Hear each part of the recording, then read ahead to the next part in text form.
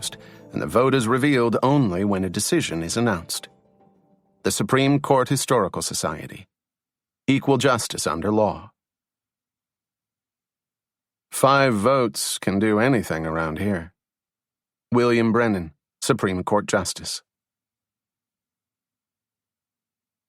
Chapter 1. Ben Addison was sweating, like a pig. And it wasn't supposed to be this way.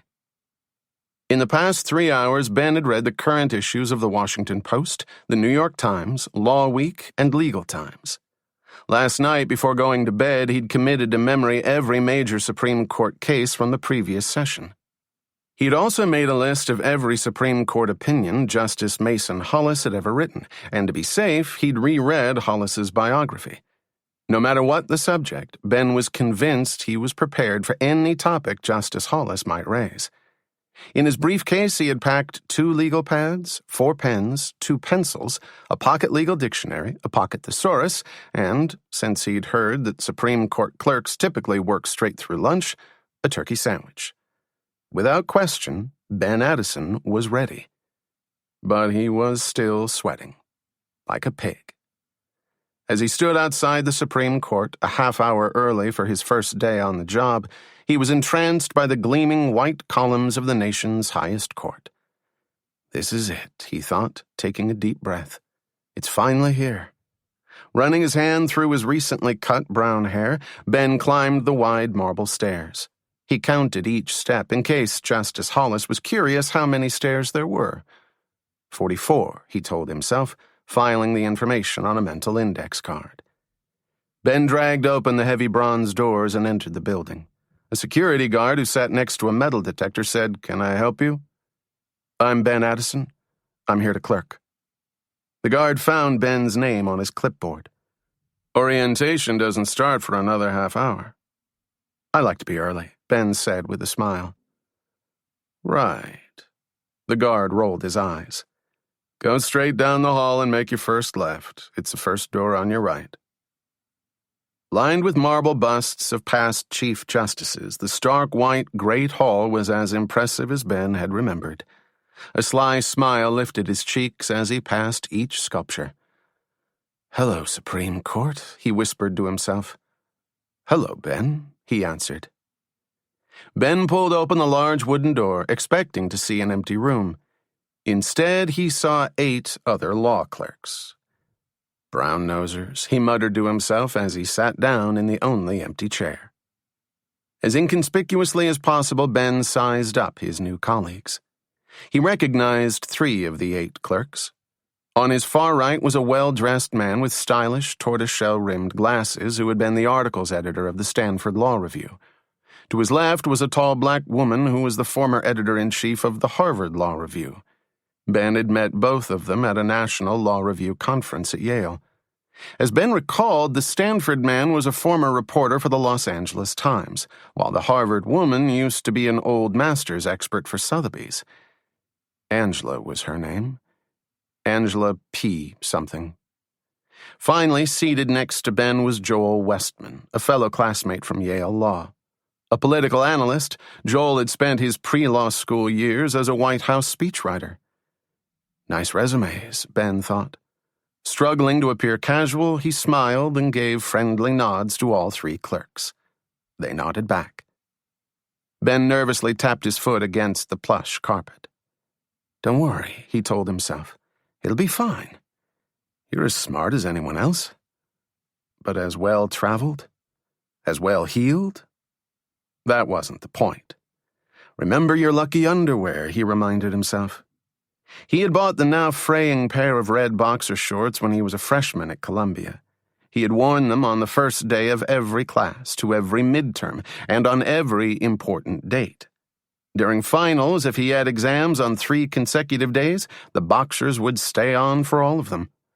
He had worn them throughout his 3 years at Yale and to every clerkship interview. Today's the day, he decided, that the lucky underwear comes through in the sacred halls of the Supreme Court. A middle-aged man in a gray pinstriped suit came in, carrying a stack of manila envelopes. He strode to the podium and counted heads. "I'm Reed Hughes," he said, solidly grabbing the sides of the podium.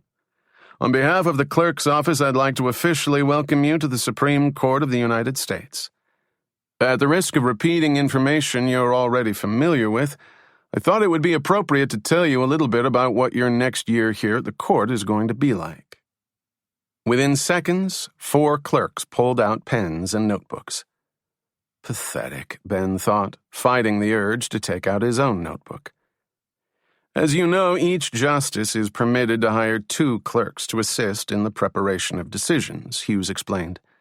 "The 9 of you starting today will join your 9 co-clerks who started 1 month ago on July 1st. I realize that all 18 of you have worked extremely hard to get where you are today. For most of your lives, you've been running a never-ending race to succeed. Let me tell you something I hope you'll take seriously. The race is over. You've won. You are law clerks of the Supreme Court of the United States." "Did you get that down?" Ben whispered to Joel. "We're the clerks." Joel shot Ben a look. "No one likes a smart-ass, Addison." "The 18 of you represent the best and the brightest of the legal community," Hughes continued.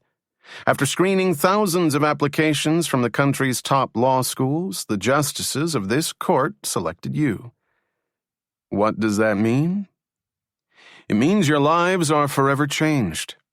Recruiters will offer you jobs, headhunters will take you out to expensive dinners, and potential employers will do everything in their power to hire you.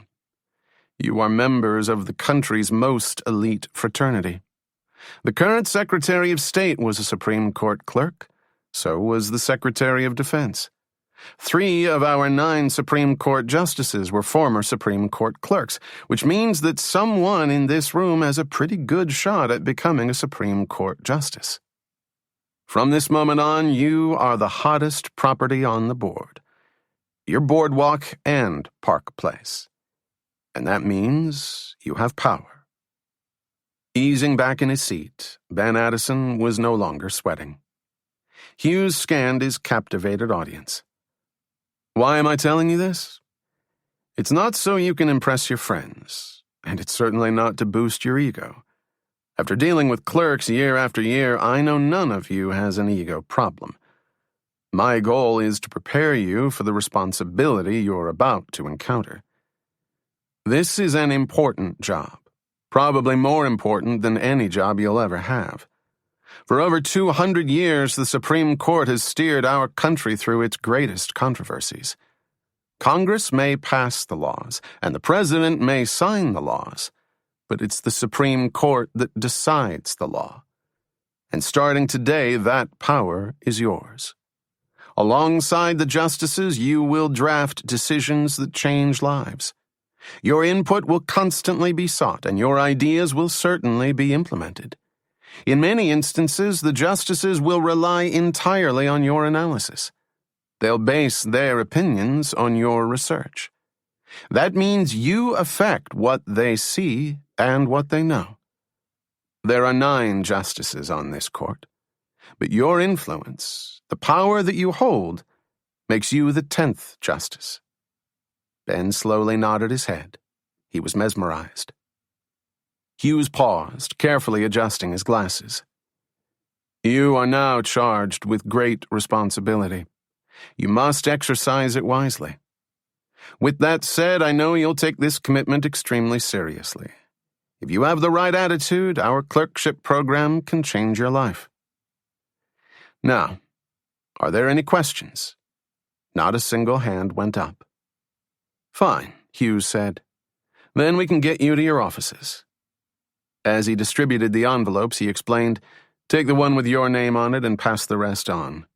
The envelopes contain your security card and your court password. The card will let you into any court entrance, while the password will get you onto your computer. Your secretary will show you how to log on. Any questions?" Again, not a single hand. "Good," Hughes said. "Then feel free to go to your office. The number is written on the front of the envelope." As the room emptied, Hughes called out, "If you have any questions, feel free to call me." Ben headed for his office, the only one on the 2nd floor. He had met Justice Hollis's former clerks there during his interview last year. Weaving his way back through the great hall, he raced toward the elevator. The elevator operator was an elderly woman with dyed, jet-black hair. Wearing a court uniform that was too tight for her large frame, she worked a jigsaw puzzle on a small table outside the elevator. "Second floor, please," Ben said. When the woman didn't respond, he added, "Ma'am, I'm trying to get upstairs. Can you please help?" "Don't get in an uproar," she drawled without looking up. "I'll be right with you." After finding a place for the puzzle piece in her hand, she finally looked up at Ben. "Okay, now, who are you here to see?" "I'm clerking for Justice Hollis. I'm Ben Addison," he said, extending his hand. "I don't care who you are, just tell me what floor you want to go to," she said as she walked into the elevator. "Second," Ben said dryly. The second-floor hallway was all marble, with red and gold carpet, but Ben barely noticed it. He was too busy looking for the room number that was written on his envelope. "Nice to see you, Justice Hollis," he said to himself. "Hi, Justice Hollis, nice to see you." "How's everything, Justice Hollis?" "Nice robe, Justice Hollis. It fits great." "Can I kiss your butt some more, Justice Hollis?" Finally, he saw room 2143. Outside the intricately carved mahogany doors, Ben wiped his hand on his pants, hoping for a dry handshake. He grabbed the brass knob, opened the door, and stepped inside. "I guess you're Ben." A woman in her late 20s peered over the newspaper she was reading. "Sorry you wasted the nice suit on me." Dressed in khaki shorts and a forest green t-shirt, the woman tossed aside the paper and approached Ben, extending her hand. "Nice to meet you. I'm Lisa, your co-clerk for the year. I hope we don't hate each other because we're going to be spending quite a bit of time together."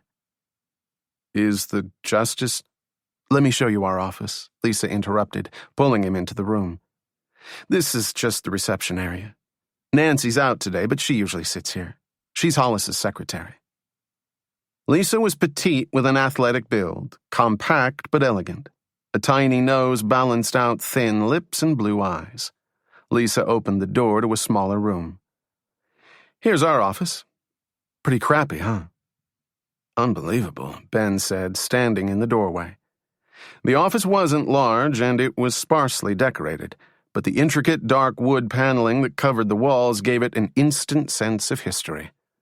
On the right-hand side of the office were built-in bookcases, which housed the clerk's personal library.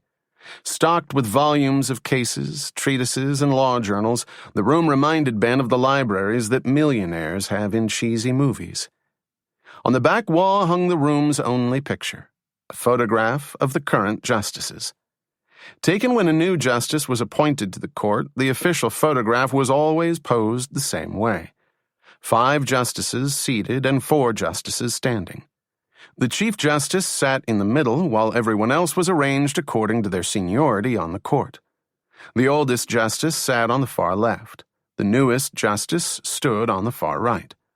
Although the photo was only 6 months old, the justices' identical black robes and stoic stares made the current portrait almost indistinguishable from the dozens taken in years past.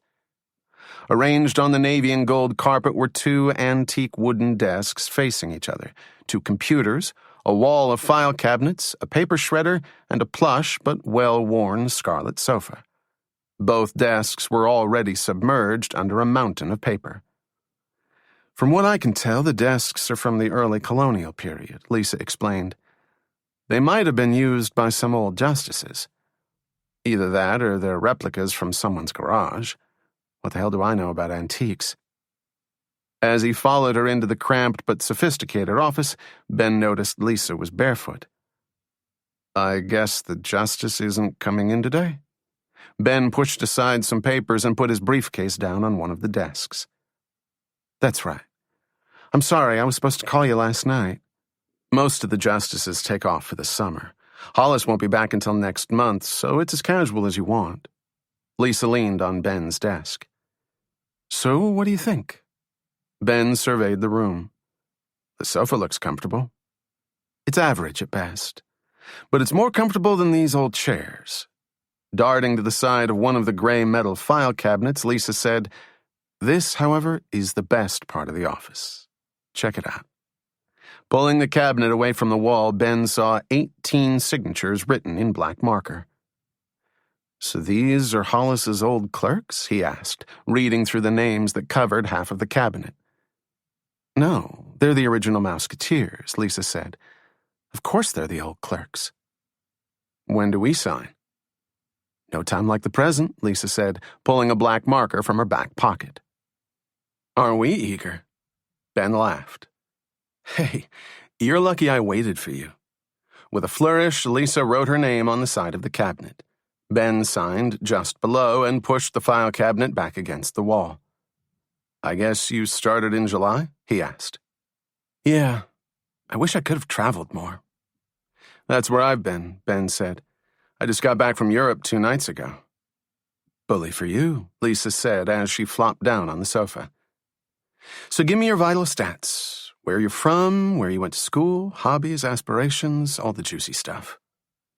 "Do you want my measurements too, or just my shoe size?" "I can see the measurements," Lisa shot back. "Small feet, medium hands, average build, big ego." Ben laughed. "And everyone said my coke clerk would be a stiff," he said, taking off his jacket. Ben had an oval face and a less than impressive jaw, but he was still considered handsome, with intense, deep green eyes and light brown hair that fell over his forehead. Rolling up his sleeves, he said, "I'm from Newton, Massachusetts. I went to Columbia for undergrad and Yale for law school. Last year I clerked for Judge Stanley on the D.C. circuit, and I eventually want to be a prosecutor." "Boring," Lisa said, slouching back on the sofa. "Why don't you just give me your resume? Tell me about yourself. Loves, hates, favorite foods, sex scandals, what your family's like, anything." "Are you always this nosy?" Ben asked as he sat on the corner of his desk. "Hey, we're going to be living in this room for the next 12 months. We better start somewhere. Now, are you going to answer or not?" "My mother is an executive for a computer company in Boston. She's the aggressive, street-smart power mom who grew up in Brooklyn. My dad writes a liberal op-ed column for the Boston Globe. They both went to the University of Michigan and met in a sociology class. Their first conversation was a fight. My father went crazy when he heard my mom say that salary level had a direct correlation with intelligence." "All right. Controversy," Lisa said, sitting up straight. "They get along really well, but we can't discuss politics in the house." "So where do you fall politically?" "I guess I'm somewhere between moderate and liberal," Ben said, drawing an imaginary line with his hands. "I'm the product of a bipartisan marriage." "Any girlfriends?" "No, I think my dad's pretty much narrowed it down to my mom." "Funny. I live with my 3 best friends from high school." "You ever been in love?" "You ever been called intrusive?" "Just answer the question," Lisa said. "Only once, though I'm not sure I can call it love. After law school, I took a 2-month trip around the world.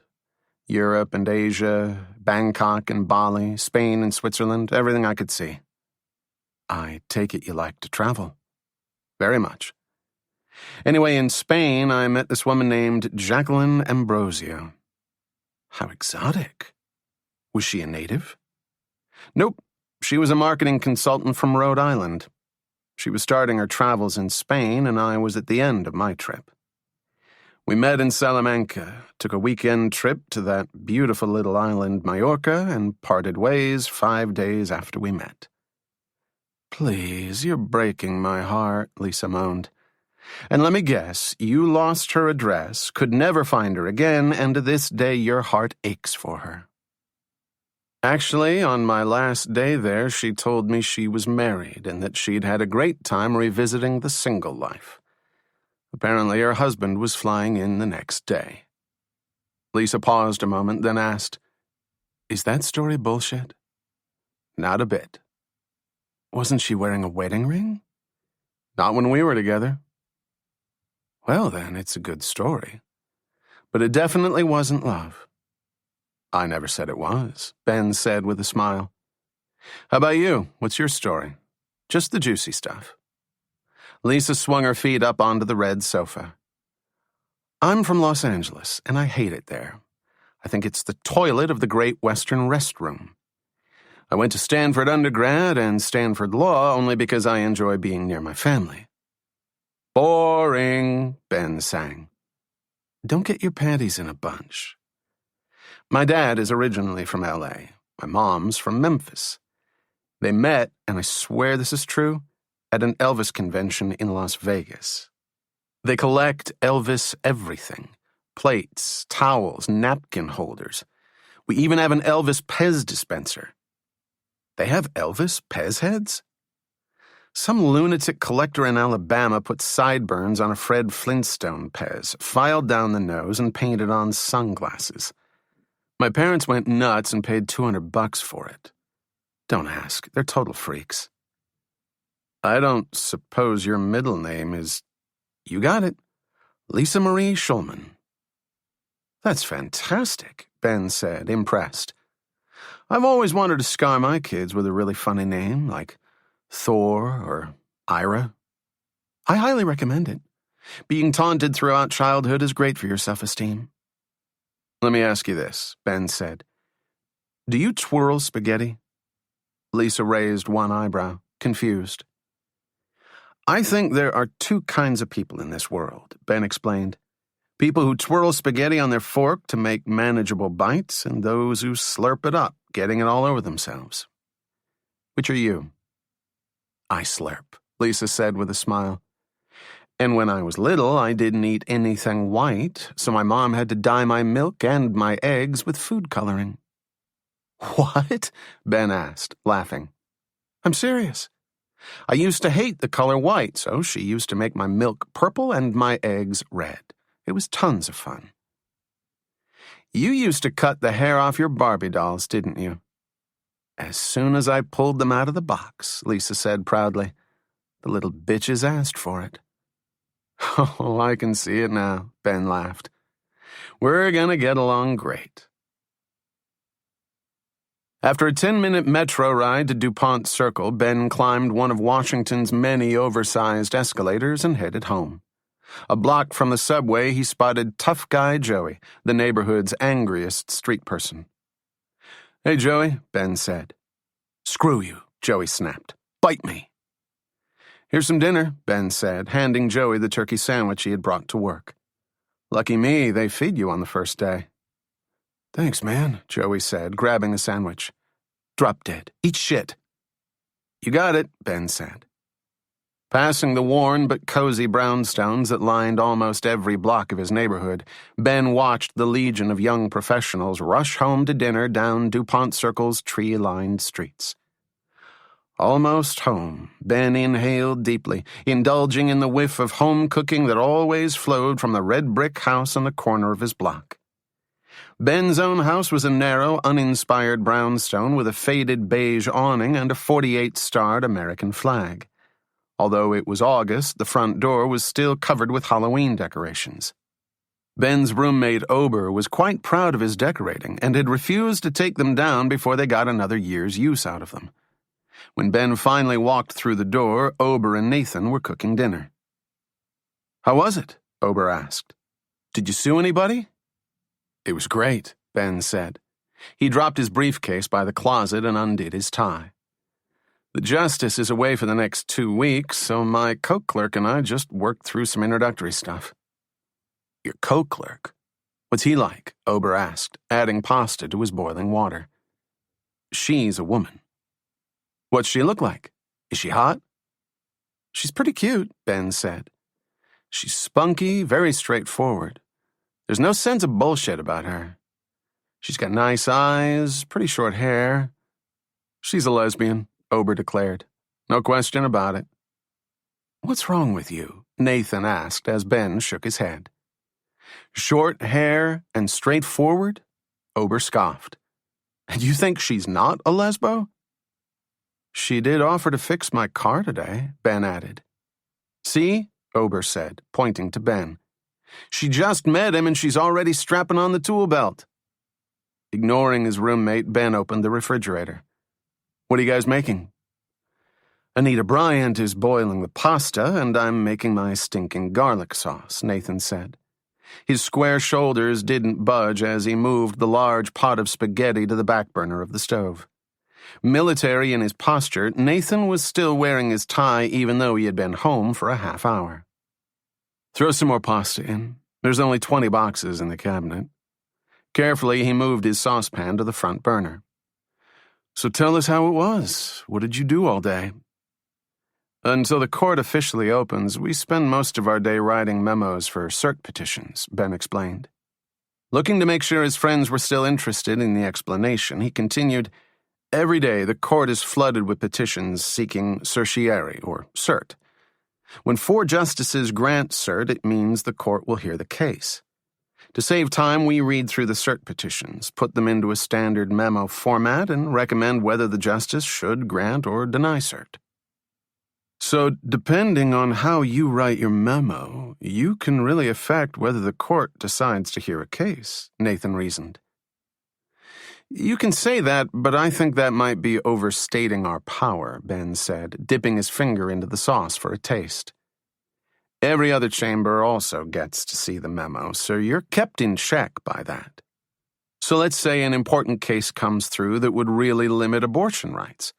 If I slant the memo and recommend that Justice Hollis deny cert, all the conservative justices would go screaming to Hollis and I'd look like a fool. But I'm sure on a marginal case, no one will really notice, especially if you're the only one who reads the original petition, Nathan said. I don't know, Ben said, shaking his head and leaning against the counter. I think your Napoleonic side is showing tonight. This is the Supreme Court. There's a fierce code of ethics that goes along with it. I still can't believe you're clerking for the Supreme Court, Ober said as he peeled garlic over the sink. The Supreme fucking Court. I'm answering phones and you're hanging out at the Supreme Court. I guess you didn't get your promotion, Ben said. They completely dicked me over, Ober said quietly. With 2 dimples that punctuated his pale cheeks and light freckles that dotted his nose, Ober was the only one of Ben's roommates who still looked like he was in college. The whole reason I went to Senator Stevens' office was because they said I'd only answer phones for a few weeks. That was 5 months ago. Did you confront them? Ben asked. I tried everything you said, Ober explained. I just can't be as aggressive as you are. Did you at least threaten to quit? Ben asked. I kind of hinted at it. Hinted at it? Ben asked. What did they say? They said they're sorry to hold me up, but they're gearing up for an election year. Plus, there are at least 100 people who would take the job in a heartbeat. I think I might have to urinate on the personnel manager's desk. No, that's a good idea, Nathan said. Urination is a solid response for a 28-year-old. I've always heard it's the best path to a promotion. You have to be more forceful, Ben said. You have to make them think losing you would be the end of the world. And how do I do that? You have to present the total package, Ben explained. Noticing Ober's white Oxford shirt, he added, and you have to dress the part. I told you before, don't wear that shirt. With your freckles and that blonde hair, you look like a total kid. Then what am I supposed to? Here. Ben took off his jacket and handed it to Ober. When Ober put it on, Ben said, that fits you pretty well. I want you to wear my suit and tie. It's a good make-an-impression suit. Tomorrow morning, you'll go back into work and ask again. I can't ask again, Ober said. Maybe you can write them a letter, Nathan suggested to Ober. That way you don't have to do it face-to-face. Absolutely, Ben said. If you want, I'll draft it with you. Between the 3 of us, you'll have a new job in no time. I don't know, Ober said. Taking off the jacket, he handed it back to Ben. Maybe we should just forget about it. Don't get frustrated, Ben said. We'll get you through it. Why don't you tell Ben your scratch-off story, Nathan said, hoping to change the subject. Oh my God, I almost forgot. I'll be right back. Ober ran out of the kitchen and up the stairs. We've really got to help him, Ben said. I know, Nathan said. Just let him tell his story. It'll put him in a good mood. Let me guess. Does it have anything to do with the lottery? P.T. Barnum would have loved him like a son. How can he be so addicted? I don't know why you're surprised, Nathan said. You were in Europe for 6 weeks. Did you really expect the world to change while you were gone? Some things are immutable. What took you so long? Ben asked when Ober returned. You'll see, Ober began, his hands hidden behind his back. So there I am, walking home from work in a pissy mood. Suddenly, I see a new poster in the window of Paul's grocery. We got lottery. Grammar is everything at Paul's, Nathan interrupted. Undeterred, Ober continued, First I bought a scratch-off. I scratch it and I win $1, so I buy another ticket. Then I win $2. His voice picked up speed. Now I know I can't lose, so I get 2 more tickets and I lose on one and win another $1 on the second. This is where normal people stop, Nathan interrupted. So I get this last ticket, Ober continued, and I scratch it off and I win $3, which I use to buy Snickers bars for all of us. From behind his back, he threw Snickers at Ben and Nathan. Unreal, Nathan said as he opened his candy. Do you realize that you jumped through every hoop that the Lottery Commission set up for you? Who cares? Ober asked. He swallowed a huge piece of his candy bar. I haven't had a Snickers in months. I figured it'd be a nice way to celebrate Ben's first day of work. A half hour later, the 3 friends were seated at the kitchen table. Honeys, I'm home, Eric announced as he kicked open the front door. Can he have worse timing? Nathan put down his fork as Ben and Ober headed toward the living room. The good son has returned, Eric announced as soon as he saw Ben. It's about time, Ben said. I thought you ran away. With a half-eaten sandwich in hand, Eric embraced his roommate. Wearing an unironed button-down and creased khakis, Eric was the sloppiest of the 4. His thick black hair was never combed, and his face was rarely shaven. The darkness of his sparse beard was heightened by his bushy black eyebrows. Only a few millimeters from touching, they created the perception of a constantly furrowed brow. Sorry about that, Eric said. I've had a deadline every night this week. Every night? Ben asked, confused. For a monthly? He doesn't know about your job, Nathan said, walking into the living room. Remember, he hasn't been here for 6 weeks. No more Washington Life magazine? Ben asked. No, sir, Eric said. He scratched his head with vigorous pride. Just when I thought I was going to spend the rest of my journalistic career covering local antique shows and the best new restaurants, I get a call from the Washington Herald. They had a staff writer opening in the political bureau. I started 2 weeks ago. You're working for a bunch of right-wingers? Ben asked. Hey, it may be this city's secondary paper, but it's got circulation of 80,000, and they're all mine. That's fantastic. Ben slapped his friend on the back. And by the way, Eric said to Ober, guess what they're putting on the crossword page? Don't toy with me. A word jumble? Ober said, grabbing Eric by the front of his shirt. Word jumble, Eric screamed, starting next month. Word jumble, Ober repeated. Jumble, jumble, jumble, the 2 friends chanted. Ah, what entertains the ignorant, Nathan said, putting his arm around Ben's shoulder. I have to admit, I really missed this, Ben said. They don't have simpletons in Europe anymore? Nathan asked. Funny, Ben said as he turned back to his jumble-obsessed roommates. Hey, Wonder Twins, how about getting back to dinner? I can't, Eric said. Taking another bite of his sandwich, he explained, This is dinner for me. Tomorrow's edition beckons. Later that evening, Nathan walked into Ben's room, which was arguably the best decorated room in the house. With his antique oak desk, oak 4-poster bed, and oak bookcase, Ben was the only one of the 4 roommates to actually care about matching anything. Nathan had once thought about working on his room, but he reconsidered when he realized he was doing it just because Ben had done it. 3 professionally framed black and white pictures hung on the wall over Ben's bed. One of a half-completed Washington Monument, one of a half-completed Eiffel Tower, and one of a half-completed Statue of Liberty. Ben was a pack rat when it came to memorabilia.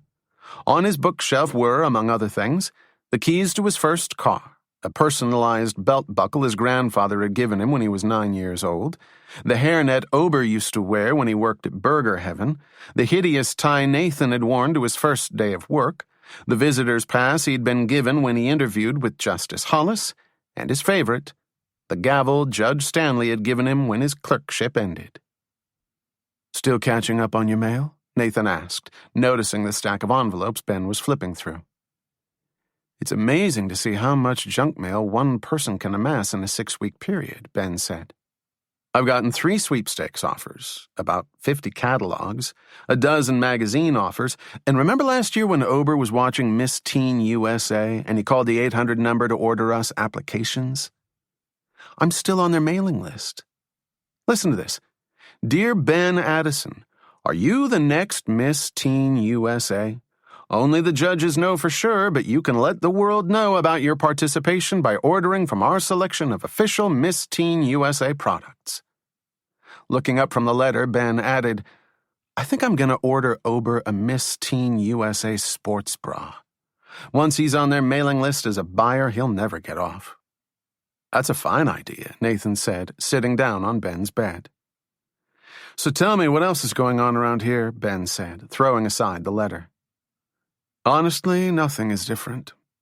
Eric's around less because he's always on deadline." "I guess he still hasn't done the deed?" "Nope, our 4th roommate still remains a virgin. And he still contends it's by choice, waiting until marriage and all that." "I guess Ober's still writing him about it?" Ben asked, knowing the answer. "He's been writing him since 11th grade, Nathan said. He smoothed back his red hair, which he wore cropped short to disguise his receding hairline. Nathan was the first of the roommates to start losing his hair, and if he was in the room, baldness and hairstyles were forbidden subjects. Extremely competitive, he didn't like to lose at anything, and to him his retreating hairline undermined his entire appearance, eclipsing everything from his determined posture to his angular jaw. "And this new job at the Herald? It seems like Eric's really happy with it." "Are you kidding?" Nathan asked. "Eric's been flying since he got this position. He thinks he's king of the world." "Do I detect a bit of jealousy?" Ben asked. "Not at all," Nathan said. "He spent 2 years getting a graduate degree in journalism. I'm happy he's finally writing about something more than local yard sales. I just wish he was around more." "Don't give me that," Ben teased. "You couldn't give a crap whether he's around more. You just don't like the fact that he's doing better than you are." "First of all, he's not doing better than me. Second of all, I don't mind that he's doing well. I just wish he'd be a little less selfish about it." "And jealousy rears its ugly visage." "You know what I mean," Nathan said. "Whenever Eric takes on anything, he becomes obsessed with it. He did the same thing when he was in grad school, the same thing when he was writing for that literary magazine, and the same thing when he started at Washington Life. I know he thinks he's both Woodward and Bernstein, but I wish he'd pay a little more attention to his friends. As it is, I don't think I've had one solid conversation with him since he started this job. He doesn't have time for us anymore." "You want to know what I think? I think you're way too competitive. You always have been, you always will be." "This has nothing to do with my competitiveness. It has to do with friendship." "Give him a break," Ben said. "He's still new there. I'm sure he's just trying to make a good impression." "Maybe," Nathan said as he picked up a pencil from the desk and began to doodle. "Forget that. How's life at the State Department?" Ben asked. "Have you taken over any third world countries in the past few weeks?" "Alas, no. It's been pretty much what I thought. My boss has been in South Africa for the past week, so it's been slow. But I think they want to keep me around. I figure they'll put me in the SP in a few more months. SP? The Secretary's policy planning staff. They do all the policy work for the department. People from the SP usually feed into the major think tanks. You and a bunch of big brains pondering our existence, huh? Someone's got to think about running the world, Nathan said as he doodled an outline of the United States. Meanwhile, what about you? Your first day at the Supreme Court. That's no mall job. I know, Ben said as he fidgeted with the clasp of his datebook. I just hope I'm okay starting in August instead of July. I felt kind of lost today. I'm sure it's fine, Nathan said. You haven't missed a thing. Besides, your Coke clerk had a month head start. I guess, Ben said. He walked over to his bookshelf and began to reorganize his books. Nathan watched his friend for more than a minute. It's okay to be nervous, he finally said. It is the Supreme Court. I know. It's just that everyone there is so damn smart. They can name every court precedent for the past 20 years. I can name the original cast of L.A. Law. That's not going to get me far. Without knocking, Ober entered the room. Who died? He asked, recognizing the anxiety on Ben's face. He's just worried that the Supreme Court will be intellectually intimidating, Nathan explained. Big deal, Ober said as he sat on Ben's bed. Tell them you can name the entire cast of L.A. Law. That always impressed me. I'm a dead man, Ben said as he continued to reorganize his books. Ben, stop with the books. You have nothing to worry about, Nathan said. For your whole life, you've been at the top of the intellectual ladder. You went from Columbia to Yale to a clerkship with Judge Stanley. Now you're working for Justice Hollis, one of the best justices on the Supreme Court. Either all of your success is a fluke or you're just stressing. Which do you think is more likely? He's probably a fluke, Ober teased. Shut up, pinhead, Nathan scolded. Ben, you're the ultimate overachiever. You used to alphabetize the crayons in the Crayola 64 box. You researched the aerodynamics of the wiffle ball. He was the only one of us who didn't eat the Play-Doh, Ober added. Exactly, Nathan agreed. Besides myself, you're the smartest person I know. Now, smiling, Ben turned toward Nathan. I'm smarter. Holding back his own laughter, Nathan said, 3 letters, buddy boy. S-A-T. Just because you beat me by a measly 100 points on the SAT does not mean you're smarter, Ben said. The test does not lie, Nathan said as he walked to the door.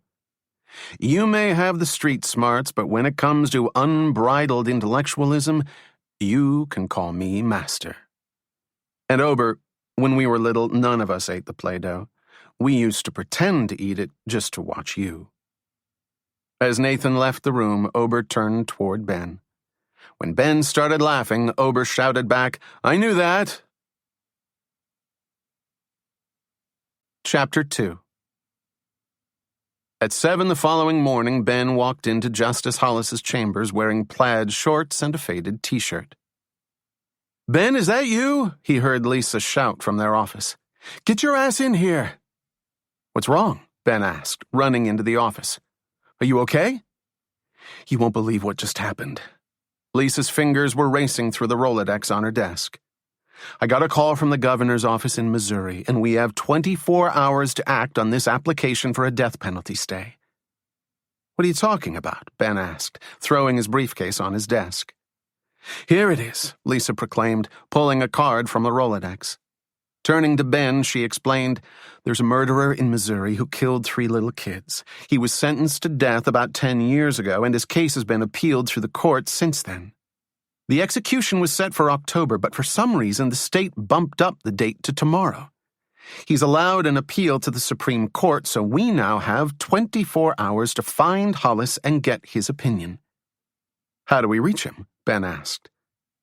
That's what I'm trying to figure out, Lisa said, holding out the Rolodex card. He left me the number where he was staying in Norway, but apparently he went traveling for a few days. I took his Rolodex from his office. I know he has a sister who lives in California, so I'm going to call her. Ben picked up his phone, dialed information, and asked for the number of the U.S. Marshals Service. Looking at Lisa, he said, every justice has to have a marshal with them at all times. They must know where he is. Hi, Mrs. Winston, Lisa asked. I'm so sorry to wake you, but I'm a clerk for Justice Hollis, and we need to reach him. It's an emergency. Hello, is this the Marshals Service? Ben asked. This is Ben Addison calling from Justice Mason Hollis's chambers.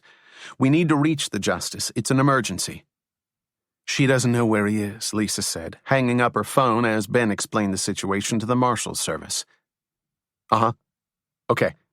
Yes, definitely, Ben said. Lisa smacked Ben on the arm. What are they saying? They know where he is, Ben said, hanging up. They won't give us the number, but they're contacting him and they'll have him call us. Did you tell them it's an emergency? Lisa asked. Noticing the "do you think I'm a moron" look on Ben's face, she said, sorry, just making sure. 10 minutes later, the phone rang. Pulling it from its cradle, Ben calmly said, Justice Hollis's chambers? Hello, Justice Hollis. How's Norway? Yes, I hear it's beautiful this time of year. No. Yes, the office is great. Lisa's been terrific. We just had a little emergency. A death penalty appeal just came through, and they want to execute the defendant tomorrow morning. So, what should we do? After scribbling some notes to himself, Ben finally said, We'll call you there later this afternoon. What the hell did he say? Lisa yelled as soon as Ben put down the phone. Here's what has to happen, Ben said, flipping the page on his pad to make a list. First, we have to let every justice know that their votes are due by 8 tomorrow morning. We need 5 votes to get a stay of execution. If only 4 vote for the stay, this guy dies tomorrow.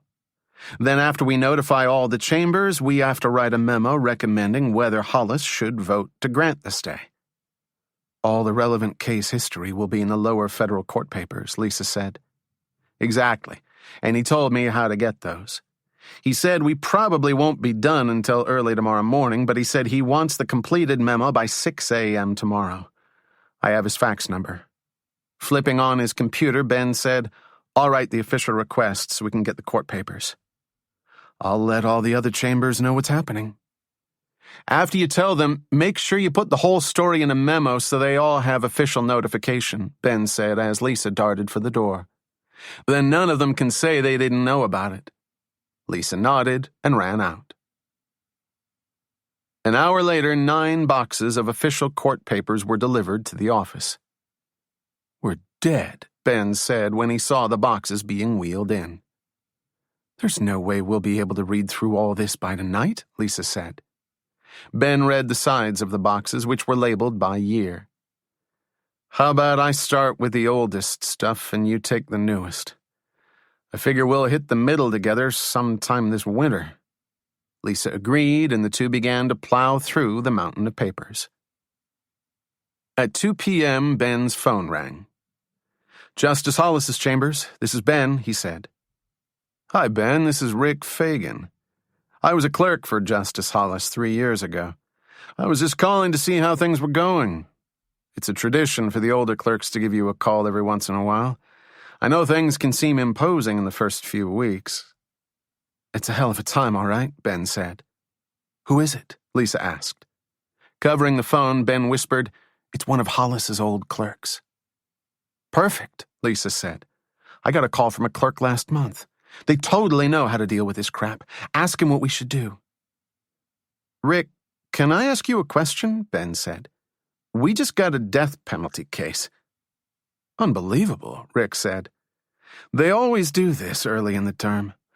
I assume Hollis is away? Sunning and funning in Norway, Ben said. And we have to read a truckload of documents to recommend whether he should grant a stay. Okay, here's what to do, Rick said, with a reassuring confidence in his voice. If this case has been floating around for a few years, chances are you'll never be able to read all the supporting documents. You should concentrate on the legal issue this final appeal is based on. All the other issues are unimportant. What I'd do is go on to one of the legal databases and key your search to the single legal issue you're looking at. If it's habeas, do a habeas search. If it's a jury instruction question, do that. Westlaw is definitely the easiest way to... I already went through Westlaw, Ben said. The problem is the record's a mess. We can barely tell where to start. Just focus on the original trial transcript, since so much of the appeal is usually based on a screw-up that happened at the lowest level. Have any of the other justices reported in yet? No, Ben said, still writing down Rick's instructions. It just came to us this morning. If you're lucky, 5 of the other justices will grant the stay before you guys are done. That way you don't even have to sweat it out. And what are the chances of that? Ben asked as Lisa read over his shoulder. It depends on the issue. If it's a Fourth Amendment issue, Osterman and the conservative crew will never touch it. Dryburgh might pick it up, though. The key for you guys is that you understand you're not writing your opinion. You're writing Hollis's. You may think this defendant got screwed, but you have to base it on what Hollis might think. Traditionally, he won't touch a death penalty appeal unless it's an innovative legal issue. Otherwise, he's pretty happy to put his faith in the lower court's decision. What if it's based on factual innocence? Ben asked, twisting the phone cord tightly around his finger. That depends on the facts, Rick said. If you have a case where the defendant was truly denied his rights, Hollis may take it. You have to be careful, though. You're not Sherlock Holmes, so don't think you can solve the case from your office. If the defendant maintains that he's factually innocent, you better be sure there's a mistake in his trial. Don't waste Hollis's time by just saying you have a hunch and that you feel it in your gut that the defendant didn't do it. Hollis has been sitting on the bench for 23 years. He may have a weak spot for First Amendment issues, but he doesn't give a squat about your hunch. After a long pause, Ben said, What if you really, really know that this guy is innocent? I mean, you feel it in your gut and your chest and your armpits, everywhere. It's your decision, Rick warned. If you're right, good for you. But if you're wrong, Hollis will deny the stay and you wind up with egg on your face. It's not that big a deal, but since it's your first few weeks, I'd want to gain a bit more of his confidence before I crawled out on a limb. So I should let this guy fry so I don't look bad? Listen, I don't know the facts of the case, Rick said. I'm just saying pick your battles wisely. I have to run, but if you have any questions, just give me a call. Listen, thanks for the help, Ben said. We really appreciate it. After writing down Rick's number, Ben hung up the phone, turned on his computer, and re-entered the Westlaw database.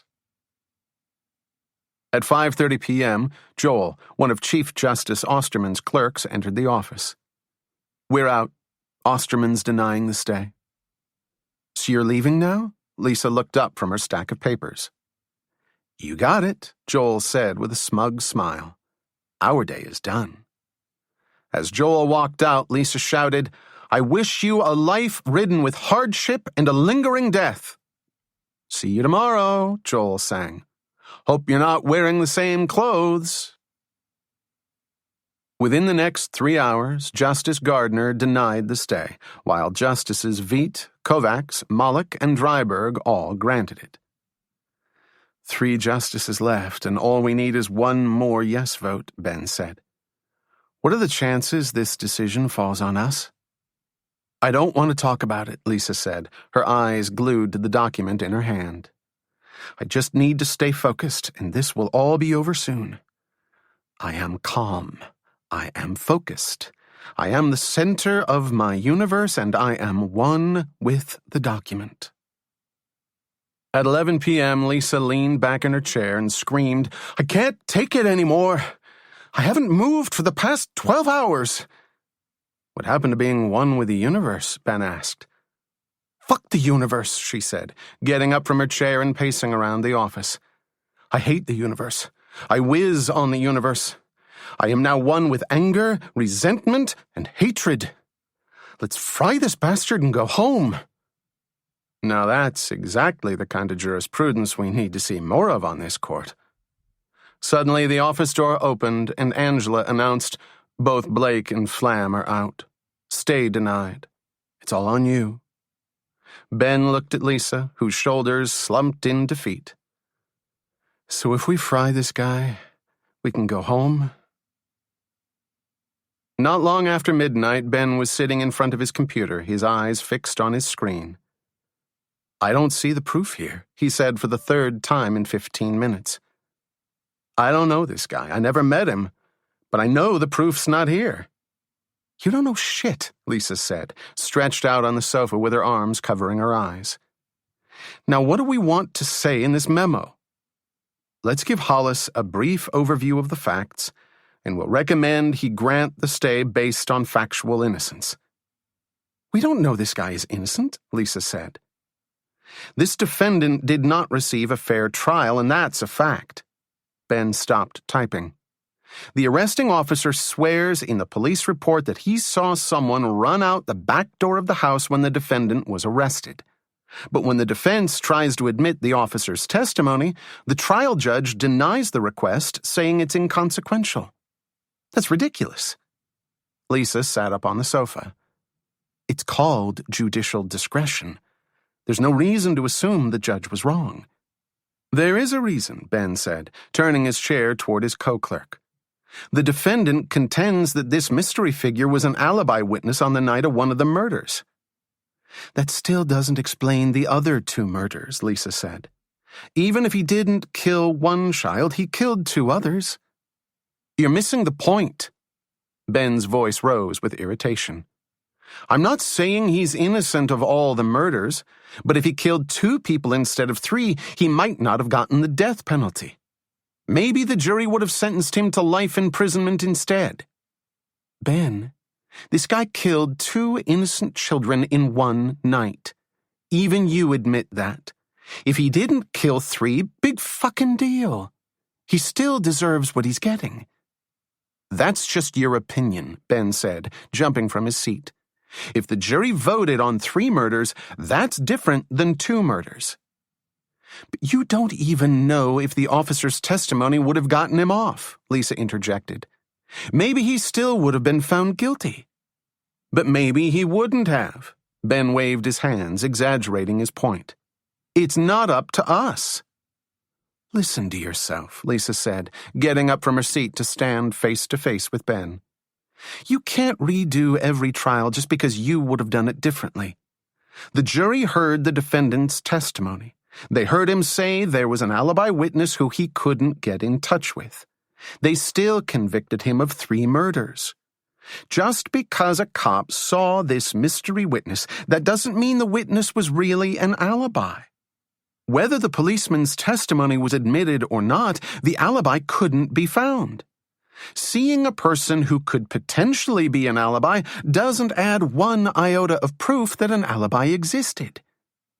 "But it does change the story the jury heard," Ben said. "I'm not saying the policeman's testimony would have proven the alibi, but it would have added some strength to the defendant's story that a mystery man existed. Before you go to your death, I think you should at least get every opportunity to prove your story." "You just feel bad for this guy because you don't like the death penalty as a solution," Lisa said. "That's exactly right," Ben said, cracking his knuckles. "I want to recommend Hollis take the case. If you don't agree, I understand, but it's worth it to me. If Hollis disagrees, the worst that happens is I look bad. Considering this guy's life is at stake, I'll risk it. If it makes you happy, I'll put only my name on the memo." Lisa shook her head and put her hands on her hips. "Do you really feel that strongly about this asshole?" Ben nodded. "Fine. Let's write the recommendation," Lisa said.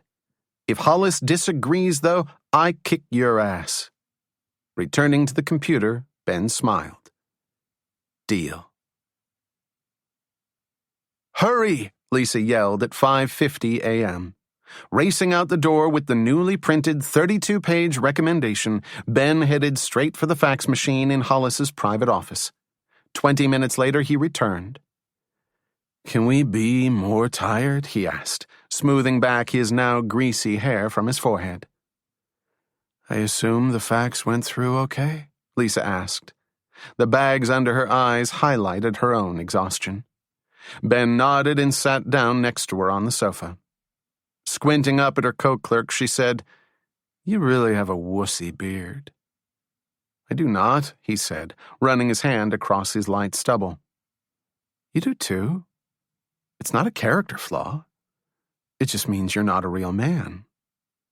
"You wish you knew how much of a man I am," Ben said, smiling. An awkward silence filled the room. "You just flirted with me," Lisa said. "What are you talking about?" Ben laughed. "You did. You just flirted." "I did not." "Then what was that you wish you knew how much of a man I am? You might as well have said, 'Check out my meat.'" "That was it. You got me," Ben said sarcastically. "Hey, Lisa, let's end these games. Check out my meat." "You wish I would," Lisa said with a smirk. Ben pointed at Lisa. "Don't pull that with me, woman. That was you flirting with me. You just did it back." "You're crazy," Lisa said, laughing. "Listen, let's just forget this. We're not hooking up. We're both tired, and I'm in no mood to let mental exhaustion make me do something I'll regret." "Exactly." Ben tilted his head back. "Though I promise you, no one has ever regretted it." "Lisa, wake up," Ben said, shaking her awake. "What?" she said as she sat up on the red sofa. "What time is it?" "It's 7:30. I can't sleep. I keep thinking about this defendant. What if Hollis denies the stay because we did a crappy job? That means we killed him." "We didn't kill anyone. We did the best we could, and we made a sound recommendation." "You think so?" "Definitely. We did what we thought." The phone rang. Ben jumped for it. "Hello?" "Hi, Justice Hollis. Did you get the fax okay?"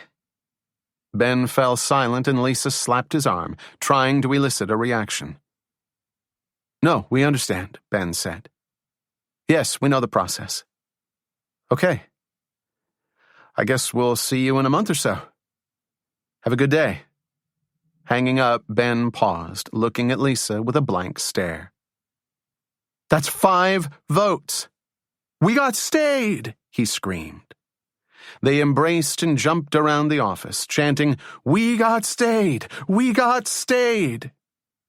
"I can't believe it," Lisa said. "What else did he say?" "He said he enjoyed our memo. He said the argument was persuasive, our analysis was sound. He said we used the word moreover too much, but he thought we were right on point. He's already called the governor's office in Missouri. We just have to make all the preparations to hear the case." "I can't believe it." And you know what the best part was? Hollis actually said, and I quote, "These trial courts are a fucking pain in the keister." Hollis said fucking? "Right to me," Ben said with a wide smile. "This is a great fucking day."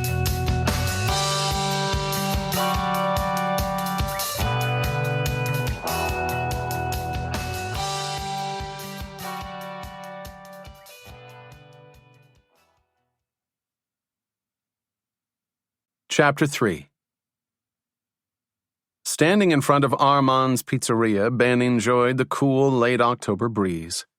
As summer officially ended, so did Washington's unbearable humidity.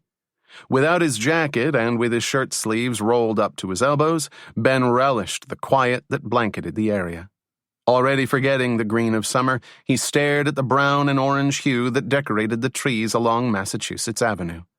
Relaxed, he waited for his lunch companion. After a few minutes, he felt a tap on the shoulder. "Ben?" "Rick," Ben asked, recognizing the voice of Justice Hollis's former clerk. Rick wore an olive green suit and a paisley tie. His most noticeable features were his eyes, puffy and slightly bloodshot. With thin blonde hair that was combed to perfection, Rick was tall and rangy and older-looking than Ben had anticipated.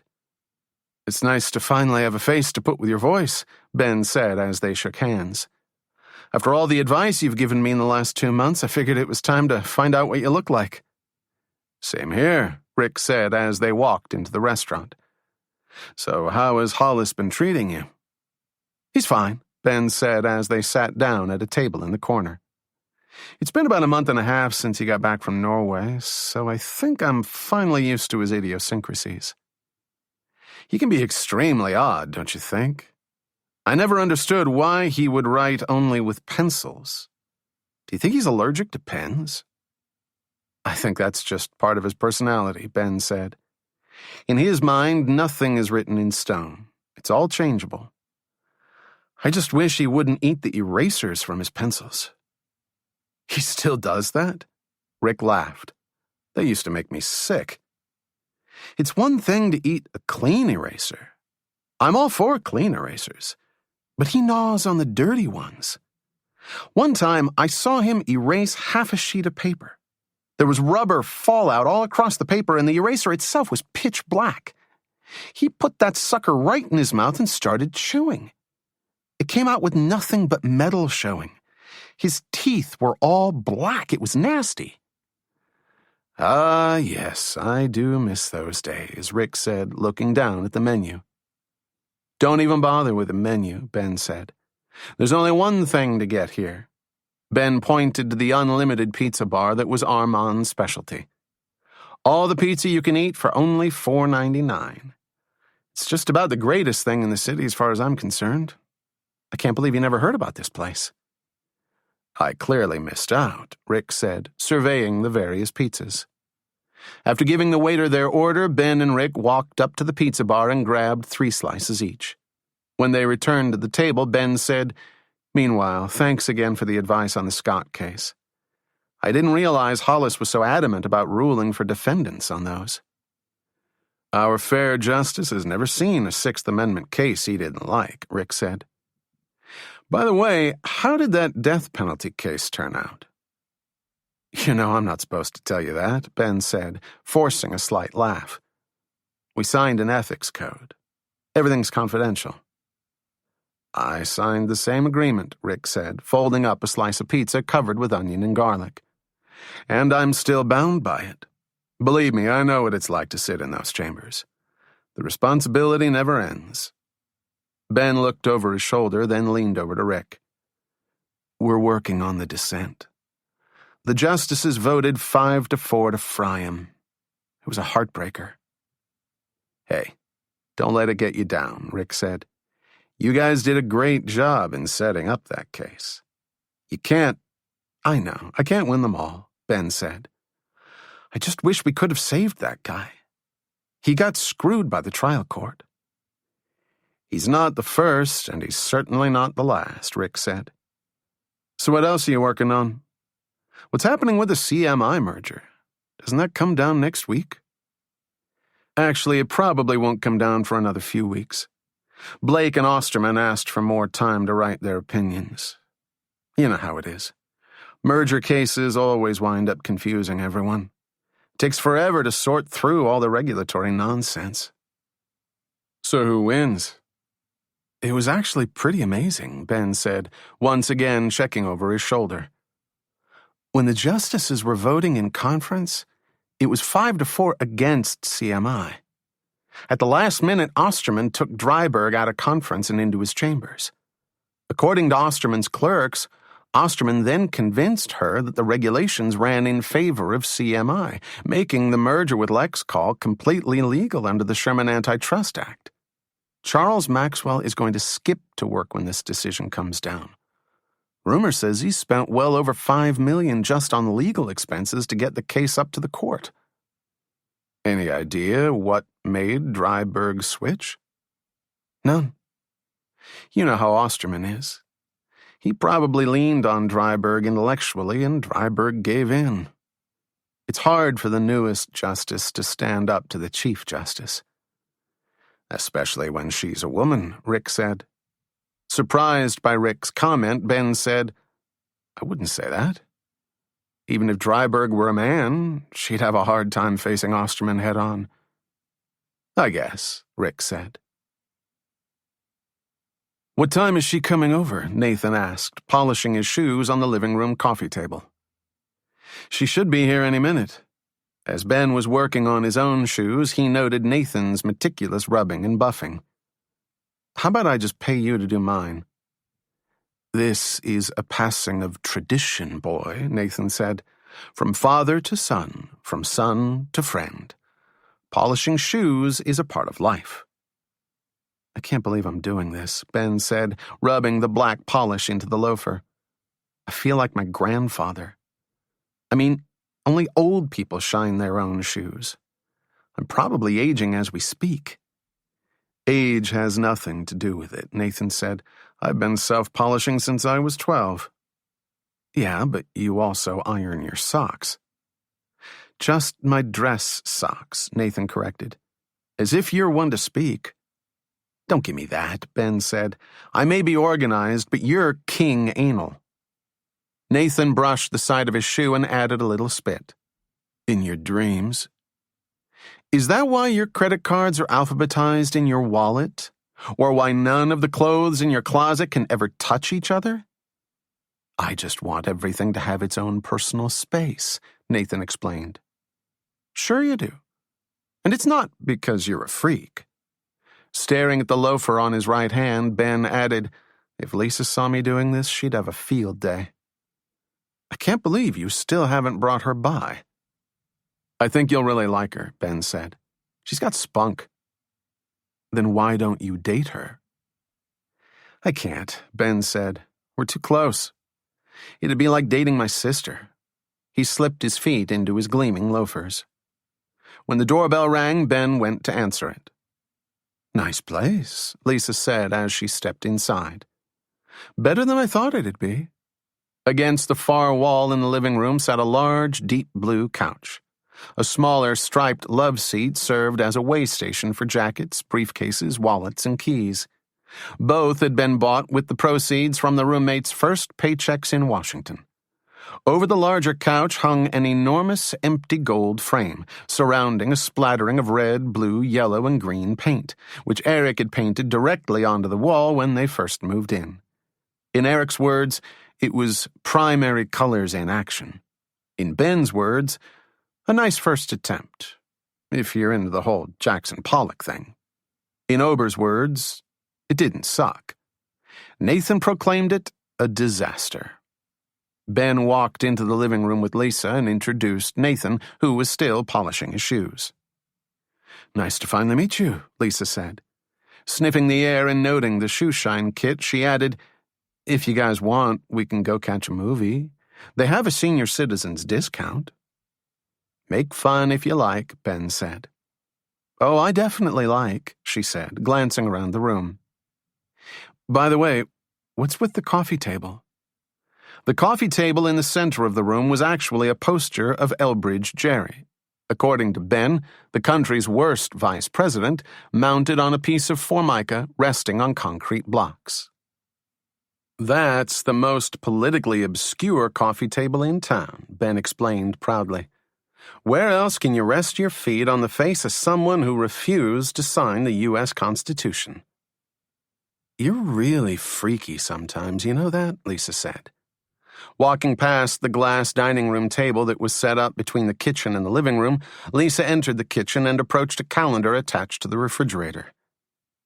Is this a Miss Teen USA calendar? She asked, noticing the logo under the picture of a young girl in an evening gown. Flipping through the months, she said, This is pathetic. I knew you were a flipper, Ben said, watching her from the living room. There are two types of people in this world. Those who never look ahead on a wall calendar so they can be surprised every month, and those who flip ahead, racing to see all the months at once. Lisa headed back to the living room. I thought you said there were only two types of people, spaghetti twirlers and spaghetti slurpers. Ben paused, then eventually said, "Okay, there are 4 types." Suddenly, Ober walked in the door. "I'm home. Is the lesbo here yet?" "Actually, there are 5 types," Ben said.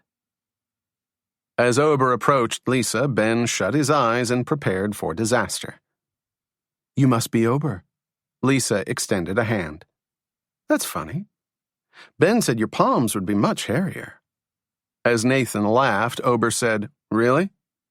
"He said you'd be more butch." "He said you couldn't walk upright," Lisa countered.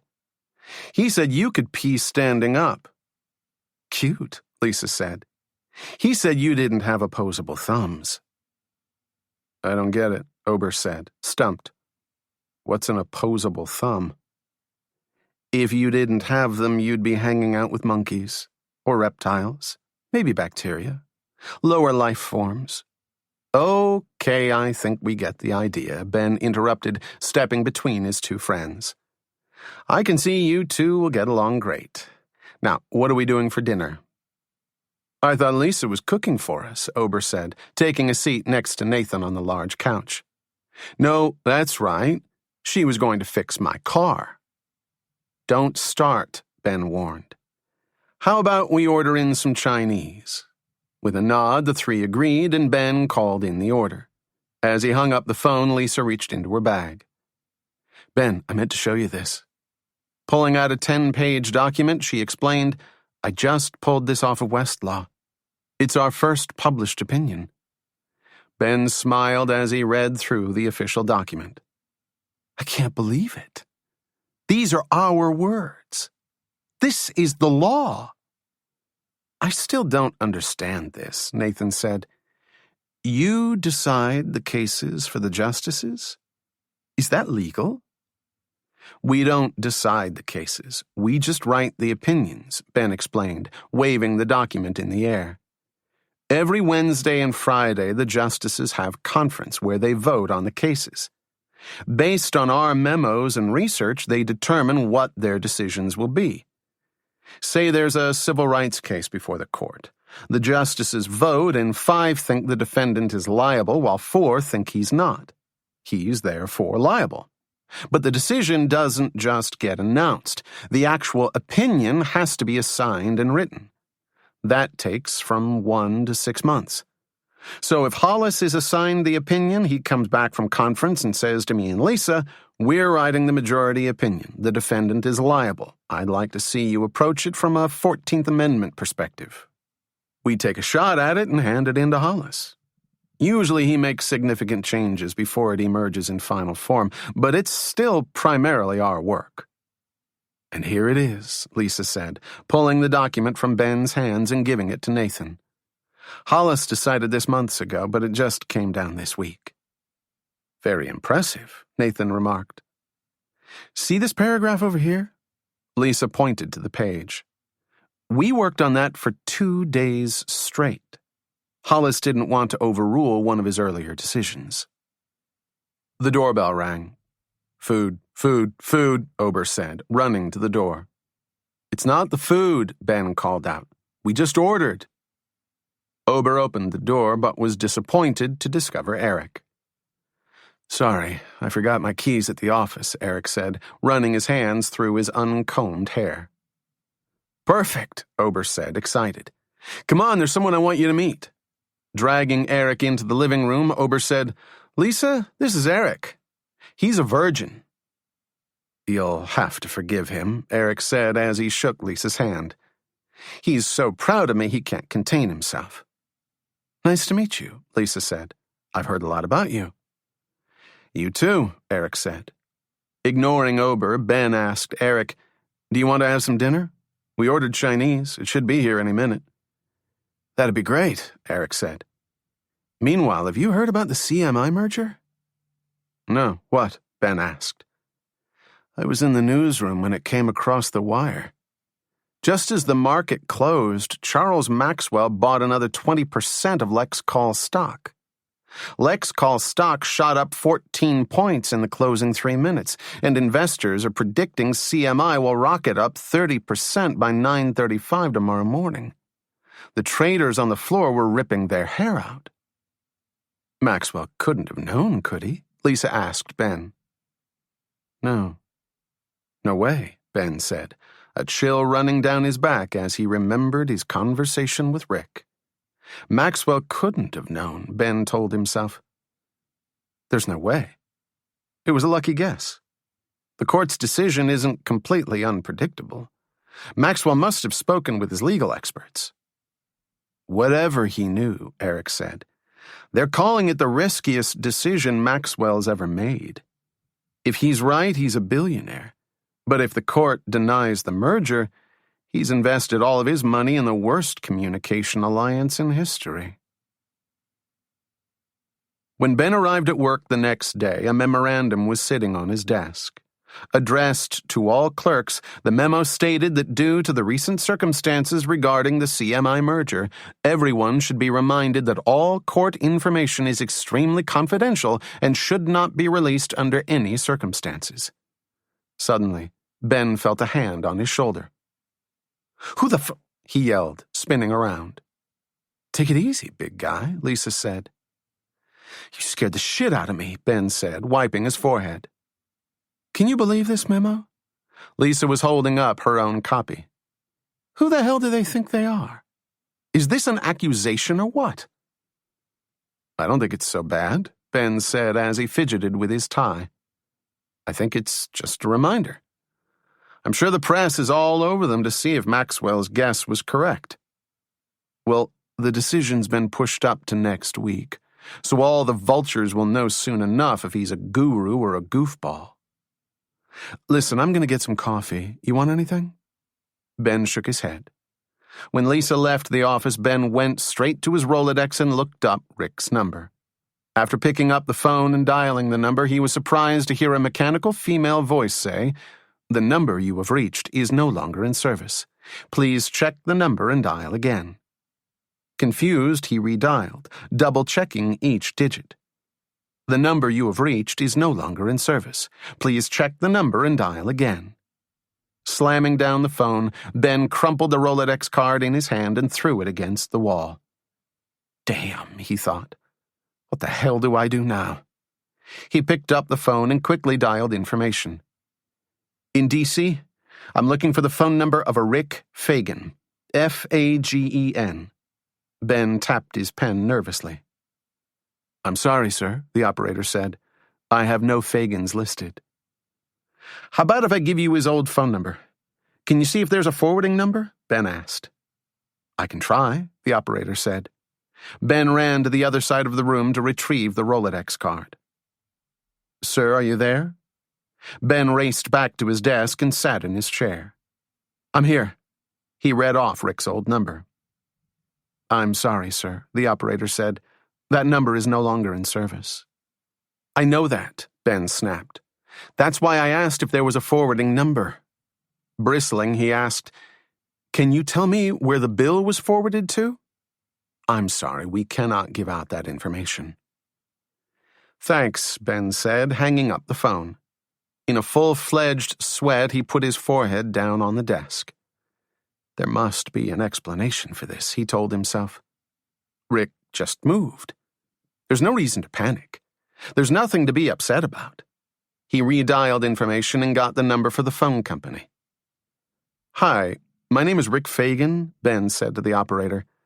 "I recently disconnected my number and I think I might have given you the wrong forwarding address. Can you check it? Because I don't want to be late on my payments."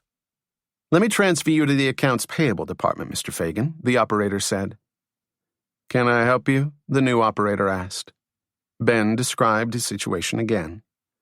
"What was your old phone number?" Ben read the number off the crumpled Rolodex card and waited.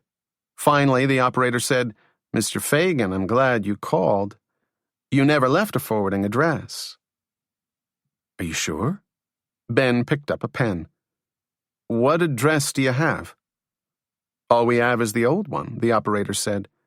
1780 Rhode Island Avenue, Northwest, apartment 317. "That's the old one, all right," Ben said, writing down the address. "Well, as soon as I have a new address, I'll be sure to let you know." Ben hung up, then slid back in his chair, trying to think of another way to track down Rick. After checking the index on the Supreme Court directory, he left the office and ran down the hallway. Ben raced down the suspended spiral staircase, an architectural marvel that was off-limits to everyone but staff.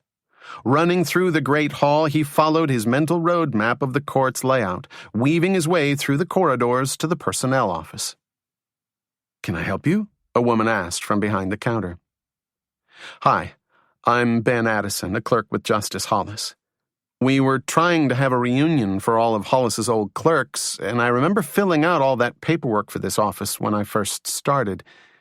Do you happen to have a list of where some of the old clerks might live?" "Oh, we've got everyone here," the woman said proudly. "Since we do the security forms, we know every place you've lived in the past 10 years. "Well, all we need is the address of one past clerk. We have everyone else." "Security card?" the woman requested. Ben reached into the front pocket of his dress shirt, pulled out his court ID, and gave it to the woman. After swiping it through a small electronic machine on her desk, she stared at her computer, waiting for Ben's security clearance to appear. Come on, Ben thought, his thumbs tapping against the high counter. "What's the clerk's name, honey?" the woman finally asked as she handed Ben his ID card. "Rick Fagan," Ben said, returning the card to his shirt pocket. "I guess it could be under Richard." After typing the name into the computer, the woman said, "I don't have anyone under that name as a clerk for Justice Hollis." Surprised, Ben said, "Maybe our master list is wrong. Can you check the list of clerks for the other justices?" As the woman reconfigured her search, Ben continued tapping. "Sorry," the woman said. "I have no one under that name listed as a clerk." "That's impossible," Ben said, his voice rising in panic. "I'm telling you," the woman said. "I checked our entire personnel database. No one named Rick Fagan ever worked at the Supreme Court."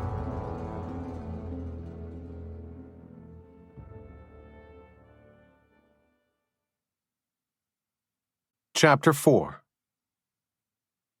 Ben darted up the stairs, then sprinted full speed back to his office. He ran toward the farthest file cabinet and pulled it away from the wall. Rick Fagan's signature wasn't there. "Damn!" he yelled, punching a huge dent into the cabinet. "How could I be so stupid?"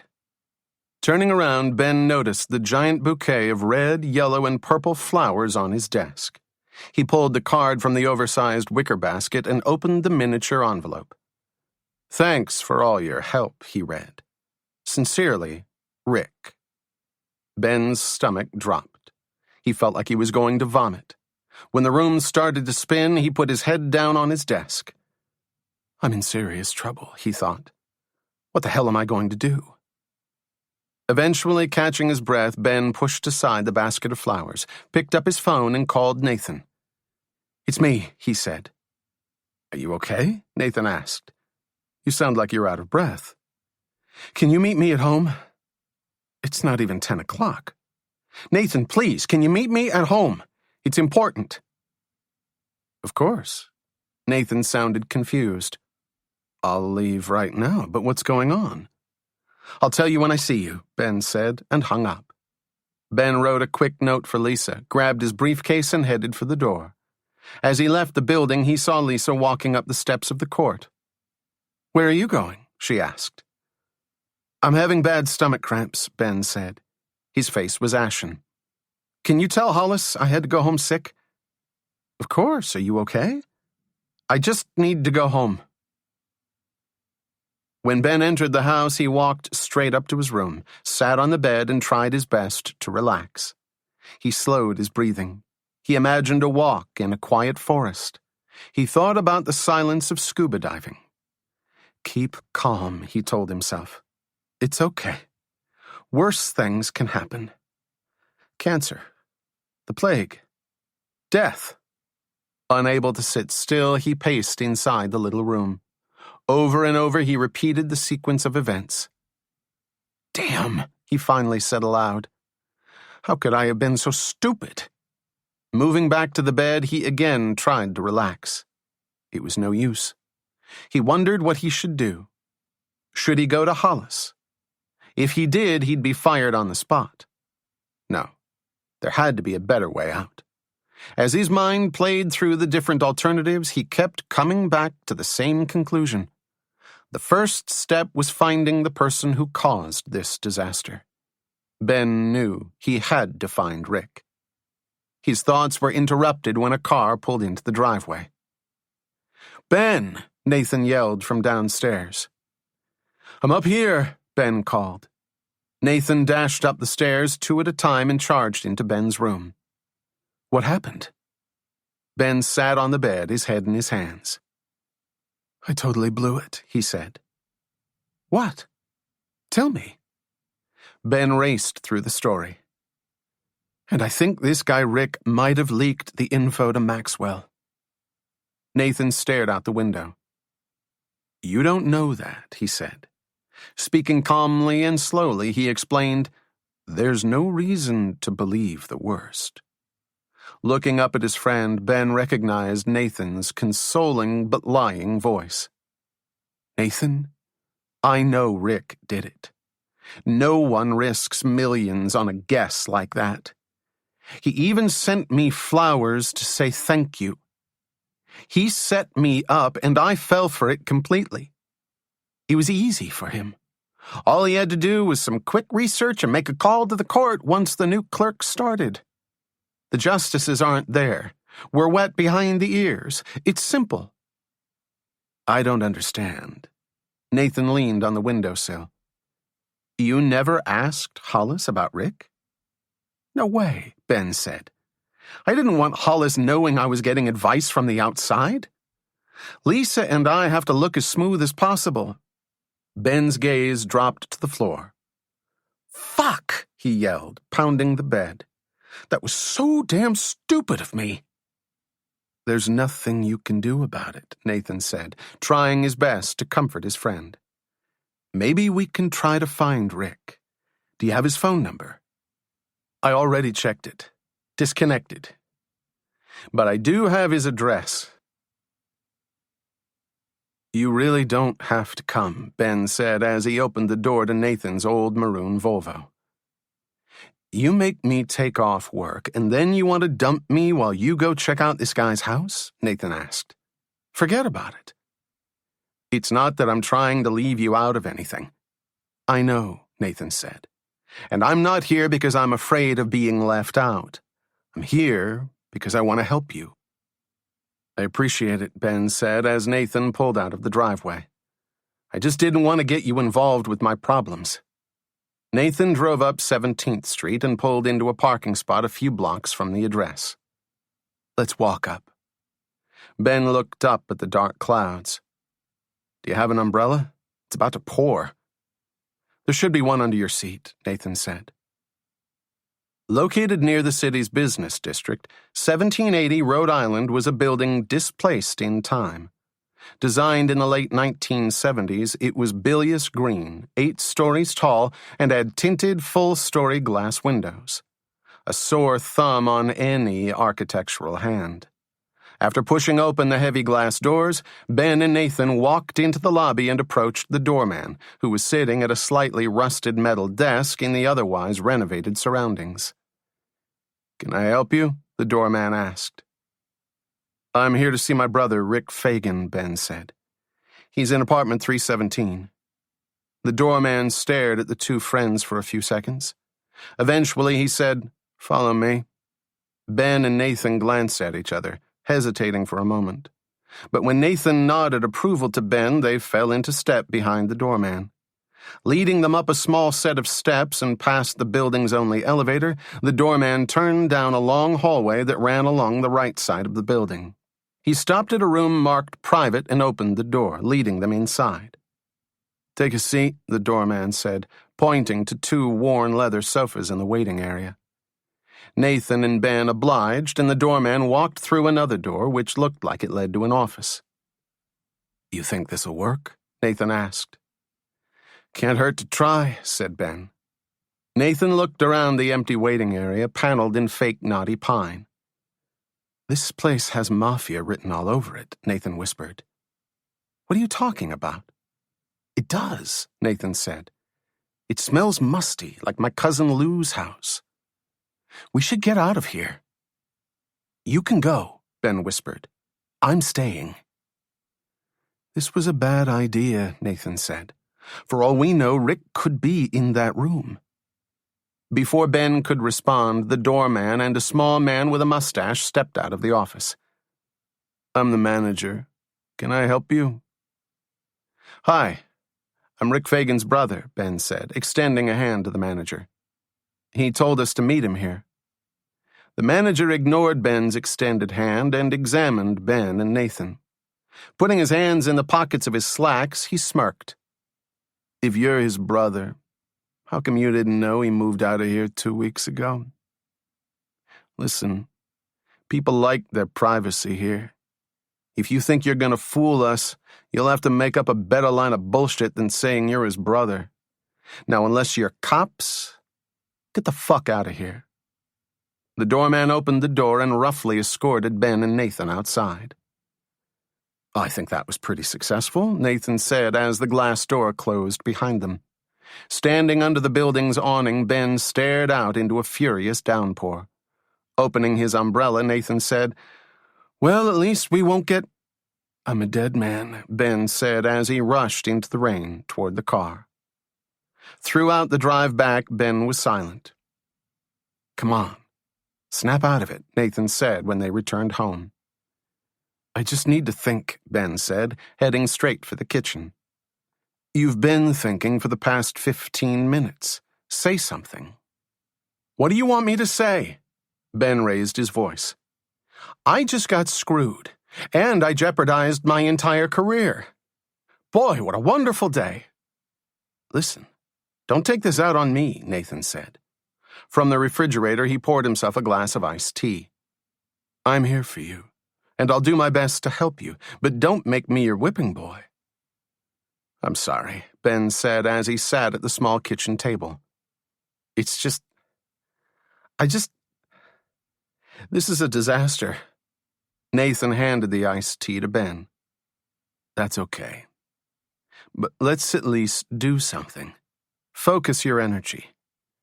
How about we plan Rick's death? I've been doing that for the past 3 hours, Ben said, clutching the glass. So far, the best I can come up with is slicing off his eyelids and sitting him in front of a mirror. He'll go insane watching himself since he won't be able to shut his eyes. That's one way to deal with him. I'm not screwing around, Ben said. He took a gulp of tea. I have to find this guy. If word gets out that I leaked a decision, my life is over. And without Rick, I can't prove my innocence. At least with him, I can try to prove his link with Maxwell. Otherwise, I don't know what else to do. Can't we put a search on him through the State Department? Not without saying why we're looking for him. And if you do, you can say goodbye to your job. And my entire career. But we can do a confidential search, Nathan blurted, his voice racing with newfound confidence. All we need is a member of Congress to... Hopping off the counter and grabbing the phone, Nathan dialed Ober's number. Hello, Ober. It's me. We need some serious help. Are you still answering constituents' letters? Absolutely, Ober said. I'm the master at junk mail. Then you still have access to the pen signing machine that fakes the senator's signature? Of course, Ober said. Did you really think Senator Stevens signed your birthday card? I need a favor, Nathan said. I need you to write an official request on Senate letterhead. Address it to my attention at the State Department and ask that a confidential background check be done on... What's his name, Ben? Richard or Rick Fagan, Ben said with a wry smile. Here's his old phone number and address. After relaying the information, Nathan told Ober, make sure that the letter says that all correspondence should go to me. What's this for? Ober asked suspiciously. I'll tell you later, Nathan said. Now's not the time. But isn't this illegal? Ober asked. Kind of, but it's an emergency, Nathan said. We need this information.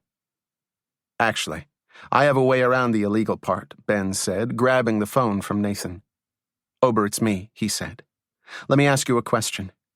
What do you do when a wacko writes a letter to the senator? It depends, Ober said.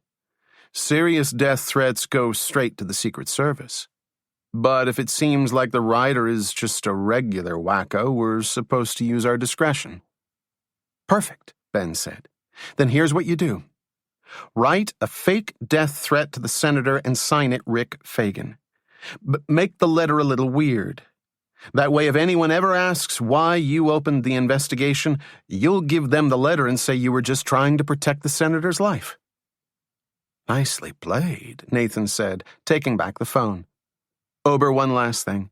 Make sure we get a good signature on the autograph machine. You can spot those fake ones a mile away. Nathan said goodbye and hung up the phone. Feeling a little better?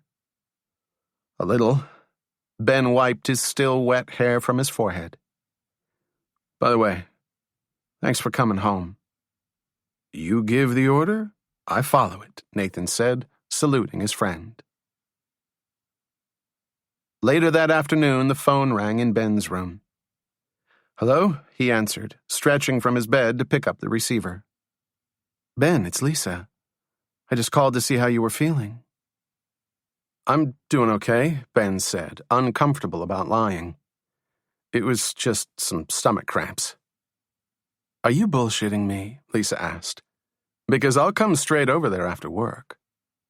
I swear, I'm okay, Ben said, lying back on his bed and staring at the ceiling. I have an upset stomach and I wasn't feeling well. Is that okay? Sure, fine, Lisa said. So, how much have you missed me? Tons. Now what happened today? Anything exciting? Nothing really. Everyone's been talking about the Charles Maxwell case. Hollis is worried that once the decision is announced, everyone is going to scream that he had an inside source. It's definitely possible, Ben said as he fidgeted with the vertical blinds that covered his window. I guess, Lisa said. I just think the media sucks Carter's left peanut. They cry conspiracy at the drop of a hat. Carter's left peanut? Ben laughed. What decade are you living in? You never heard that? That's a famous saying. I'm sure it was, Ben said sarcastically. Back when there was an oil crisis. Listen, I don't need to be made fun of. I have better things to do. Meanwhile, who sent you the flowers? Quickly realizing he'd forgotten to throw away Rick's bouquet, Ben tried to stall. What flowers? He stammered. There's a giant basket sitting on your desk. They're probably from my mother. I told her I wasn't feeling well last night. Do you want me to open the card? Lisa asked. Because I can see the envelope right next to it. No, Ben yelled. Leave it alone. Sorry, Lisa said. I didn't. It's not your fault. I just don't like people opening my mail. Maybe I should take the week off from work, Ben said as he and Nathan made dinner. No way, Nathan said, dicing a large onion. You don't want to call attention to yourself. The best thing you can do is just go about your business. I won't be able to concentrate, though. I have to find Rick. I have to... Forget it, Nathan interrupted. What are you going to do? Wander aimlessly around the city until you bump into him? If Ober opened the investigation correctly, we'll have some information by the end of the week.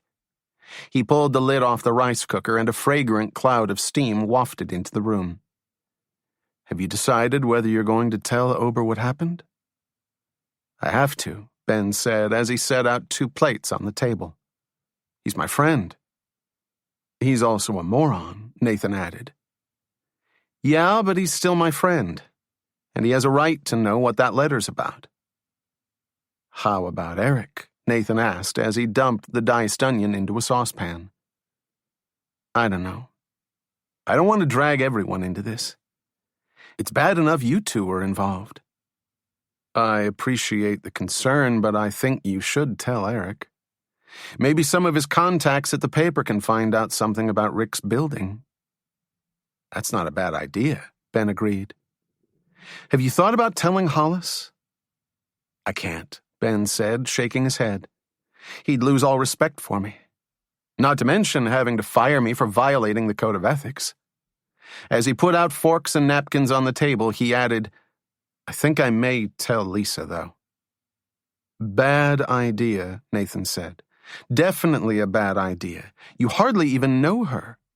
What makes you think she won't turn you in? She wouldn't, Ben said.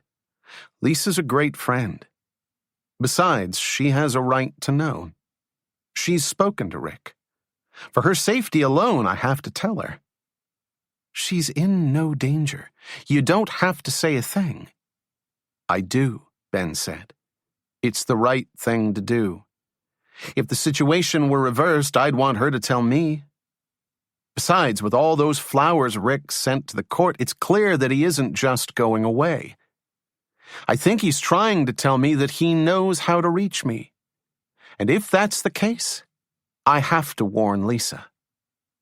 Just be careful, Nathan said. I would hate to see it backfire on... Damn! Nathan missed a clove of the garlic he was chopping and sliced into his finger. Son of a bitch, he yelled. Are you okay? Ben asked. Yeah, I'm fine, Nathan said. He ran his bleeding finger under the faucet. It's just a tiny cut. Those are the ones that hurt the most.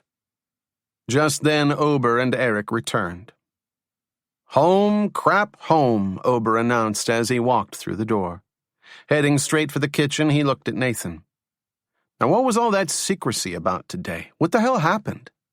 Holding his finger and looking at Ben, Nathan was silent. I got into a bit of trouble, Ben said, trying to be as casual as possible. It better be bad, Ober said. Writing fake death threats to a senator could get me thrown in jail. You wrote a death threat to a senator? Eric asked, stealing a slice of red pepper from the cutting board. I'll tell you what happened, Ben said, but you have to swear you won't say a word. He quickly explained everything that had happened, including his and Nathan's encounter at Rick's old building. You're a dead man, Ober said. They're probably plotting your death right now.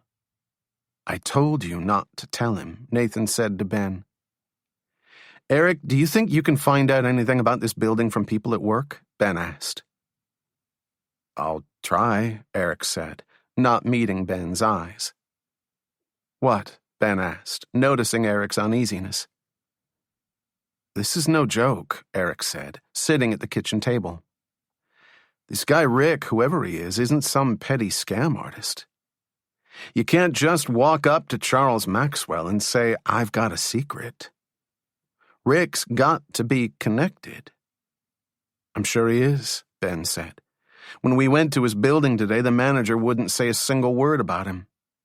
Eric paused for a minute, then said, I know you may think this is a crazy option, but if you want, you can go to the press with this. No way, Ben said. If the court learns I violated the ethics code, they have to fire me, and my career is ruined. And on top of that, I'd look like a fool in front of millions of people. You did get suckered pretty badly, Ober said as he reached for his own piece of red pepper.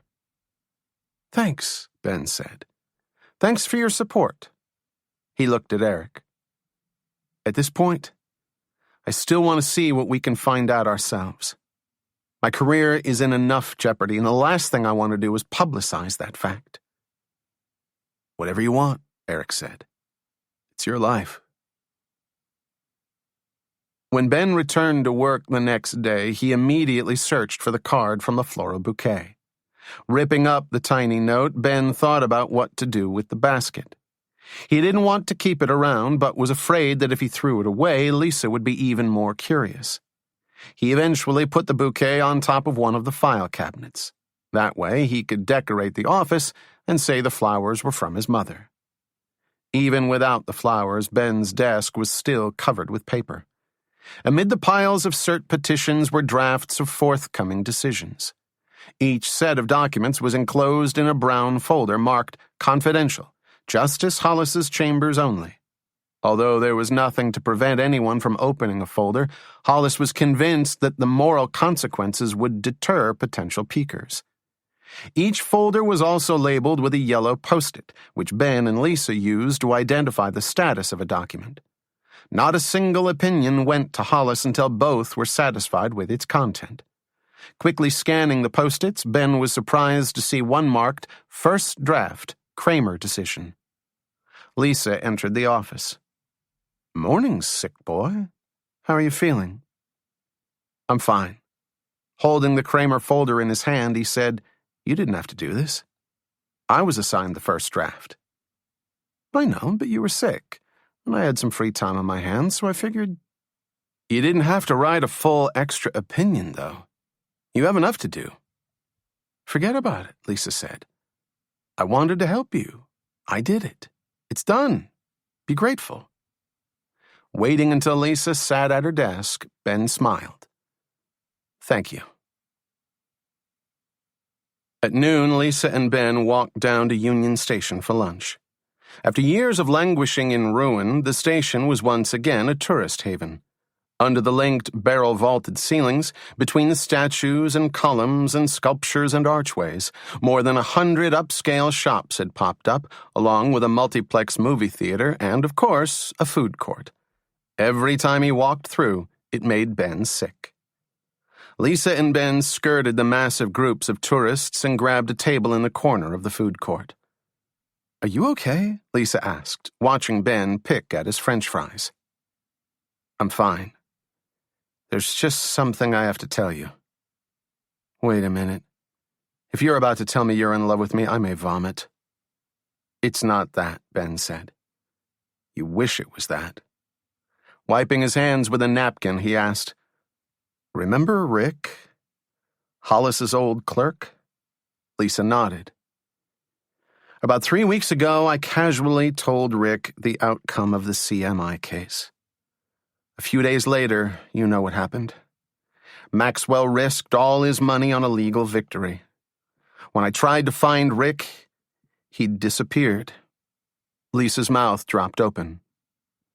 "Rick Fagan was never a clerk for the Supreme Court. The number he gave me is disconnected. He's moved out of his apartment building. He's gone." "Are you fucking kidding me?" Lisa said, her sandwich still in her hand. "Why the hell did you tell him the decision?" "We were just bullshitting about it one day," Ben said defensively. "He said he was curious about it, and I told him. Every time we needed advice, he helped us. I couldn't say no." "But you're never supposed to let out a decision," Lisa said, raising her voice. "Listen, I screwed up. I know it," Ben said. "But he totally suckered me in. Believe me, you would have done the same thing. It was a perfect setup." "I can't believe this." "Lisa, calm down. I told you this because I trust you. You won't say anything, will you?" Lisa put down her sandwich and looked at her co-clerk. "This is serious stuff, Ben. We can't just sit on this." "I know. But until I can prove it was Rick, I want to keep this low profile. Nathan is having the State Department run a search on him, and Eric is asking his newspaper contacts for info about the apartment building where Rick lived. We should tell Hollis." "I'm not telling Hollis," Ben insisted. He leaned toward Lisa. "Believe me, I was up all night about this. If I go to Hollis, I'm fired. Even if I meant no harm, I violated the ethics code. If I'm fired, my whole life is over." After a long pause, Lisa asked, "Why did you tell me this?" "Because I didn't want to see you get hurt too. I don't know if Rick's targeting every clerk or if I'm his one and only sucker of the year. I don't expect you to lie for me, and I never want you to get into trouble. I wanted you to know because you're my friend." Lisa was silent for a minute. "So those flowers you got yesterday, they weren't from your mom, were they?" "They were from Rick. I wanted to tell you yesterday, but I just... Did you check the basket for bugs?" "What do you mean?" You know, bugs, listening devices. You don't think. Let's get out of here, Lisa said, pushing her chair away from the table and grabbing her bag. The two clerks ran up the escalator and dashed out of Union Station. Watching them from the opposite corner of the food court, Rick leaned back in his chair. "Where are they going?" he asked. "I couldn't hear," Rick's associate said as he approached the table. "But did you see the panic on their faces? They don't know where to run." Rick smiled. "The funny thing is, it's only going to get worse." Racing down First Street, Ben and Lisa didn't say a word until they returned to the court. "Hey guys," Nancy said as they marched past her desk. "How was lunch?" "Good," Ben said. "Fine," Lisa said. They darted into their office and slammed the door behind them. They headed straight for the file cabinet where Ben grabbed the large wicker basket. When he put it on the sofa, they rolled up their sleeves and methodically ripped the enormous bouquet apart. Flower by flower, they crushed every corolla and scrutinized every stem. 22 roses, 14 irises, 11 lilies, and 4 stems of freesias later, the sofa, as well as half of the office floor, was covered with the picked-apart remains of a previously well-organized floral arrangement. They found nothing. "It has to be in here," Lisa said. "There's no other reason to send flowers." "Maybe he just wanted me to worry," Ben suggested. "Or maybe he's playing with my mind." As Lisa wiped off the sofa, Ben re-examined the pile of flowers. For 15 minutes, they repeated their inspection of each individual bloom. Then they ripped apart the basket itself. Again, nothing. "Damn," Ben said, pushing the pulpy mess from the sofa. "It's impossible." "I don't think we missed anything." Ben leaned back on the sofa. "Of course we didn't miss anything.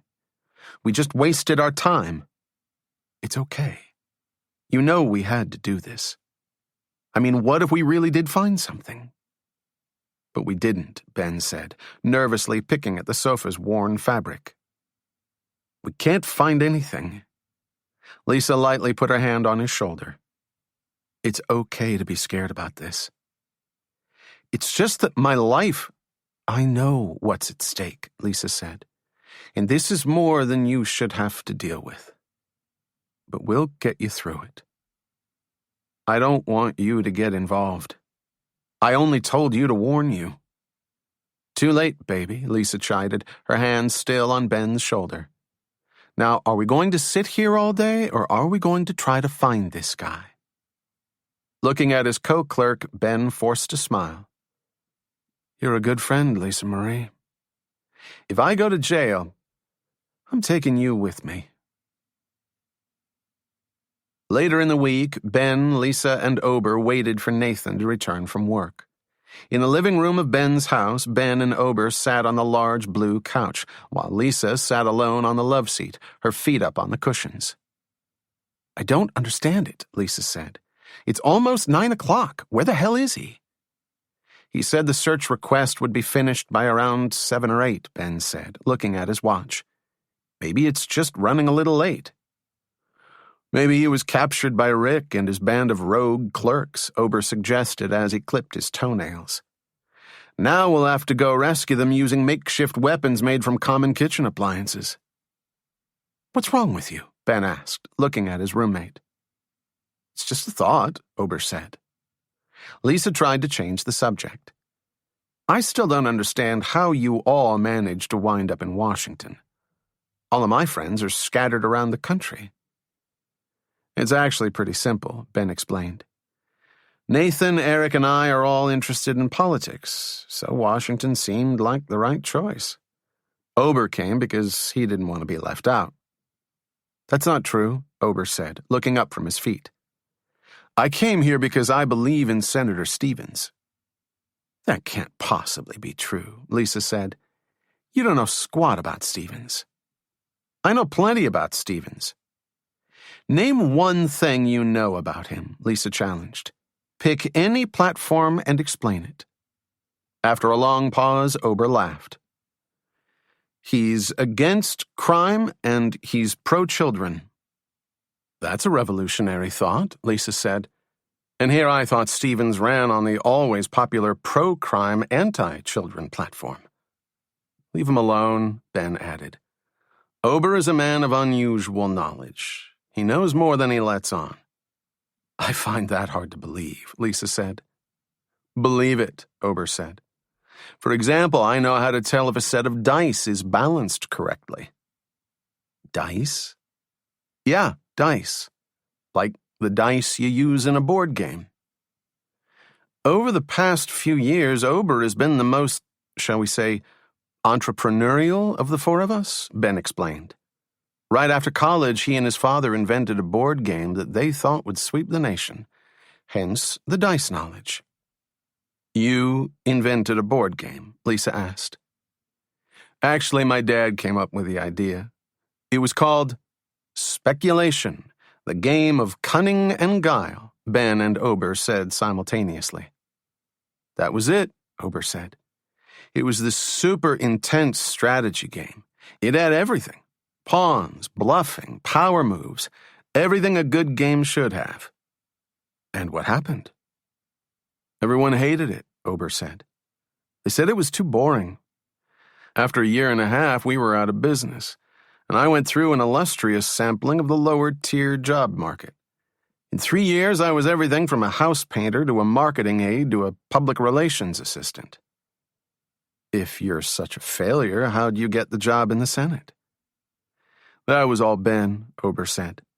When he heard there was an opening in Senator Stevens' office, he wrote me a cover letter, put together my resume so it sounded super political, and prepped me for the interview. A week later, I got the job. And the rest is congressional history. So how do you tell if dice are fixed? Lisa asked.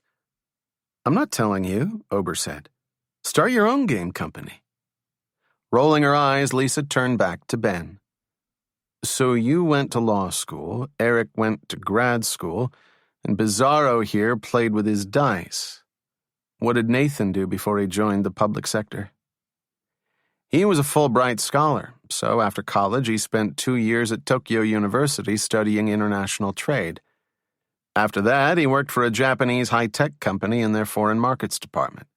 Then he came back to the States and started working his way up the State Department ladder. My guess is Ben broke off as Nathan came in. Speak of the devil, Lisa said. It's Nathan's son himself. Well, Ben asked anxiously as soon as Nathan walked in the door. Nothing, Nathan said, throwing a thick file folder to Ben. They found 457 Richard Fagans. Only 12 matched the age and physical description, and only 2 had criminal records. Neither of them had any type of legal background, and both were still incarcerated. I called the research center, and they said that Rick was probably using an alias. Until we find his real name, we'll never find him. Shit, Ben said, flipping through the useless documents. By the way, Nathan said to Ober, they ran a check on Senator Stevens' signature, and it cleared as genuine. I thought you used the signature machine. I did, Ober said proudly.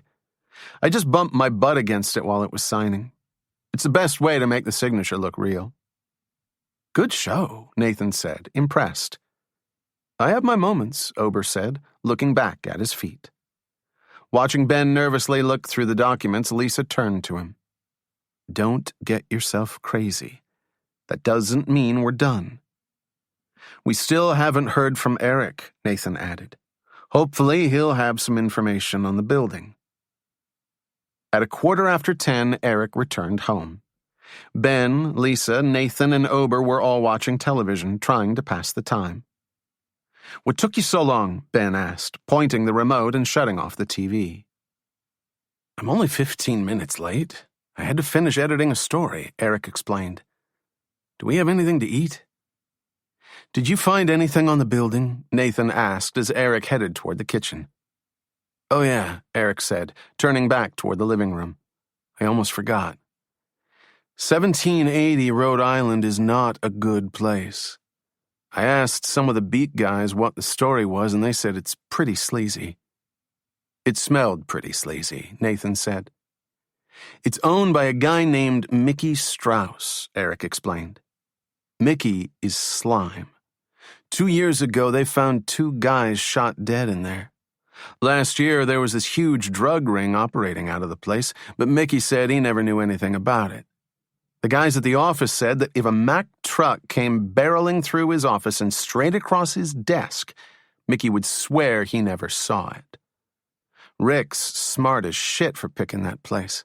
He obviously knows Mickey won't rat on him. We have to get in there, Ben said, standing up. Maybe the leases have Rick's real name on them. Why would they? Lisa asked. If this place is so high security, why would there even be leases? All 4 roommates stared at Lisa. She's got a point, Nathan finally said.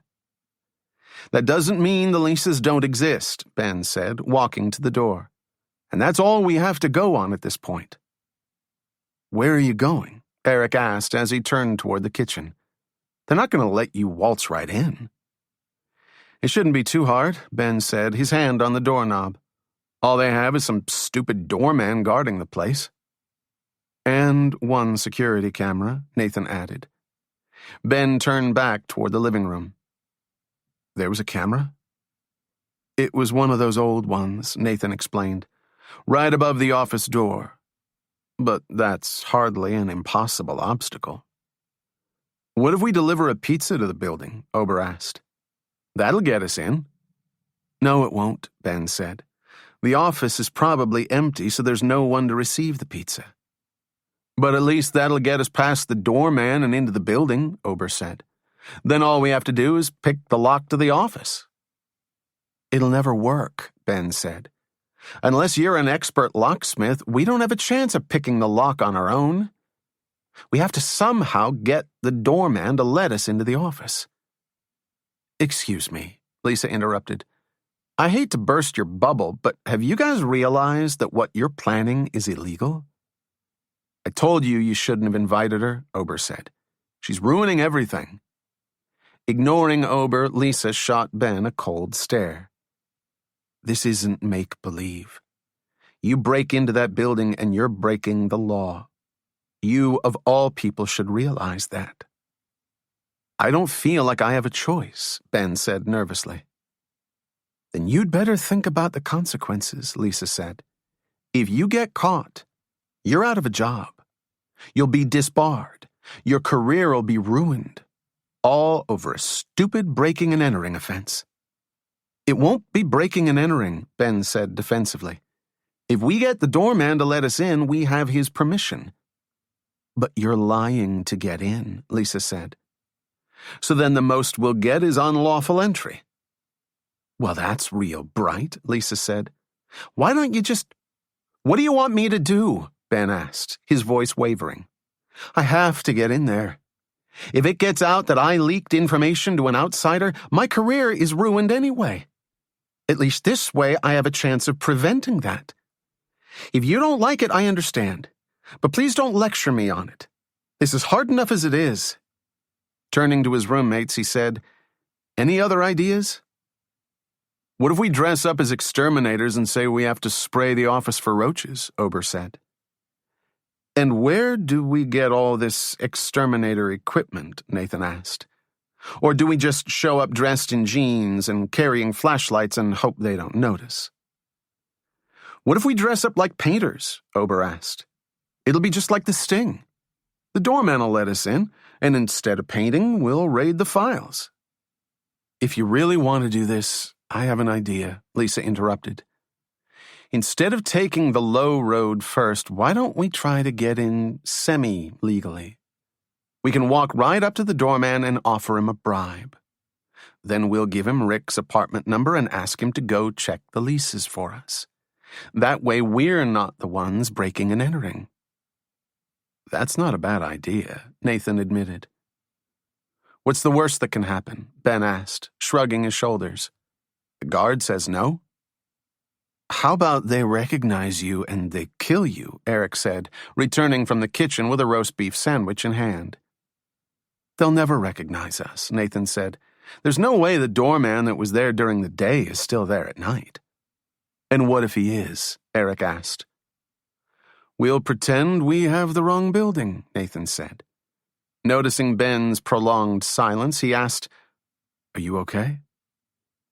I'm fine, Ben said unconvincingly. Turning to Lisa, he added, I can understand if you don't want to come. Don't pull that macho shit on me, Lisa said. I'm coming. What happened to all your worries about getting arrested? Ben asked. We both know conspiracy law, Lisa said. Just by being here, I'm involved. I can't go, Eric said, swallowing a bite of roast beef. I have to go back to the paper to finish my story. What do you mean you're not going? Nathan asked. Ben needs... What am I supposed to do? Eric asked. I have a story. Don't worry about it, Ben said. But if you don't hear from us by 2 a.m, call the police.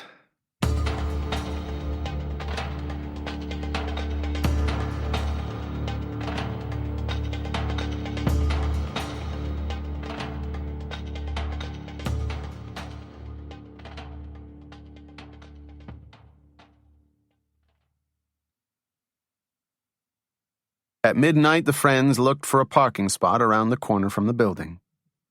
This city is the worst, Nathan said. Thousands of people, thousands of cars, 12 parking spots. Ben studied the drizzle that tapped the windshield. This is going to be a disaster.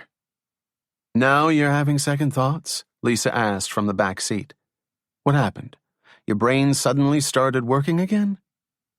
I'm not having second thoughts, Ben said, turning around in his seat. I'm just nervous. Is that okay? Don't worry about it, Ober said. You'll be fine. Convinced he would never find a spot, Nathan pulled into a small alley next to the building. Do you have the money? He asked, shutting the engine off. I have it, Ben said, feeling his right jacket pocket for the first 100 and his left jacket pocket for an additional 200. I still think I should go, Nathan said. Stop taking it personally, Ben said. I told you before, Lisa and I are going. They're more likely to believe a man and a woman. Says who? Ober asked. Says me, Ben said. Now stop whining about it. It's no big deal. He grabbed an umbrella from below the front seat, opened the door, and got out of the car. Lisa followed. Walking toward the building, Ben held the umbrella over Lisa. Are you sure you want to do this? Lisa asked. Not really, Ben said. Then why don't we turn around and... You know I can't, Ben pleaded. I have to find Rick. Right now, this is the best way to do that. If you want to leave... I'm here, Lisa reassured him. As long as we keep it legal, I'll be here. When they reached the building, Ben was surprised to find the front door locked. Lisa pressed her face against the glass to get a better view of the interior. Buzz, she instructed. He's in there. Moments later, a buzzer sounded, allowing Ben to pull open the door. Confidently and calmly, Ben and Lisa approached the night guard, who was sitting at his metal desk. What's wrong? The guard asked. Don't you have a key? We don't actually live here, Ben explained. Then who do you want to see? The guard asked, picking up his phone. We don't want to see anyone, Ben said. We have a favor to ask. The guard hung up the phone. I'm listening. My wife and I are looking for her brother, who used to live here. He has some money of ours, and as you can imagine, we're trying to get it back. Ben pulled out the 5 $20 bills from his right pocket and put them on the guard's desk. We were wondering if you could help us find his lease or his forwarding address. Either piece of information would be extremely helpful. Staring intensely at Ben and Lisa, the guard said, There aren't any leases. How about a forwarding address? Ben asked. Can you check the Rolodex for us?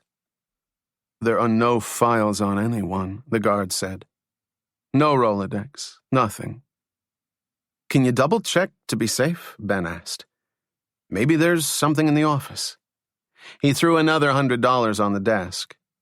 His apartment was number 317. All I need is his name or address. No one will ever know." "If he's your brother, why do you need his name?" the guard asked suspiciously. "Listen, do you really need to know the answer to that?" Lisa jumped in. "This is easy money. Do you want it or not?" The guard continued to stare at the two clerks. Finally, he picked up the money. "Make it $300 and I'll do it." Ben threw another $100 on the desk. Pocketing the money, the guard stood from his chair and opened the top drawer of his desk. He then pulled out a gun and pointed it at Ben and Lisa. "I'll count to 3. "What did we do?" Ben asked, raising his hands in the air. "I know who you are," the guard said. "Now get the hell out of here." "Just relax," Lisa said. The guard pulled back the hammer on his gun. "Get out. Now." Turning around, the two clerks quickly walked to the door. When they got outside, they ran. "Get us out of here," Ben said when he and Lisa got back into the car. "What's wrong?" Nathan asked as he started the engine. "Did you get the lease?" "Drive. Just drive," Ben said nervously. "I don't want to talk about it." At 12:30, the roommates returned home. "What happened?" Eric asked from the sofa, remote control in hand. "We didn't get a thing," Nathan said, collapsing on the big couch. "Ben's a wanted man in that building."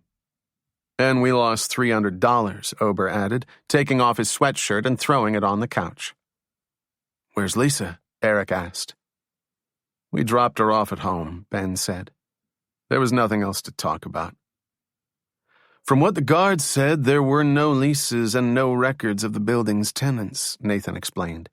"The way I see it, Rick is even more sophisticated than we thought." "So that's it?" Eric asked. "You're done with your search?" "Not at all," Ben said, walking up the stairs. "We're just getting started." Chapter 5. "Hi, my name is Rick Fagan, and I was wondering if you could help me out," Ben said in his most diplomatic voice. "I recently disconnected my phone, but I still haven't paid the bill, and I think it's because you still don't have my new address." "What was your old phone number, sir?" After typing in Rick's old number, the phone company employee said, "Mr. Fagan, you are correct. We still don't have a forwarding address for you. If you'll give me your new address, we'll be happy to send you a duplicate bill." "That'd be great," Ben said. "My new address is Post Office Box 1227, Washington, D.C., 20037. "Mr. Fagan, you should receive this bill in the next few weeks," the employee said. "Is there anything else I can help you with today?" "Actually, I have one last favor," Ben said. "I just realized that when I moved, I misplaced all my old phone bills, which I need for tax purposes. Is it possible to get duplicates of those as well?" "Certainly," the employee said. "Let me just make a note of that here, and we'll get those to you. Is there anything else I can help you with?" "Nope, I think that's it. Thanks for your help." When he hung up the phone, Ben looked up at Lisa, who was sitting across from him. "Do you think the bills will really help?" she asked. "Not really," Ben said. "I don't think Rick is dumb enough to call anyone important on a traceable phone. My guess is he was constantly mobile and worked most of his deals on a cell phone. The local number was probably just for me." "That was smart to get the P.O. box," Lisa said in an effort to cheer him up. "Whatever," Ben said. "If anyone's watching that phone line, they already know I'm involved." "You don't know that," Lisa said. Looking at her watch, she added, "It's almost 10. We should probably head over." "I don't feel like it," Ben said, suddenly irritated. "Are you crazy?" she asked. "They're handing down the CMI decision. Don't you want to see the crowd's reaction?" Ben was silent. "Well, you're coming anyway," she said, grabbing his hand. "We're not supposed to miss decisions." Although the justices returned to work in early September and the fall term officially began on the first Monday in October, it wasn't until early November, when the first decisions were announced, that the energy of the court reached critical mass. While oral arguments were heard throughout the week, decisions were handed down at precisely 10 a.m. on every subsequent Monday. Open to the public, the decision sessions were always packed with tourists, press, and friends of the court. On a typical decision day, the line began to form outside the court at 8 in the morning. For a more popular case, the lines started at 6. When the Webster abortion case was handed down in 1989, local entrepreneurs found that both tourists and press would pay big money to have others wait in line for them. The result was an underground line-sitting business that covered all major media events on Capitol Hill. In anticipation of the CMI decision, the professional sitters had started lining up almost a day in advance. At approximately 9 in the morning, the restless crowds were finally led into the building. While the groups were herded through the Great Hall and 2 separate metal detectors, Ben and Lisa walked straight into the main courtroom. "I love this," Lisa said as she watched the lines of tourists who were slowly being seated. Ben was hardly enthusiastic to see Charles Maxwell's impending victory, but he had to acknowledge the excitement of a decision day. Reporters swarmed into the tiny press area on the left side of the courtroom. It was the only place in the room where observers were allowed to take notes, although there were no recording devices allowed. Armed guards escorted tourists and other observers into the 12 rows of benches in the center of the room, where they all eagerly awaited the arrival of the justices. Everyone spoke in hushed whispers, which added a buzz of energy to the room. On the right was a seating area reserved for family and friends of the justices, as well as a small private area for the Supreme Court clerks. "They're all sheep," Ben said, looking at the packed courtroom. "They just come to see the spectacle and then they leave. They don't care about the consequences. To them, it's just a tourist attraction." "Lighten up," Lisa said. Still thrilled by the pomp and circumstance, she watched the clock tick toward 10. Ben fixed his eyes on the marble frieze over the main entrance, which the justices faced. It displayed the powers of evil, corruption, and deceit, offset by the powers of good, security, charity, and peace, with justice flanked by wisdom and truth. Following Ben's gaze, Lisa asked, "So, does art imitate life?" "Funny," Ben shot back.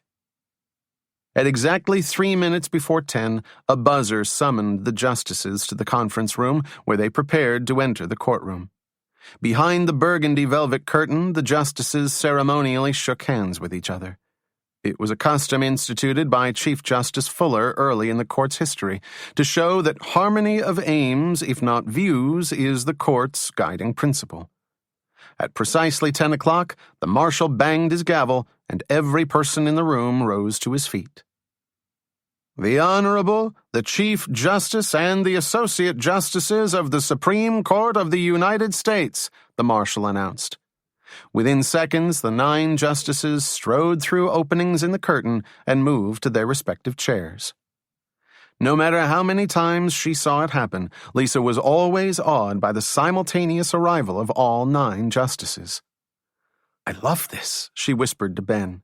"It's like watching the arrival of the All-Star team." "Shh," Ben said, unable to remove his eyes from center stage. The room faced the 9 chairs of the justices. Made of matching black leather, the chairs were specially designed to fit each justice's particular body type. As the justices took their seats, the marshal announced, "Oyez, oyez, oyez. All persons having business before the Honorable, the Supreme Court of the United States, are admonished to draw near and give their attention, for the court is now sitting. God save the United States and this honorable court." Once again, the gavel fell, and everyone took his seat. Chief Justice Osterman sat in the center seat. "Today we will be handing down the decisions in United States v. CMI and Lexcall, as well as Tennessee v. Shreve. Justice Blake will be reading both of our decisions today." "Thank you, Mr. Chief Justice," Blake responded. Appointed to the court nearly 10 years ago, Blake was a South Carolina judge whose southern drawl was still as strong as the day he first took the bench. Primed for the CMI decision, the spectators held their collective breath. Reading from the prepared statement sheet, Blake said, "In the case of State of Tennessee v. Shreve, we find for the plaintiff and uphold the decision of the Supreme Court of Tennessee." Knowing full well that the crowd was starving for the CMI decision, Blake took his time announcing the findings of the court. When Blake finished the Tennessee case, he sat back in his chair and shifted his weight. Clearing his throat, he reached for one of the pewter mugs that were in front of every justice. He poured himself a glass of water and prepared to read the next case. Wiping the corner of his mouth with a handkerchief, Blake smirked. "In the case of United States v. CMI and Lexcall, we believe that although the two companies will become a major communications conglomerate, there is no predatory conduct with the intent to monopolize. For this reason, the merger of the two corporations does not violate the Sherman Antitrust Act. We therefore find for the defendant and affirm the decision of the Court of Appeals." A sharp murmur shot through the crowd as observers acknowledged the cunning of Charles Maxwell's recent decision to increase his holdings in Lexcall. Then, seconds after the decision was read, the clerk's office turned off its intercom to the courtroom and notified the information office that the decision had become public. Immediately, the 7-person staff of the information office handed out copies of the official decision to the assembled reporters who waited in the basement office, while 2 computer staffers posted the decision on various legal computer networks. Inside the courtroom, the print media took notes on the mood of the justices. Outside the court, at least 24 television reporters vied for stand-up space, hoping to be the first to break the story on air. By the time Justice Blake had finished explaining the court's reasoning, more than 3,760 people had their own copies of the decision, while 6 million people had heard the outcome of the case. As the marshal officially closed the session, the media were exhausted. Charles Maxwell was a genius, and Ben was devastated. "Crap," Ben said as he and Lisa walked through the mob of people exiting the courtroom. "Why are you surprised? You've known the outcome of the case for months." "Let's just get out of here," Ben said, pushing his way through the crowd. As they swiped their ID cards through a small machine, 2 bulletproof doors opened, and the co-clerks were granted access to the first floor's private office area. Taking one of the less trafficked staircases, they walked upstairs and returned to their office. "I just can't believe it," Ben said as soon as the door closed behind him. "Maxwell becomes a captain of industry because a schmuck law clerk couldn't keep his mouth shut." Taking off his suit jacket, he hung it on the back of his chair. "Maybe Eric was right. Maybe I should go to the press." "No way," Lisa said. She grabbed a brown folder from her desk and walked to the back of the office. Turning on the paper shredder, she fed the entire stack of paper to the machine. She never destroyed her old versions of an opinion until the opinion was actually announced. "First, you have no proof, so they'll think you're crazy. Second, if they do believe you, you've just sacrificed your entire career. But Maxwell would be revealed. Are you crazy? You'd give up your life just to be spiteful?" "It's the right thing to do," Ben said, slumping on the office sofa. "I can't find Rick. We may never see him again. It's impossible to track him. It's the only way to resolve this mess." Lisa walked over to the couch and stared down at Ben. "What the hell is wrong with you? You're acting like the whole world is about to end. It was a mistake. You blew it. You got conned. But you didn't do it on purpose. You were outsmarted." "And that pisses me off," Ben shot back, sitting up straight. "Is that it? You're mad because someone finally outsmarted you? This whole feeling sorry for yourself deal is based on the fact that you were intellectually beaten? You don't understand." "I definitely understand, Ben. You're mad because he beat you on the IQ test." Lisa sat down next to him on the sofa. "Get your head out of your ass. It's not your fault. You weren't stupid or gullible. You did what any smart person would have done. You just got set up. Rick played you, and you have to accept that. Can't I just sulk a little more? You get 30 more seconds, Lisa said, looking down at her watch. She waited. Okay, time's up. You done? How'd the decision go today? Eric asked Ben later that night as they sat in front of the television. It was fine. What was the Washington Herald's take on the whole affair? They went crazy with it, Eric explained between mouthfuls of cereal. Wait until you see tomorrow's edition. The front page has a massive picture of Maxwell minutes after the decision. He's wearing this shit-eating grin that just about makes you want to vomit. Great. And the Sunday edition is running a massive piece on him. The guy's getting better press than the Pope. Great, Ben repeated, flipping through channels. He stopped on CNN, then caught a glimpse of Maxwell and continued flipping. CMI stock flew up almost 17 points by the end of closing today. Great. Eric, can you go to the kitchen and get me a knife? I want to gouge my eyes out. Oedipus, huh? Eric said, shoveling another spoonful of cereal into his mouth. That'd be a good look for you. Without warning, Ober walked into the house, singing, "Guess who's stopped answering phones in Senator Stevens' office?" You got a promotion? Eric asked, jumping up to embrace his friend. Nathan strolled in behind Ober. He got the promotion? Ben asked. You won't believe this one, Nathan said. Ober, tell the story. Oh, you've got to hear this, Ober said. This is Mondo. Mondo? Eric laughed. This isn't L.A. Get out of here with that crazy talk. Just let him tell the story, Ben said. Here's the story, Ober began. Remember when you had me write that fake death threat from Rick to Senator Stevens?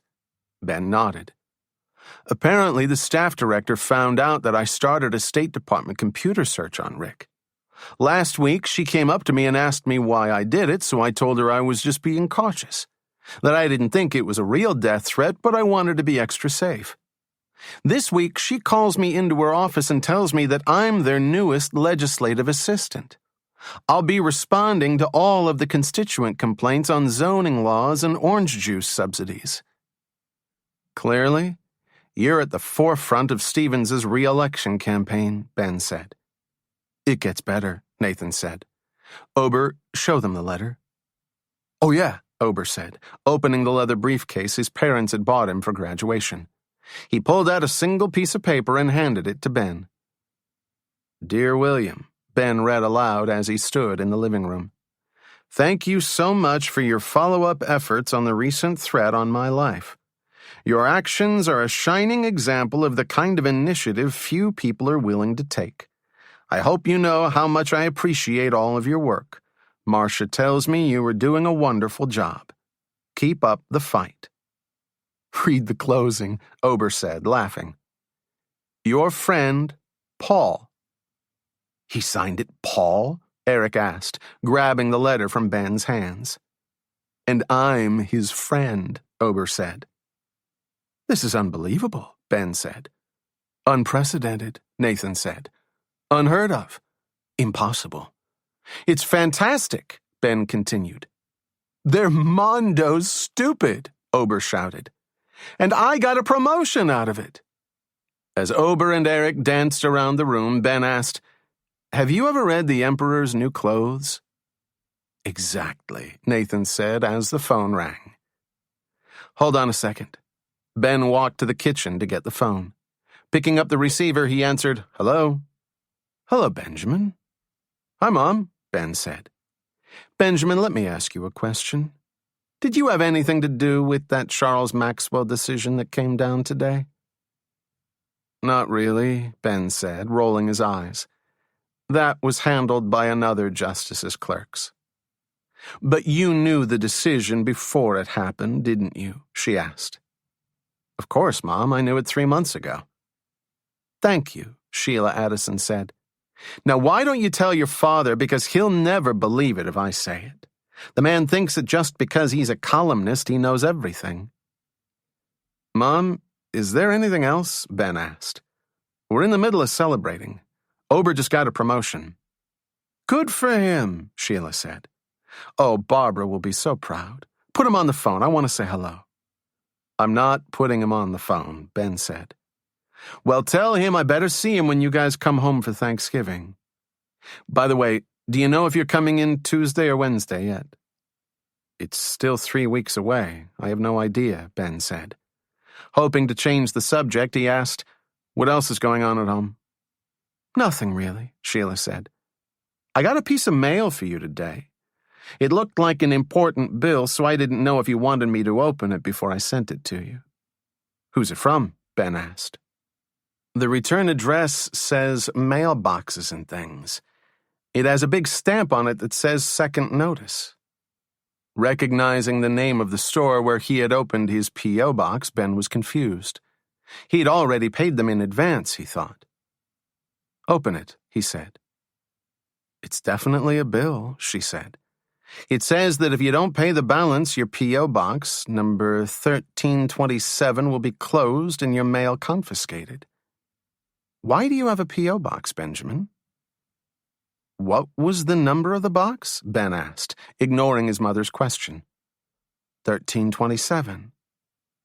It must be a mistake. That's not my box. Should I send you the bill? No, I'll just go down there tomorrow to fix it. Listen, I really have to go. Give my love to Dad. Ben hung up the phone and returned to the living room. Are you coming out with us? Ober asked. We're going to celebrate my promotion. Of course I'm coming, Ben said, grabbing his coat from the hall closet. Miracles like this happen only once a decade. Walking into Booson's bar, Ober inhaled the smell of stale beer and smoldering cigarettes. There's nothing like bar whiff, he said. I feel like I'm back in college. The regular haunt since they had arrived in D.C., Booson's was the second home for much of Washington's young shirt and tie crowd. It wasn't long before they were approached by their regular waitress at their usual spot in the back. Hey, Tina, Ben said. What's happening? She asked. Ober got promoted today.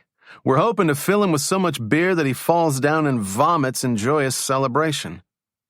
I'll see what I can do, she said as she headed to the bar. She returned with 2 pitchers and 4 glasses.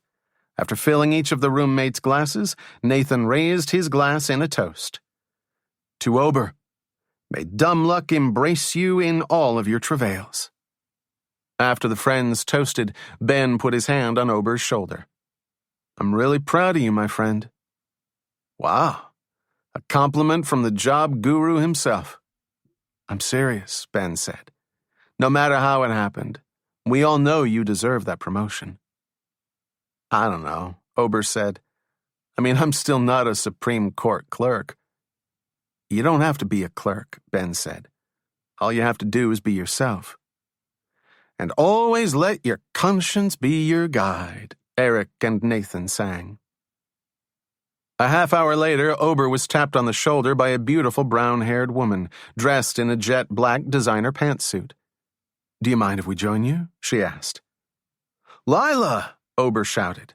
What are you doing here? After getting up to hug the stranger, he looked at his roommates and explained, This is Lila Jospin. We used to fool around in college. That's a wonderful introduction, Ben said. Shaking Lila's hand, he said, You were obviously a woman of fine taste. Nice to meet you. You too, Lila said. Looks like you brought some friends. How many are you? Ober asked as he began to pull together tables to make more room. There are 4 of us, Lila said as her 3 friends approached the table. Perfect, Ober said. Absolutely perfect. At 7:30 Tuesday morning, Ben entered the office. You're late, Lisa said as he collapsed on the sofa. I'm tired, he said. Where were you last night? Drowning your sorrows in beer? Last night, I'll have you know, there were no sorrows to be found. Last night was full of joy. So you went out to a bar, found a woman, and took her home. Big deal.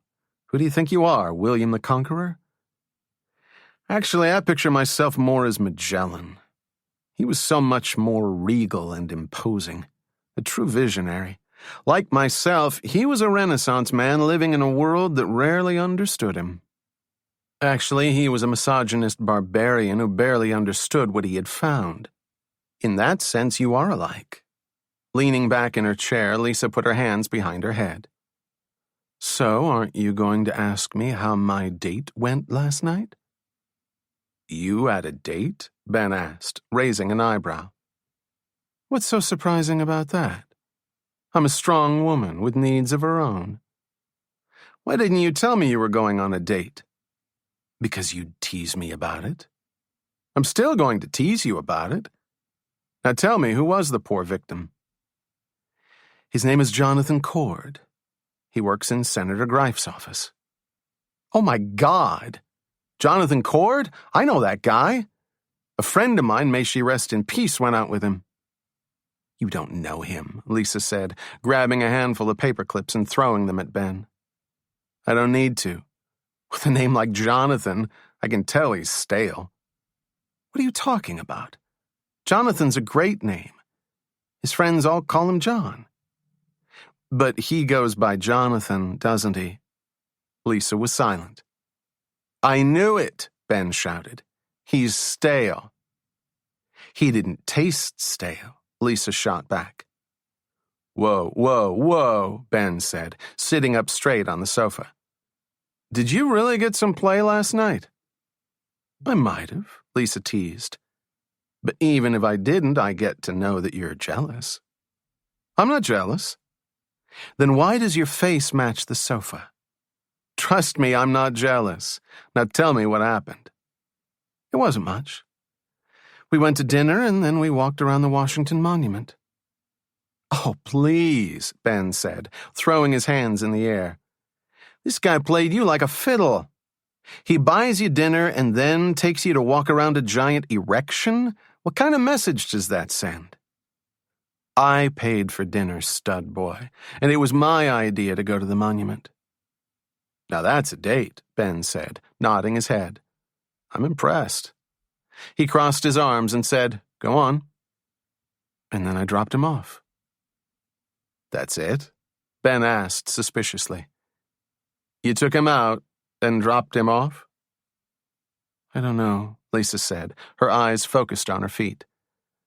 I think I scared him off. I might have been too aggressive. You? Aggressive? No, I was definitely too aggressive, Lisa said, suddenly serious.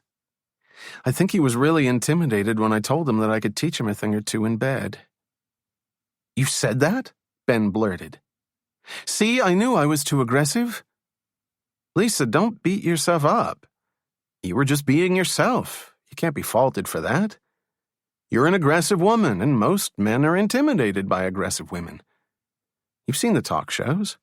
The average guy in America wants a complacent, weaker woman, simply because they've been taught to feel threatened by strong women. Okay, Freud. Now where does that leave me?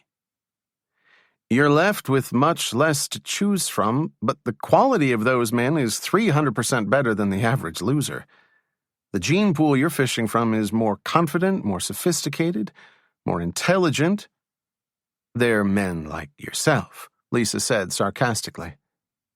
Exactly. We're a new breed of men. We're not afraid to let our feelings show.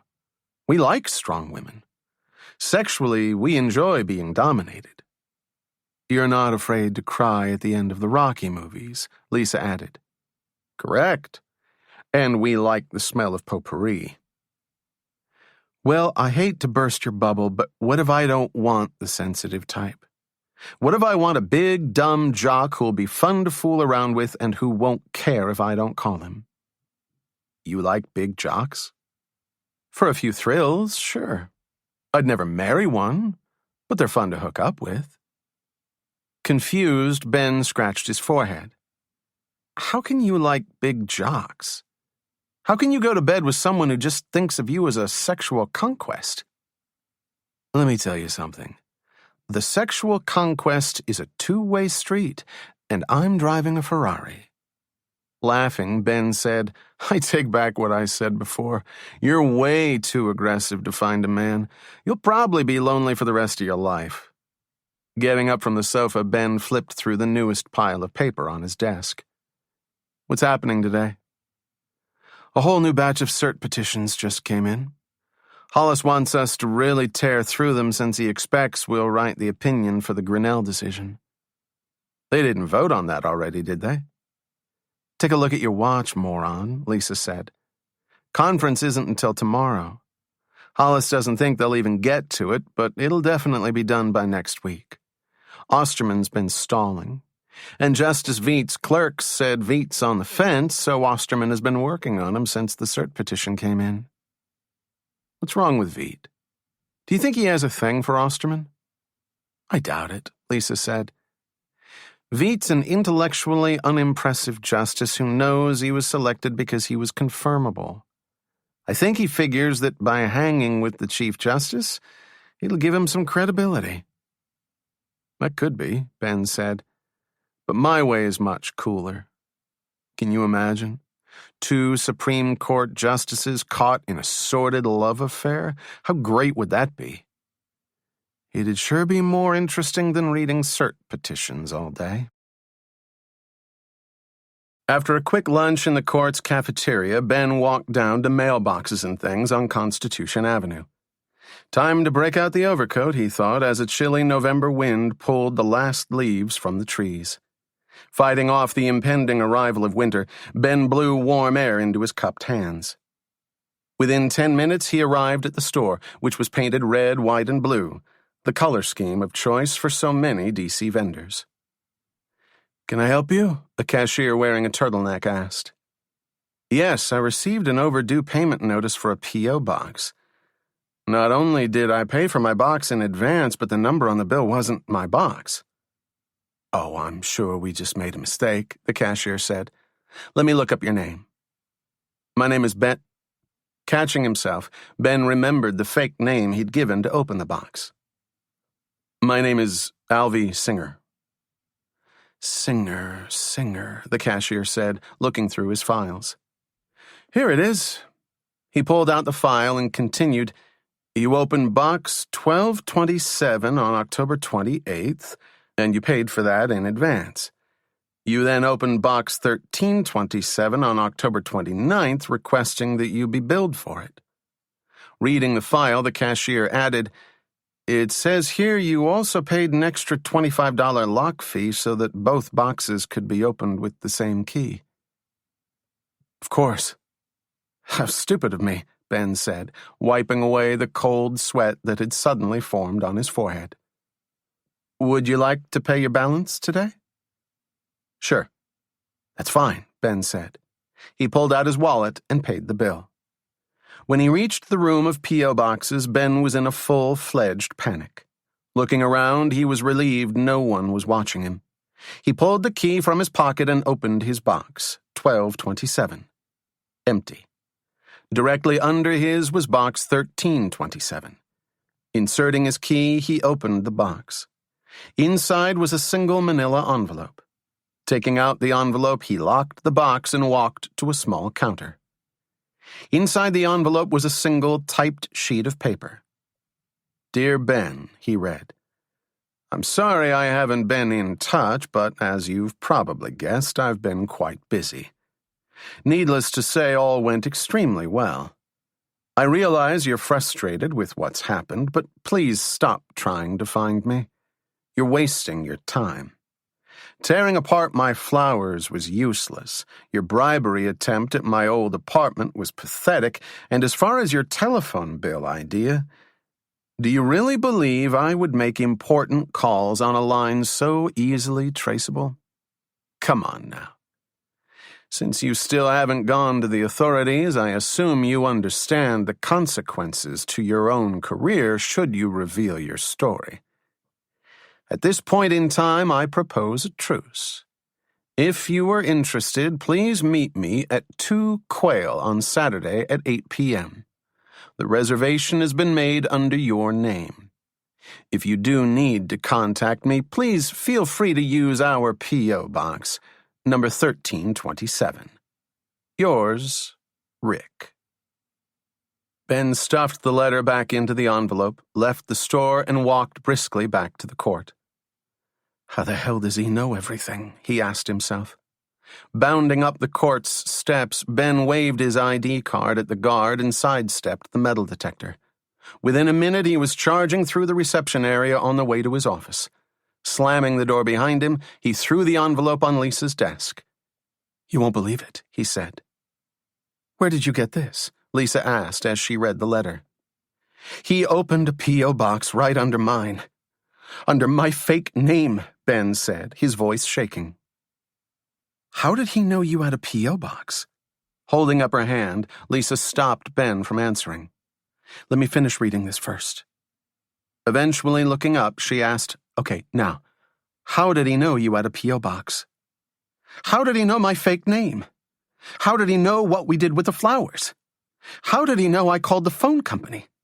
How did he know we broke into his old apartment building?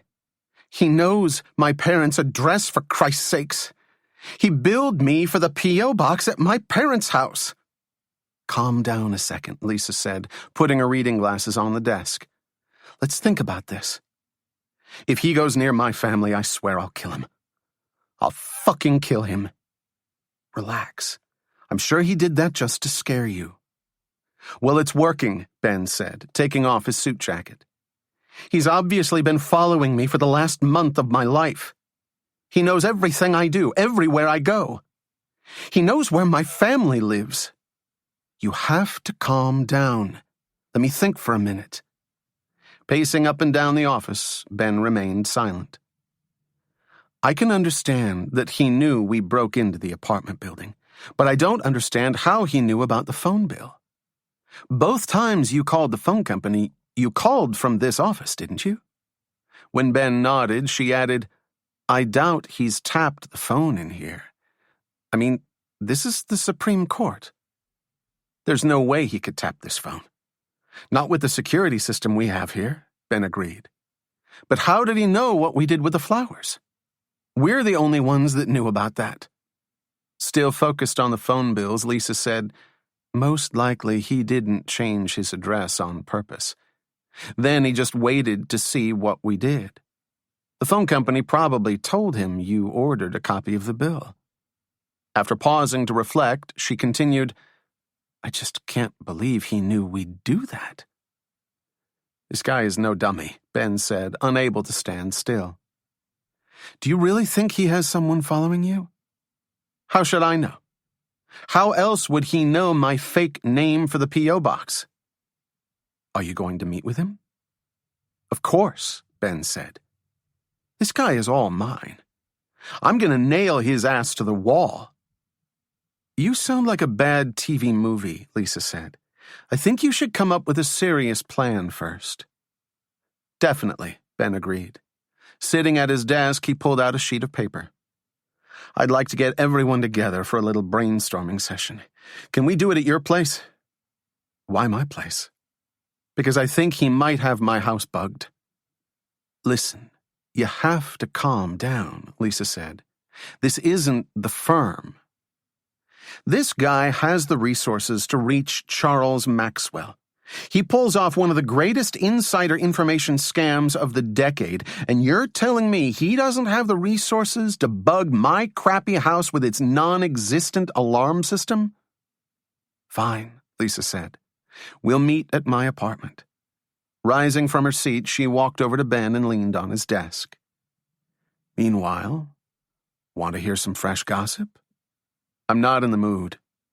"Okay, fine. Then I won't tell you that Justice Blake is stepping down." "That's nothing new," Ben said. "People have been saying that for years." "But now it's official," Lisa said. "He gave his notice today to Osterman." "Are you serious?" Ben asked as his raised eyebrows creased his forehead. "Scout's honor." "Is this confirmed, or is it just what you heard?" "Let's put it this way. When you were at lunch, Hollis came down here and told me Blake just gave notice of his resignation. He's calling the president this afternoon, and the press will be notified within the next week or two. You think that source is trustworthy enough for you? If Hollis said it, it's the gospel. The thing is, I don't think most of the justices have told their clerks, so keep it a secret. Hollis said it was just for our information. What else did he say? Ben asked. He said that Grinnell won't be decided until the end of the week. Justice Veet still hasn't responded, and all the conservatives have pushed it back so they can work on getting him aboard. Excellent gossip, Ben admitted. Sounds like Hollis was running at the mouth today. You know how he is, Lisa said. Sometimes he won't say a word, and other times he won't shut up. Today was just a good day. So I guess that means we won't be working on Grinnell this week. That's what I wanted to tell you, Lisa said, slapping Ben's desk. Since Blake is stepping down, he's going to be lightening his workload. So he's no longer writing the Pacheco v. Rhode Island decision. And I suppose we are? Ben asked. Lisa nodded. Why do we have to do it? That's a solid bankruptcy issue. It's a good case. It's a good case, but it's not a great case. Hollis said that when a justice steps down, he gets the pick of the litter when it comes to cases. All the other justices defer to him so he can make his last great pronouncements on the law. So that means he'll get all the best cases this session? Pretty much, Lisa said. He can't write all of them, but I'm sure he'll get a good number. That's great, Ben said sarcastically. Did Hollis say when Blake's office would send us the materials? The clerk's office will transfer them later today. Turning on his computer, Ben said, and Hollis still hasn't looked over our Oshinsky opinion. Actually, he did, Lisa said, passing Ben a stack of paper. And still not satisfied, Ben said, unable to avoid the bright red marks covering the front page of the document. What is this, draft 6? 7, if you count our original outline. He's never going to be happy with this decision, Ben said. I think we should just realize that and move on. You have to stop complaining, Lisa said. It's not that bad. Are you kidding? We get here at 7 every morning. We have 4 pending cases that we're simultaneously working on, a 5th that a retiring justice just passed off on us, and now a 6th case arriving just as soon as Veet caves into the conservatives. At the same time, we have a dozen or so cert petitions to get through every week. How much busier can we be? I don't know, Lisa said. I guess we could also be involved in a chase for a psychotic mastermind who's trying to undermine the entire court system. At 9:30 that evening, Ben and Lisa arrived at Lisa's apartment, which was a short walk from the Tenleytown Metro. Ober and Nathan were waiting in front of the drab brick apartment building. What took you so long? Ober asked as they walked inside. You said to meet at 9. Sorry, Ben said sharply. We were only busting our asses rewriting history at the Supreme Court. Some of us aren't lucky enough to have jobs that end at 5. Hey, who crapped in your Apple Jacks? Nathan asked as they stepped into an elevator. We're the ones trying to help you. Getting out on the 4th floor, they walked down the hallway and eventually reached Lisa's apartment. I'm sorry, Ben said to Ober as Lisa opened the door. I didn't mean to snap like that. Here we are, Lisa said.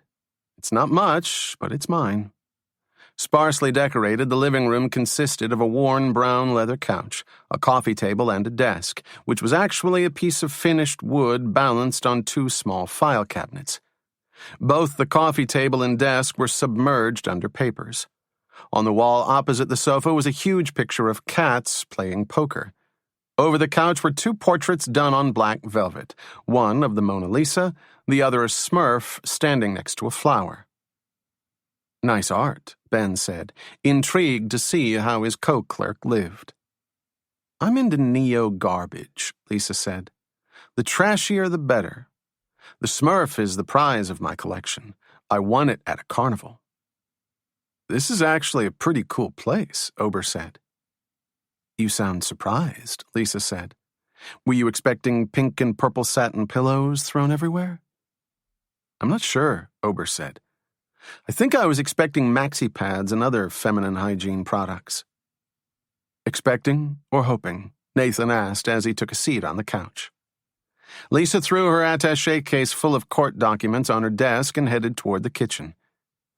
Does anyone want something to eat or drink? I'll take a rack of lamb and a white wine spritzer, Ober said. Where's Eric? Ben asked, sitting on the couch.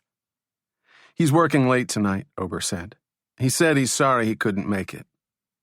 Typical, Ben said. Are you okay with this? Nathan asked, watching Ben rifle through the magazines on the coffee table. Huh? Ben asked. Yeah, I'm fine. I just want to get started. Lisa pulled a chair from the kitchen, put it down in the living room, and faced the couch. What I don't understand is why Rick sent you the letter through his P.O. box. He could have just mailed it, or better yet, he could have put the letter in your box. I was thinking about that, Ben said. I think Rick was just showing off. In that one action, he ripped apart my new plan and sent the message that my attempts at secrecy were a joke. What I can't understand is why he wants a truce, Ober said.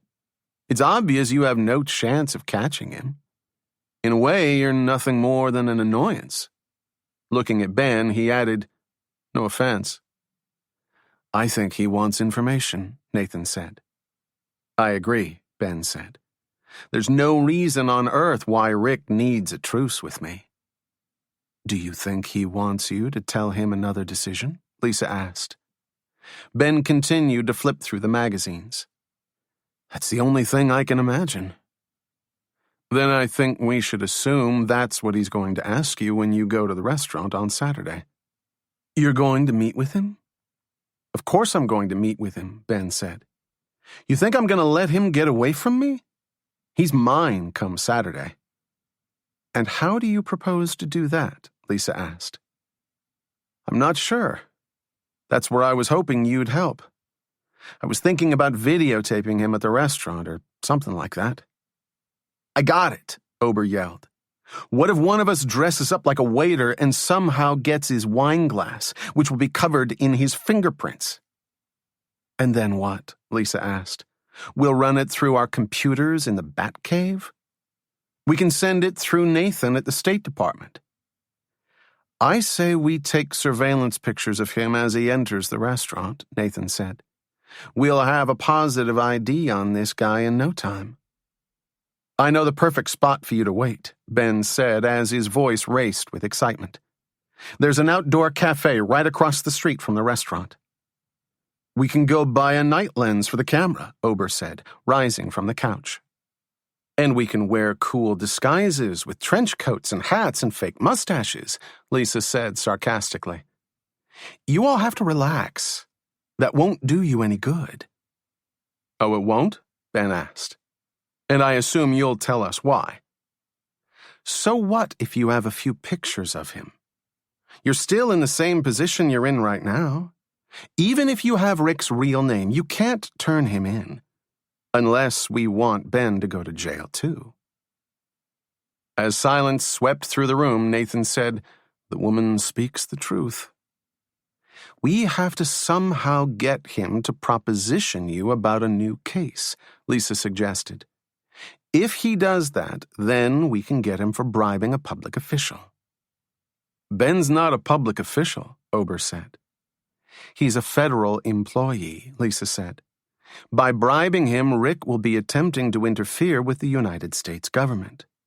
That's a federal offense, and it'll get him put away for at least a couple of years. Hold on a second, Nathan said. What's to prevent Rick from striking a plea bargain with the authorities? For all we know, he can point to the CMI case and offer up Ben on a silver platter, saying that the Supreme Court clerk is the mastermind behind the whole scheme. Then Rick walks free and Ben gets indicted, all because of our great plan. Rick would never do that, Lisa said. The CMI decision is probably the best thing that ever happened to him. He probably made at least a couple $1 million on that deal. If he turns in Ben, or even attracts any attention towards CMI, the SEC will be all over Charles Maxwell's ass, even more than they are now. I'm sure Rick understands that it's better for him to do a few years for bribery on this second decision than to lose all his money and risk the wrath of Maxwell. He's not playing with small fish. CMI will eat him alive. I'm impressed, Nathan admitted. And you didn't think she was smart, Ben said, crossing his arms as he looked at Ober. Wait a minute, Lisa said to Ober. You didn't think I was smart? I didn't, Ober began. You, Lisa persisted, rising from her chair. When we were playing Scrabble last week, you tried to use the word duh, and you think I'm stupid? Duh is a word, Ober said. It's not a word, Lisa said. It's a slang expression used by primates in the late 20th century. It's nonsense, noise, stupidity, but it's not a word. It's a word, Ober repeated. You can fight later, Ben interrupted. Right now, I want to think about the plan. It sounds like our best bet is to nail him on the bribery charge. It's not the greatest revenge, but it's the best we can do. Now, how are we going to catch him? What if you wear a wire? Nathan said. I might be able to get one from some of my buddies who work in security. Can you definitely get one? Ben asked. If not, you'll wear a tape recorder, Lisa said. Either way, he's on tape. I still think we should get some pictures of him, Ober said. You just want to wear a disguise, Lisa said. I definitely want to wear a disguise, Ober admitted. But I also think it'd be smart to get some physical proof of what Rick looks like. That's actually not a bad call, Ben admitted. Eventually, the authorities are going to have to bring him in. We might as well let them know what he looks like. When he saw Lisa scrunch up her nose, Ben asked, What's wrong? Huh? She asked. No, it's nothing. Don't give me that, Ben said. I know that look. What are you worried about? Well, I can't help but think, shouldn't we go directly to the authorities with this? I mean, we're getting way out of our league. We might be better off asking for help. No way, Ben said. If I do that, it means I might as well kiss my job goodbye. Besides, even if I went to the police, Rick would see us coming a mile away. What makes you think that? Lisa asked. Are you kidding? Ben asked. For the past month, he's watched our every move. Besides, it's not like we're doing anything so sophisticated. We're just trying to get his voice on tape. It's not like we're trying to invade his hidden sanctuary located on a private island. Lisa turned to Ober. Don't worry. Rick doesn't really have a private island. It's just a figure of speech. No duh, Ober shot back. I'm serious, though, Ben said. If things get hairy, we can call in help. But until then, I'd like to try this by ourselves. Chapter 6. The following day, Ben and Lisa worked nonstop on 4 different decisions. After 3 months together, the 2 clerks had developed an efficient method for writing opinions. The better of the 2 at crafting original arguments, Ben always composed the first draft of the decision.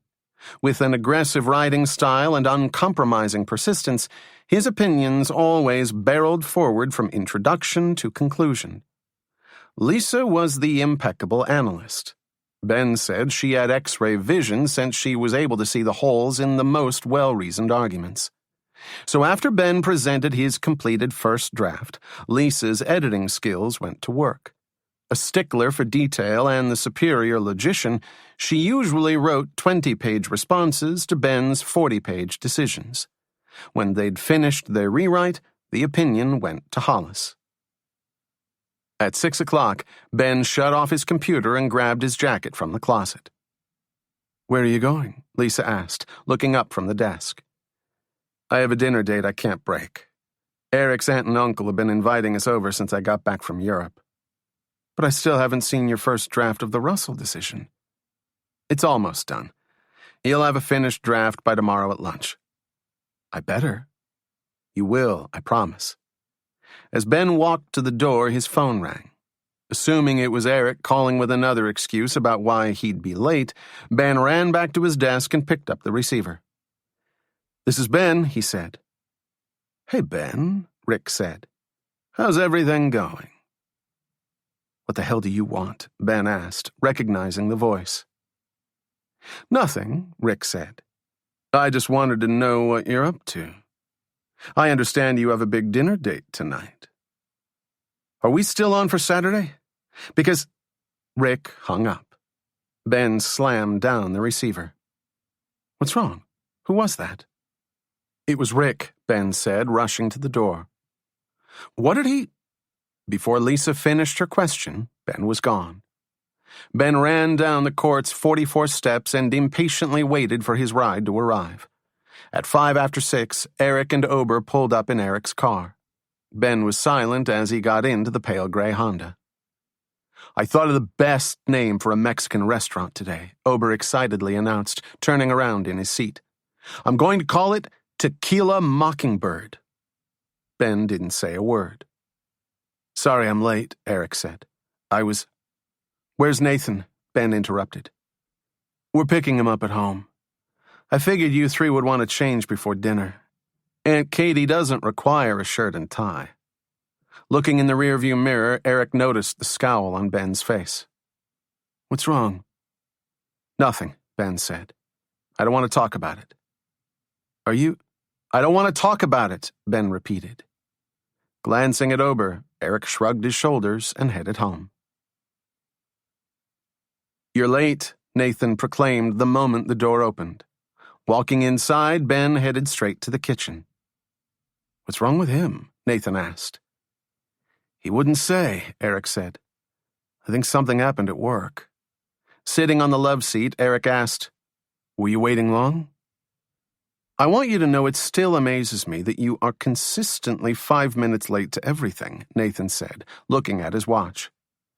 "I mean, I can set my watch to your lateness." Unaccustomed to a close shave, Eric rubbed his face. "I'm not late," he said. "You're messed up because you set your watch 10 minutes ahead." "Don't even start with that," Nathan said. "On my watch, you're 15 minutes late, but you're still 5 minutes late in real time." "I'll never understand that," Ober said. "If you know your watch is always 10 minutes ahead, then what good does it do you?" "Au contraire, my simple-minded friend. I don't pay attention to that." "Who opened my mail?" Ben interrupted. He stood in the doorway, holding up the pile of envelopes. "It was like that in the mailbox," Nathan said. "Was anyone else's mail opened?" Ben asked. "Just yours," Nathan said. "You think it was Rick?" Ben loosened his tie and unbuttoned his collar. "I don't know what else to think. He called me today right when I was leaving work. And he knew about our dinner tonight." "Were any of the letters important?" "None of them. They're all either bills or junk mail." "I don't mean to be inconsiderate, but if we're late for dinner, Aunt Katie will never let us hear the end of it," Eric said. "I'm not going to dinner," Ben said. "Why?" Eric asked. "Just because someone opened your mail?" "No, because I'm terrified Rick was checking up on me." Ben put his mail on the kitchen counter and poured himself a glass of water. "Maybe he was planning on breaking in here when we were gone." "If he wanted to break in, he would have done it when he opened your mail," Eric said. "Don't let him wreck your life like this. He's just trying to make you crazy." "Then I'll have to be crazy," Ben said. "Go without me and tell Katie I'm sorry. It wouldn't be any fun tonight anyway." "Are you sure?" Eric asked. "Go," Ben said. "I'll be fine here." Realizing that Ben wasn't about to change his mind, the three friends walked to the door. "We'll see you later." The moment the door closed, Ben picked up his mail again. Shuffling through the envelopes, he found the only one without a return address. He pulled the letter from the envelope and reread the 5 words written in thick black magic marker. Trust your friends. Sincerely, Rick. As he stared at the short message, Ben wondered whether the letter was a taunting warning or a simple question. Feeling both guilty and regretful for not telling his roommates about the letter, Ben crumpled it in a tight fist. How the hell did I let him do this to me, he wondered. Now he's got me suspecting my closest friends. Ben threw the rest of the mail back on the counter, stepped into the dining room, and leaned on the large glass table. Don't even think it's one of them. There's no way it's one of them, he reassured himself. If I don't trust them, who can I trust? Staring at his reflection in the smudged glass, he replayed all the important events in his mind. He thought about every piece of information Rick had. He recalled every other person who was also privy to the information. He then came up with a logical way for Rick to find out about each piece. If the house is bugged, he thought, he could have heard us talking about Aunt Katie's dinner. And I told Nathan about the flowers. He could have overheard that as well. With a well-hidden microphone, Rick could have overheard everything. Staring down at the glass table, Ben nodded to himself. That's the most logical explanation.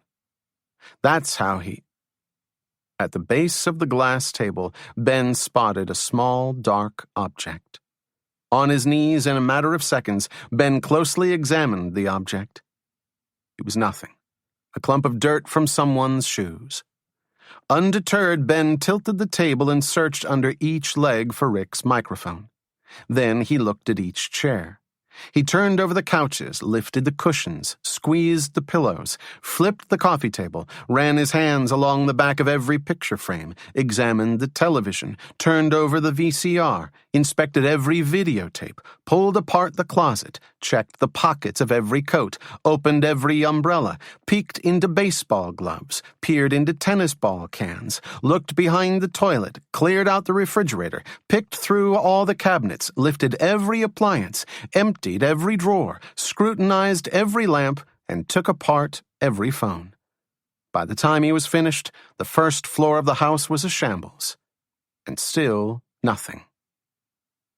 Hold it together, Ben told himself, his shirt soaked with sweat. Don't lose it. After rearranging the kitchen, the bathroom, the dining room, and the living room, Ben collapsed on the large sofa. He lay face down. His right arm sagged to the floor and his fingers picked at the carpet. Catching his breath, Ben reached his conclusion. No matter what, you have to trust your friends. That's the only way to stay sane. Trust your friends.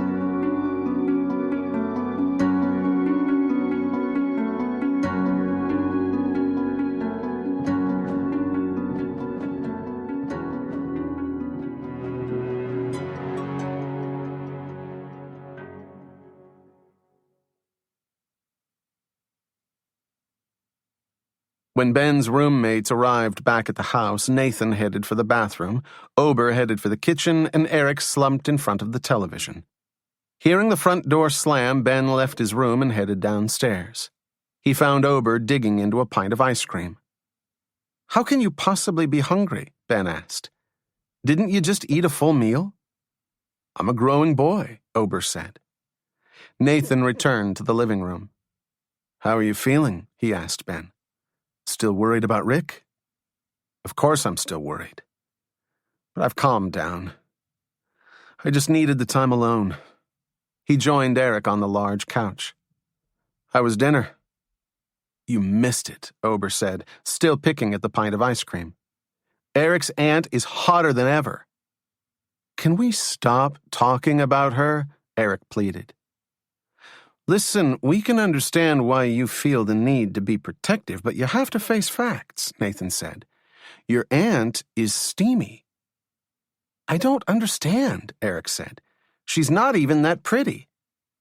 "You'll never understand," Nathan said. "It's her aura. It speaks to us." "Does she still have that picture of herself in a bikini on the refrigerator?" Ben asked. Ober smiled. Not anymore. Reaching into his back pocket, he pulled out the photo and threw it to Ben.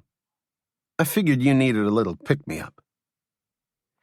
You stole the picture from her refrigerator? Eric asked, looking over Ben's shoulder. We borrowed it, Ober said. We'll give it back. I just wanted to show Ben what he missed. Hello, perverts, Eric said. This is my aunt we're talking about. What would happen if you had sex with her? Ober asked. Would your kids be mutants or something?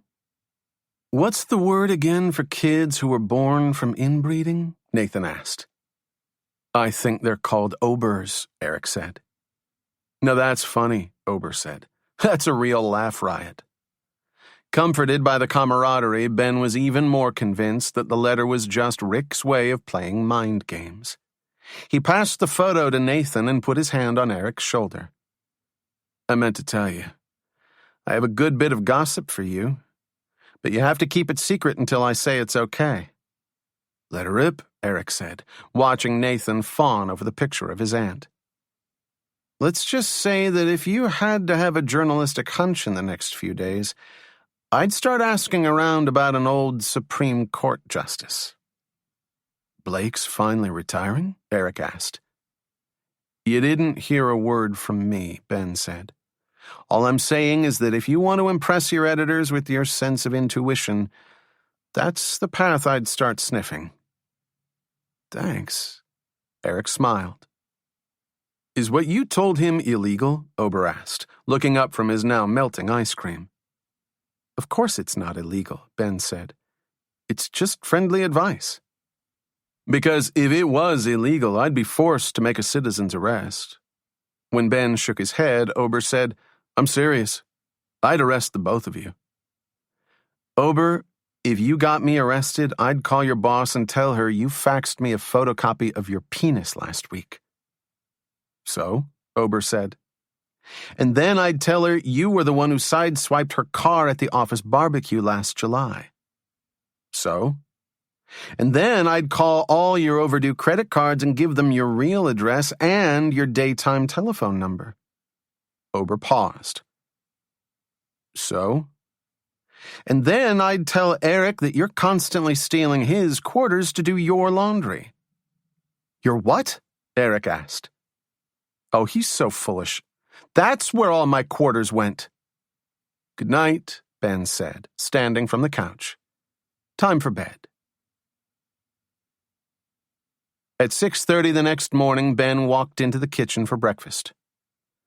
Morning, he said to Nathan, always the earliest riser.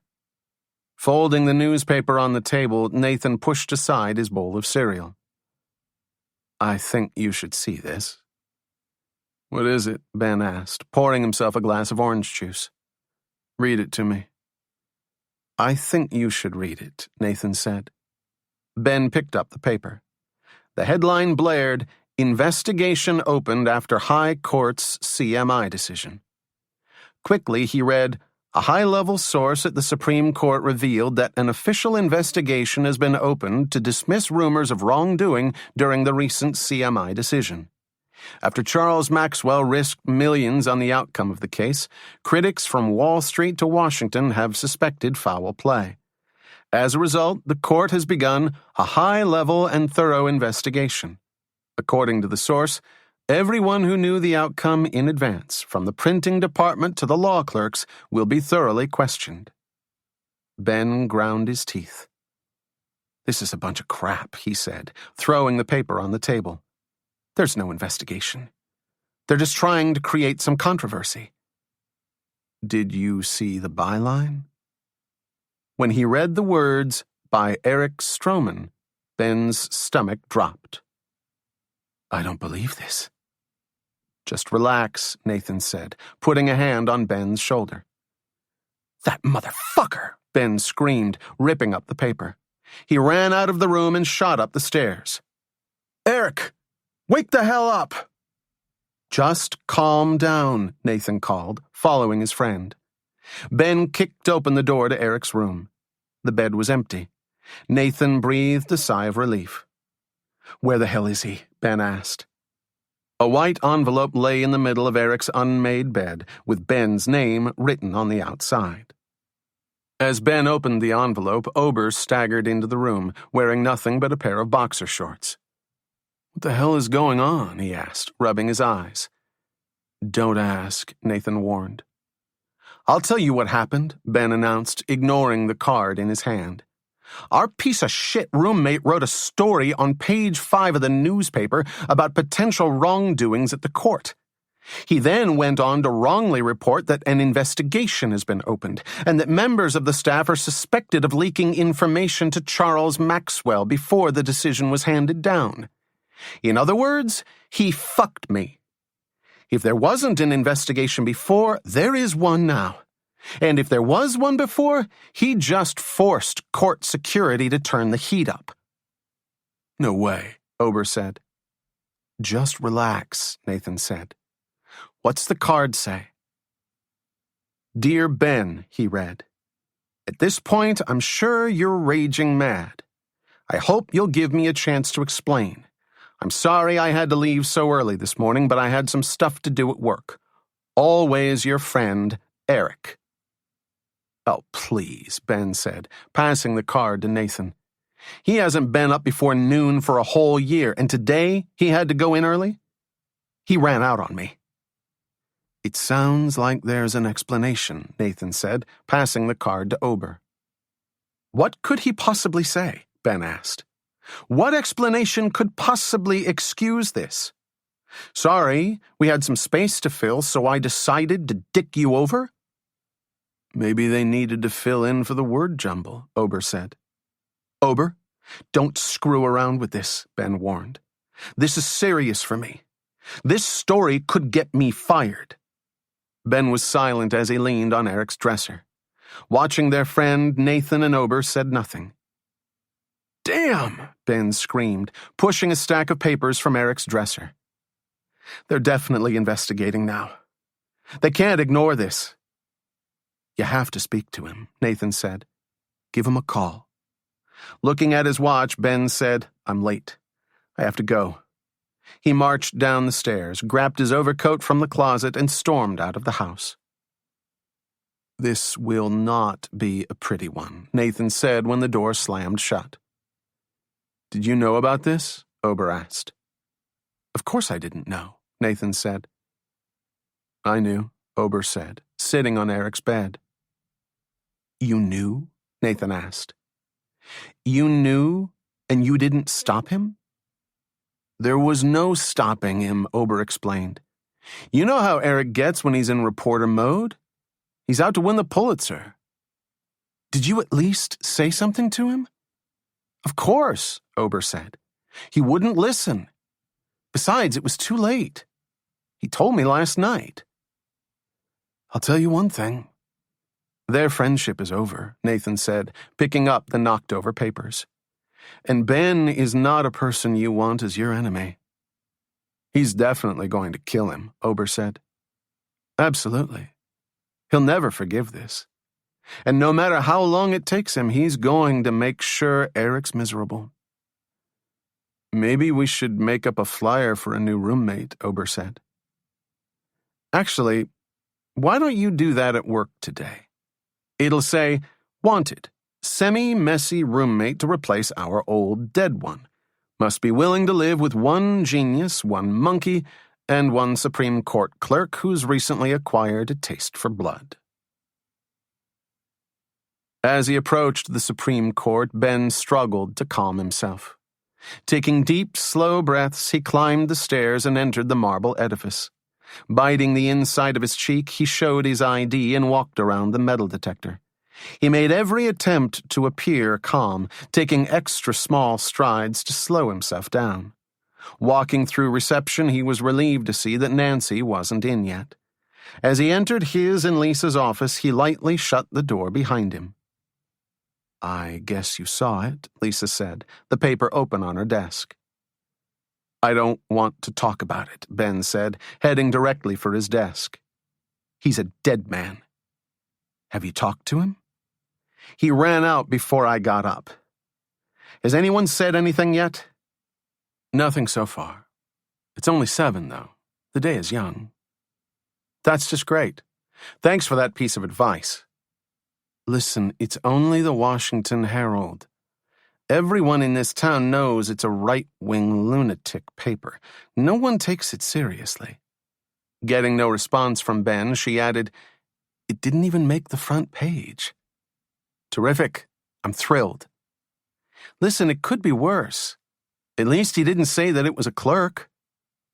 Well, then I'm tickled fucking pink, Ben said, his voice rising. It's all okay now. I don't have to worry. My career is just perfect. Thanks, Sally Sunshine, for showing me the way. Listen, I don't need your asshole tone, Lisa yelled across the desk. I was just trying to help. Well, sorry if I'm not in the mood. It has nothing to do with being in the mood, she said. If you want to be miserable, go right ahead, but don't take it out on me. I'm sorry, Ben said, leaning back in his chair. I really am. I'm just scared about this whole thing. And you deserve to be. I'd want to kick the crap out of him. I have no idea what to do. Well, I hate to be the one to say this, but there's not a lot you can do about it now. We have to get the Russell decision done, and I still haven't seen your first draft. Can't you do it? Oh, don't even think that, Lisa warned. I'm your friend, and I'm here whenever you want to talk, but don't think you're getting out of your work just so you can sulk all day. Come on, I'd do it for you. Are you crazy? While you're writing Russell and Pacheco, I'm editing Oshinsky and Lowell Corp and Pacific Royal and Schuff. And we haven't even started working on Grinnell, which is scheduled to be announced at the end of the month. So what are you saying? What I'm saying is, don't leave work and run down to the Washington Herald to confront your roommate, which I know you've been planning to do since you saw the damn article. Ben fought a smile. That's not what I was thinking. Oh, really? I was going to wait until lunch to go down there. At 11:30, Ben's phone rang. Hello, Justice Hollis's chambers, he said, picking up the receiver. Ben Addison? This is the Supreme Court Security Office. We need to speak to you. We believe you may be leaking information to the public. Excuse me? Ben said, panicking. Just kidding, Ober said. It's just me. Don't do that. You scared the shit out of me. Oh, relax, Ober said. You have nothing to worry about. What do you want? Eric called me. He said he'd like to talk to you tonight. What time? 8, if that's okay with you. That's fine. I'll see him then. Who was it? Lisa asked, noticing the irritated look on Ben's face. Just Ober. A half hour later, the phone rang again. Hello, Justice Hollis's chambers, Ben said. Is this Ben Addison? A voice asked. Yes, Ben said, annoyed to be pulled away from the Russell opinion. Hi, Mr. Addison. My name is Diana Martin, and I'm with the Washington Post. I was wondering if you had any comment on the story in this morning's Herald. Listen, if you work with Ober, tell him to bite me. Mr. Addison, I think you have me confused with someone else. As I said, I'm with the Washington Post. I'd be happy to fax over my press credentials. In fact, if you'd like, perhaps we could meet for lunch and talk this over. Sitting up straight in his chair, Ben knocked over the coffee on his desk. How can I help you today, Ms. Martin? He asked as Lisa pulled a pile of napkins from her left-hand drawer. Well, as I said, I was wondering if you had any comment on the story in today's Herald. As Ben lifted piles of paper from his desk, Lisa dabbed away the coffee. I'm sorry, Ben said. I have no idea what you're talking about.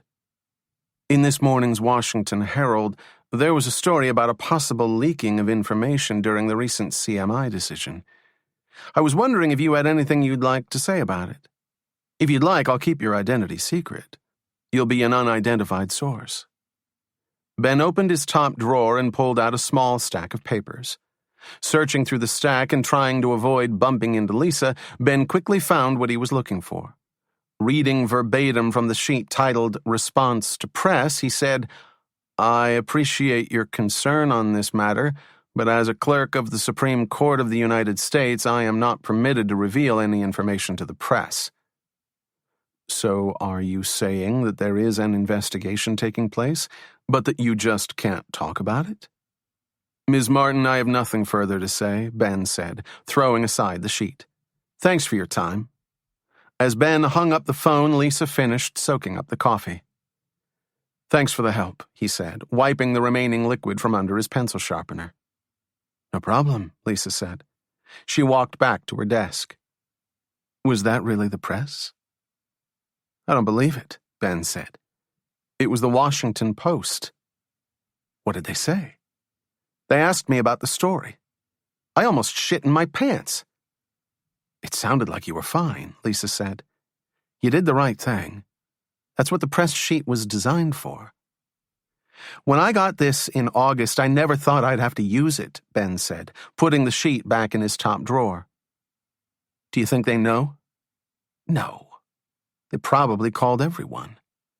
I'm sure they know that the clerks are the easiest ones to get information from. I really think they know. They have to know. They don't know a thing, she said. In fact, I'm surprised we haven't gotten more calls from the press. I'd heard that we'd be called before every big decision. They haven't called you, Ben said. Explain that, Miss Optimist. Lisa's phone rang. Lisa smiled. Hello, Justice Hollis's chambers. As Ben listened, she said, Yeah, I really can't talk now. Can I call you back later? Yeah, now's a bad time. Who was that? Ben asked as Lisa hung up the phone. Just an old friend from law school. Walking over to Ben's desk, she said, Listen, don't let this get you down. I'm sure they're just going through their list. I'll get called. Whatever, Ben said. It's no big deal. I mean, they're the press. They're supposed to find these things out. It's their job to wreck my life. Ben, your life is far from wrecked. Listen, I don't need the pep talk. I know what I got into, and I'll figure a way out of it. It's not a matter of figuring a way out of it. You're not in trouble. No one knows it's you. Besides, worst comes to worst, you can always wait tables. That's very funny, Ben said, heading for the door. Where are you going? I have a stupid lunch meeting with the firm I worked at 2 summers ago. A recruitment lunch? I imagine. Why are you going? Lisa asked. If you want to be a prosecutor, you don't have to go to a firm. You should just go to the U.S. Attorney's office. I wish. But the U.S. Attorney's office won't help me pay off all the debt I have from law school. You still have law school debt? I thought your parents were wealthy executives. My mom's an executive, but my family doesn't have that kind of money. Anyway, I wanted to pay my own way. You did? It's my responsibility. I'm the one who went to law school. I'm the one who gets the benefit. Why should they pay the bill? So, how much debt do you have? From law school? About $92,000. Lisa's mouth fell open. And that's not including the $8,000 that I paid off in the past 2 years. Haven't you ever heard of financial aid? Absolutely, Ben said. That's how I got the loans. I still don't understand why you didn't let your parents... It's a long story, Ben said. In the end, they couldn't afford to do much, and I wanted to make it easier on them. That's it. Looking down at his watch, he said, I really have to go. I'm late. Ben jumped into a cab outside the courthouse and headed to Gray's, home of Washington's premier power lunches. Although many of the city's most important meetings were still held in dimly lit restaurants that smelled of cigar smoke, brandy, and barely cooked steak, Gray's attracted executives and congressional leaders who actually wanted to be seen at lunch. Of course, it still had 4 private rooms in the back for patrons who wanted to be more discreet. With oversized glass tables balanced on geometrical steel bases and chairs draped with white slipcovers, the main dining room was arranged in a large circle to facilitate celebrity spotting. The restaurant was decorated in stark black and white, giving it a minimalist look that was almost too ultra-modern for downtown D.C. Once inside, Ben tightened his tie and looked for Adrian Alcott. Alcott was the hiring partner for Wayne in Portnoy, one of the city's most established firms, and the place where Ben had worked during the summer after his second year of law school. As a summer associate at Wayne, he was taken by the recruiting committee to baseball games at Camden Yards, concerts at the Kennedy Center, and lunches and dinners at the best eateries on K Street. The summer was capped by a yachting excursion for the entire firm. More than 400 people sailed away on 2 magnificent yachts. Knowing that they had attracted the best and the brightest from America's top law schools, the firm tried to make sure they kept them. For the summer associates who were still choosing between competing firms, the evening at sea was the ultimate hard sell. All 18 summer associates had gone on to year-long judicial clerkships after they graduated from law school. The firm expected its associates to clerk for a year, knowing that they would gain invaluable experience that could be used when they eventually joined the firm. And to make sure the recruits did not forget Wayne and Portnoy during their clerkship year, the firm made bi-monthly phone calls to each would-be associate to see how his or her year was going. Eventually, 17 clerks returned to the firm. Ben went to the Supreme Court. When the firm found out their 18th summer associate had been offered a Supreme Court clerkship, the phone calls tripled and the free lunches began. To the city's most prestigious law firms, Supreme Court clerks were human badges of honor. Of Wayne and Portnoy's 457 lawyers, 10 were former Supreme Court clerks. Today, Adrian Alcott was hoping to make it 11. "Hello, Mr. Addison," Alcott said with a warm smile as Ben approached the table in one of the back rooms of the restaurant. "Please join us." Alcott was tall and slender, and his long frame was capped by thick blonde hair. With a smile that he flashed at every opportunity, Alcott was the firm's best recruiting tool. He loved Wayne and Portnoy, and his gracious and charming nature had convinced more than 1/4 of the firm that they loved it too. "Ben, this is Christopher Nash. He was a clerk for Justice Blake 4 years ago, and I thought it'd be nice for you to speak to someone who's been through the process." "Nice to meet you," Ben said, shaking Nash's hand. Nash looked like the typical Blake clerk, weaselly and white, with an Andover or Exeter in his background. "So, how's the big house treating you?" Nash asked. "Everything the way I left it?" "Absolutely," Ben said, immediately annoyed by Nash's attempt at coolness. "You picked a great year to be at the court," Nash said. "This CMI thing has the whole place in an uproar." "It's definitely been exciting," Ben said. "So what do you think?" Alcott asked. "Did Maxwell know?" "I have no idea," Ben said with a strained smile. "They don't tell the clerks the important stuff." "Right. Of course," Alcott said, opening up his menu. "So what shall we have for lunch? The snapper here is wonderful." Looking at Ben, Nash said, "I have to tell you, the court is the world's most exciting place to work, but there is nothing like a free lunch at an expensive restaurant. When it comes to food, I'm like a kid in a candy store." Struggling to pay attention to the conversation, Ben thought about the various possibilities for escaping lunch. "I bet if I set fire to the curtains, I could lose them in the confusion," he thought, staring at the menu. "I'm not sure if you know, but we're going to be in front of you real soon," Alcott said. "We're representing the respondent in the Mirsky case.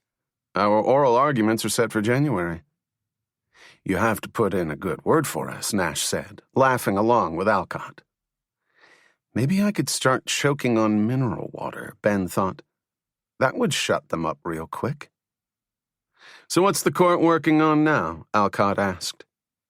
"Hey, don't even think it." Nash jumped in as one of their 2 waiters placed a tiny appetizer of blackened bass on his plate.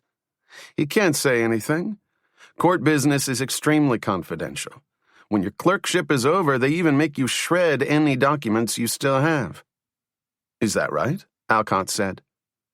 Definitely. The place is airtight. Looking at Ben, Nash said, "How's Justice Blake doing?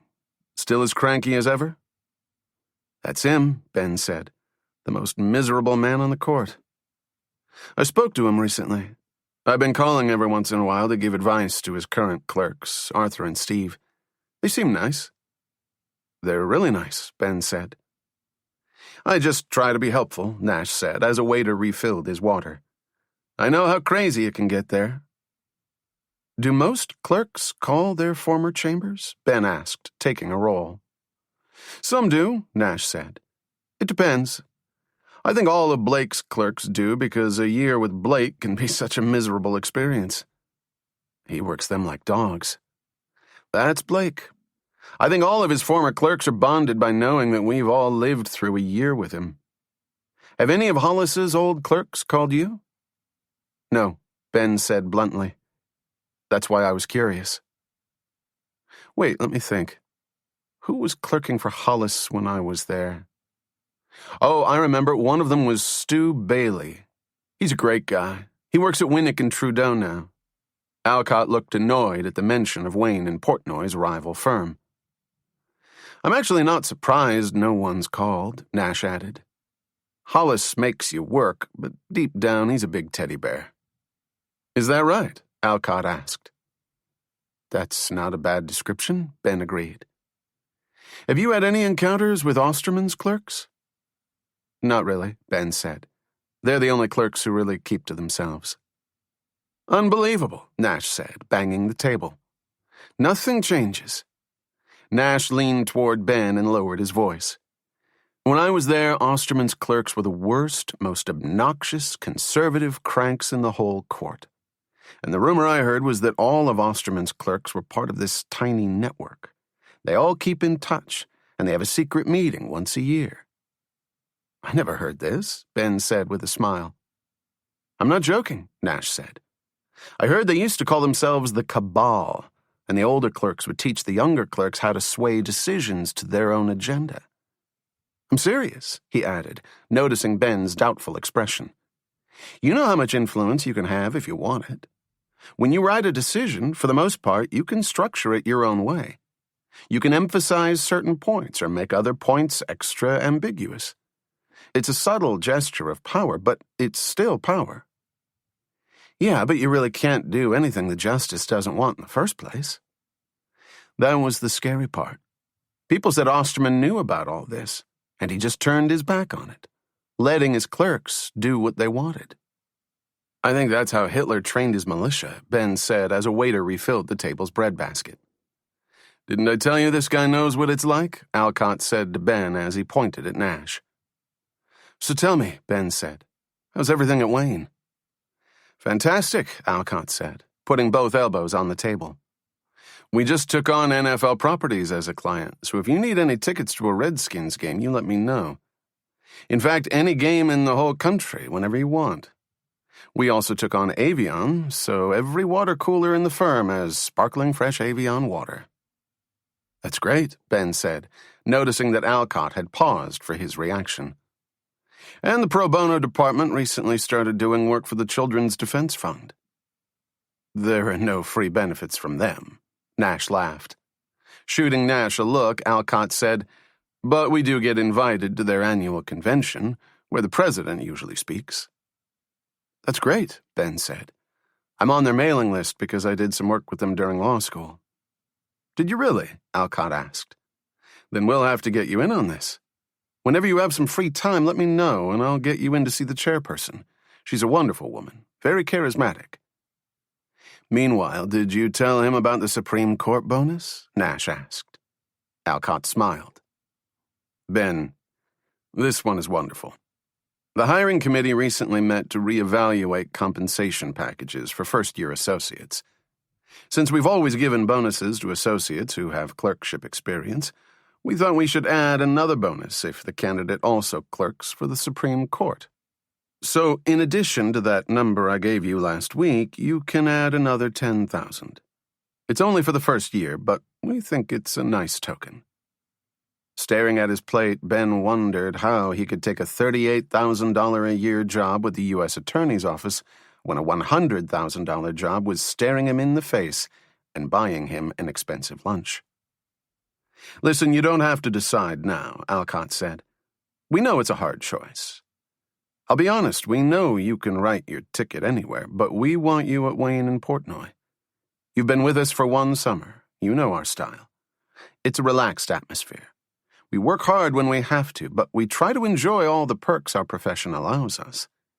If you come to us, I can assure you that at least 20% of your work will be on pro bono cases, so you can still give a great deal back to the community. Obviously, this isn't the last time we'll be speaking this year, but I do want to keep you informed about your choices." "I appreciate it," Ben said. "You make it hard to say no." "Good," Alcott said, closing his menu. "With that said, let's order some expensive food." When Ben returned to the office, Lisa was still sitting at her computer. "How was lunch?" "It was great," Ben said, lying on the sofa and patting his stomach. "I had the best snapper I've eaten in my entire life. It was crusted with macadamia nuts and covered with the most tantalizing lemon butter sauce. Unreal. So let me ask you, how does it feel to sell your soul for a piece of fish and some designer butter?" "Don't even start with me. I'm at least deciding whether to go to a firm. You're the one who's already decided to say yes, Ms. Faustus." "Damn right I'm selling out. I've got a sob to think about." "Your soul for a car. How tainted you've become." "Trust me, you'll be right behind me. Guaranteed." "First of all, I won't be right behind you because there's no amount of money in the world that can get me to live in Los Angeles. I heard that when you enter the city, the toll booths there accept dimes, nickels, quarters, and your integrity. Second of all, even if I do go to a firm, I'll be going for $10,000 more than you will." "You will not," Lisa said. "I will too." "Will not?" "Okay," Ben said, putting his hands behind his head. "Then I guess they didn't just promise me an extra 10 grand as a bonus for being a Supreme Court clerk." "Are you kidding me? You get 10 grand more for working here? That's bullshit. I have to get my firm on the line. I want more money. I'll do whatever it takes. I'll convince them I'm a bleeding heart who wants to save the world." Laughing, Ben said, "Let me ask you a question. Can we be more disgusting at this particular moment? Wait, do we have any death penalty cases coming up this week? Maybe we can kill someone for being poor." "You really have the worst liberal guilt I've ever seen," Lisa said. "We're going to be wealthy. Big deal. We worked hard to get where we are." "I know," Ben said, "but we had so many advantages that other kids never had." Yeah, Lisa said, playing an imaginary violin. "Listen, I don't know what suburb you grew up in, but I grew up in a normal middle-class family. During bad years, we were lower middle class. I went to public school, and no one cut the crusts off my Wonder Bread. How much class can my parents have? They met at Graceland, and they still tell people about it." "You know, there are two kinds of people in life," Ben said, sitting up. "Those who cut the crust off their bread and those who—" The ringing of Lisa's phone cut off Ben's sentence. "Hold on a second, I think that's my pimp. He's selling all of my intellectual skills to the highest bidder." Picking up the receiver, she said, "Hello, Justice Hollis's chambers." After a second, she grinned and mouthed the words, "Washington Post." Then she pulled out her press sheet. "I appreciate your concern on this matter, but as a clerk of the Supreme Court of the United States, I am not permitted to reveal any information to the press." Lisa hung up the phone and sat back in her chair. "Are you happy now? I'm a suspect with you." "Yeah, but you were always a suspect. Your whole family is a bunch of shady thieves." "I resent you using the word thieves. We prefer the word scoundrels." Walking to the door, she continued, "I'm going to give Hollis our Oshinsky opinion. Hopefully he'll approve it by the end of today." "Good luck," he said as Lisa left the room. Ben picked up the phone and dialed Nathan's number. "The administrator's office?" Nathan said. "Is that how you answer the phone? No wonder our government's a bureaucratic mess." Did you just get back from lunch with the castrating lawyers? Nathan asked. You got it. I knew there had to be a reason you were so excited. What did they try to buy you with this time? An extra 10 grand. Are you serious? I was joking. Man, I'm in the wrong profession. No. You have it much better off. Sitting around and thinking about social problems is probably the best way to solve them. And don't forget, you beat me by 100 points on the SAT, which, now that I think of it, is the square root of 10,000. Rot in Hades, capitalist sloth. Listen, I meant to ask you, have you gotten all the stuff we need for Saturday? I'm on it, Nathan said. Rick won't know what to do when we're done with him. Is the plan done? It's pretty much the same as we first discussed. I guess we're set then, Ben said. We should probably meet tomorrow night just to do a run-through. That's fine. By the way, I'll assume you haven't spoken to Eric yet? Nope. We're meeting tonight at 8 to have it out. Ben, do me a favor. Go easy on him. I'm fine. I'm completely calm. Yeah, but did you hear what I said? Go easy on him. He's still your friend. Listen, I have to go, Ben said, stretching. I have to work on these opinions. Hanging up the phone, Ben pulled his chair up to his desk. He opened the brown folder marked Russell Decision and pulled out his first draft. Staring at the pages, he wondered if Osterman's clerks really swayed opinions to their own agenda. No way, he thought. That story has urban myth written all over it. Lisa's phone rang. He reached across the desk and picked it up. Hello, Justice Hollis's chambers. Hi, I'm looking for Elisa Schulman. Do I have the right extension? You do. Ben pulled the phone toward his own desk. She just stepped out for a minute. Can I take a message? Can you tell her Diana Martin of the Washington Post called her, and if she could give me a call back, that'd be great. Puzzled, Ben said, I guess she has your number? No, she doesn't even know me. Let me give it to you. After writing down the number, Ben hung up the phone and sat back in his chair. For the next half hour, he stared at the pages of the Russell Decision. At 3 o'clock, Lisa returned to the office. We're done, she sang as she entered the room, throwing a manila file folder on her desk. He loved it. Oshinsky is history. Taking one look at Ben, she asked, What? I have a message to give you. Diana Martin of the Washington Post called. She wants you to call her. Ben, I can explain. Don't bother, he said, throwing Diana's number on her desk. I won't believe it. Ben, don't be so damn stubborn. Why not? All my other friends picked today to dick me over. Why can't I be a little bit stubborn? In fact, I think I'm entitled to be a full-fledged jerk today. Well, you're doing a great job of that. And let me ask you a question. Why were you even answering my line? Don't even think of turning this one around, he said, jumping from his seat. Your phone rang, I picked it up. Period. What's your excuse? Lisa looked at her feet. I was worried that you would be crazy if I didn't get a phone call from the Post. So I had a friend of mine make that first call to me, and I pretended it was the reporter. I was trying to make you feel better.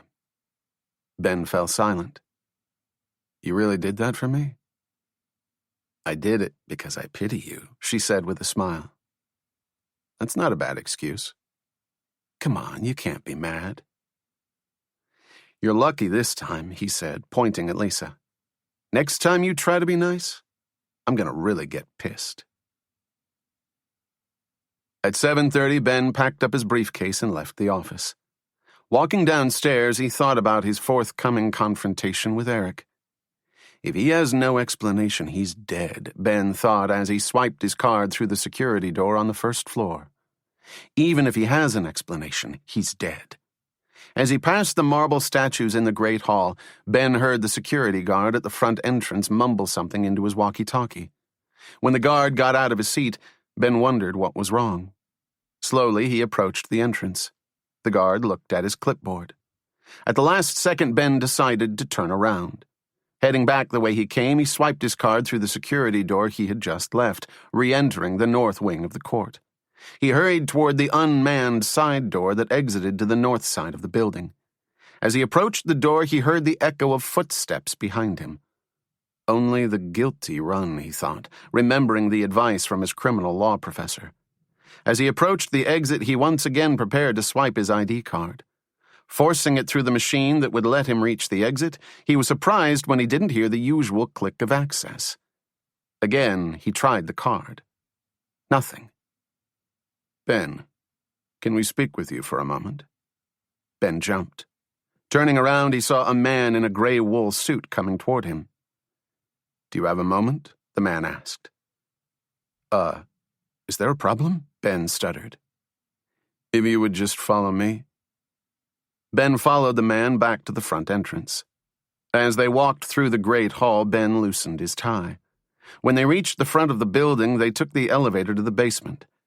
Known to court staff as Disneyland, the basement of the Supreme Court contained a snack bar, cafeteria, movie theater, gift shop, and exhibits on the history of the court. As Ben passed the giant statue of John Marshall, he tightened his jaw and tried his best to remain calm. On the west side of the building were the only basement offices, those of the marshals, who were in charge of all security for the court.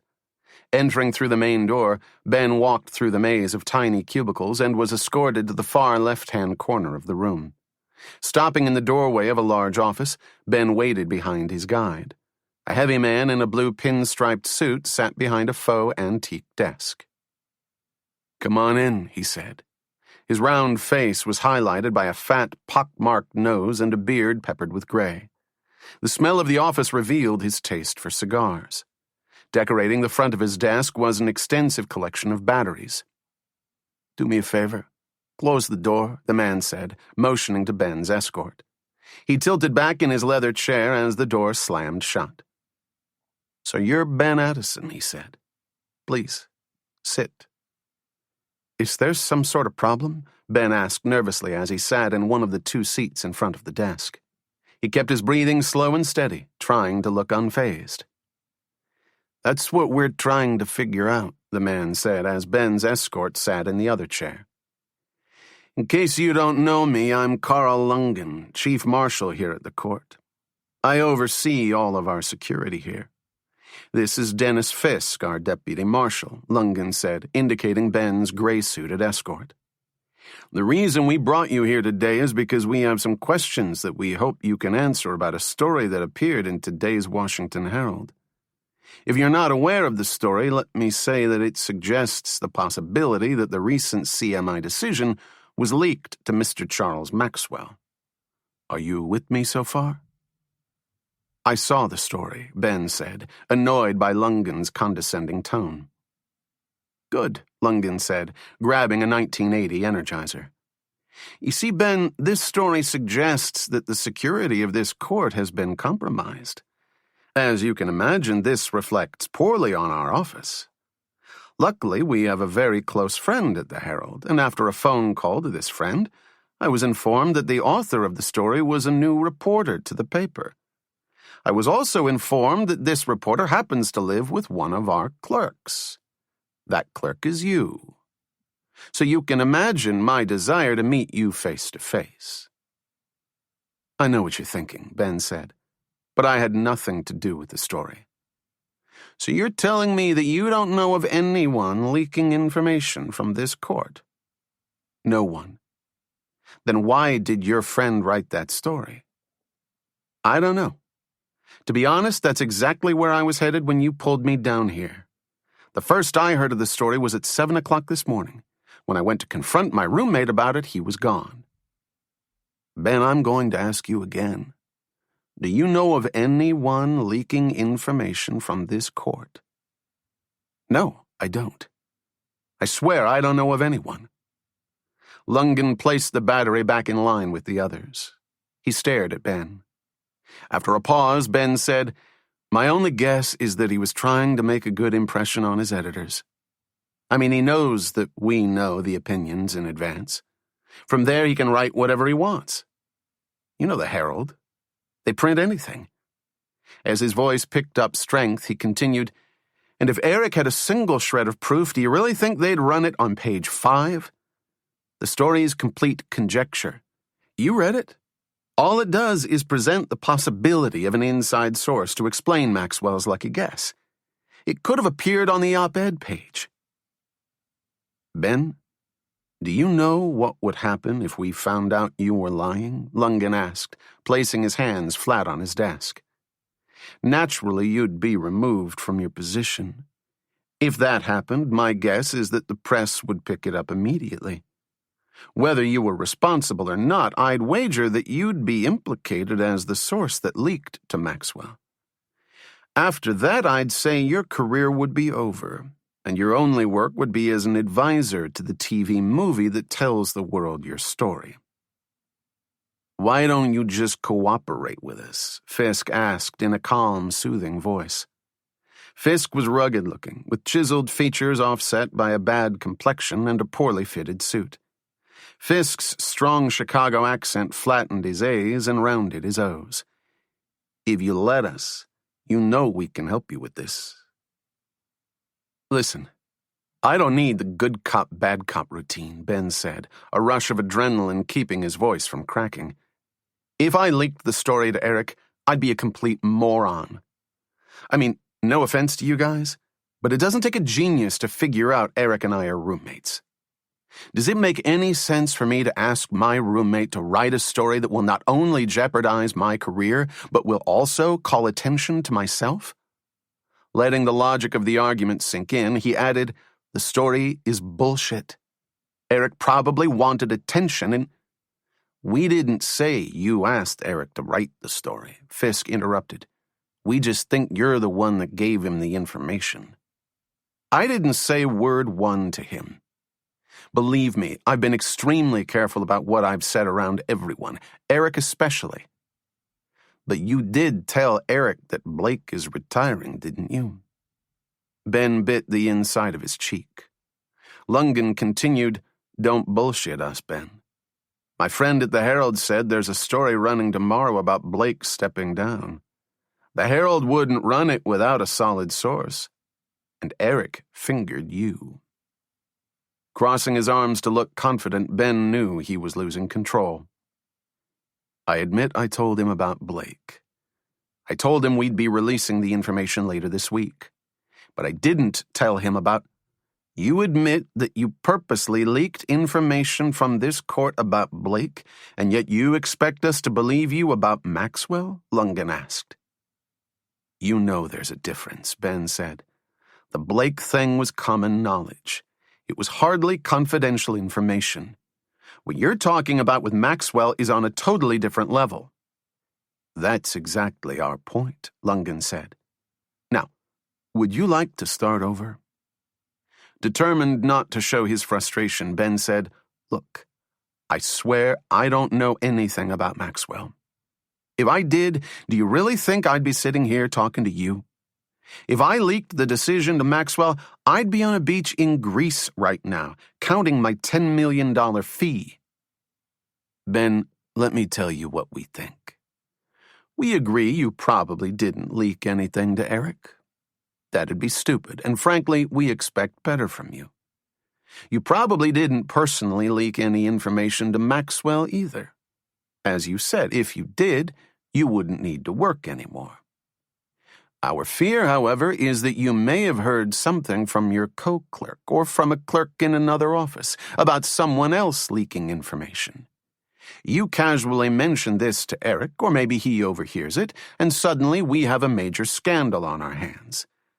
At this point, though, the only person we do have is you. I'm telling you, I have no idea of anyone, including myself, leaking information from this court. What about Blake's resignation? You know what I mean. Substantial information concerning legal decisions. When I first started at the court, I explained to my roommates that I knew all the information in advance. But they never cared, not even Eric. The only way I can figure it is that Eric created this hypothetical situation to get published. Ask your friend at the Herald. You said they wouldn't run the Blake resignation story unless they had a good source. What was the source for Eric's story about Maxwell? Lundgren was silent. Eric wouldn't name his source, would he? Ben asked. You obviously asked your friend. No, said Lundgren, looking away.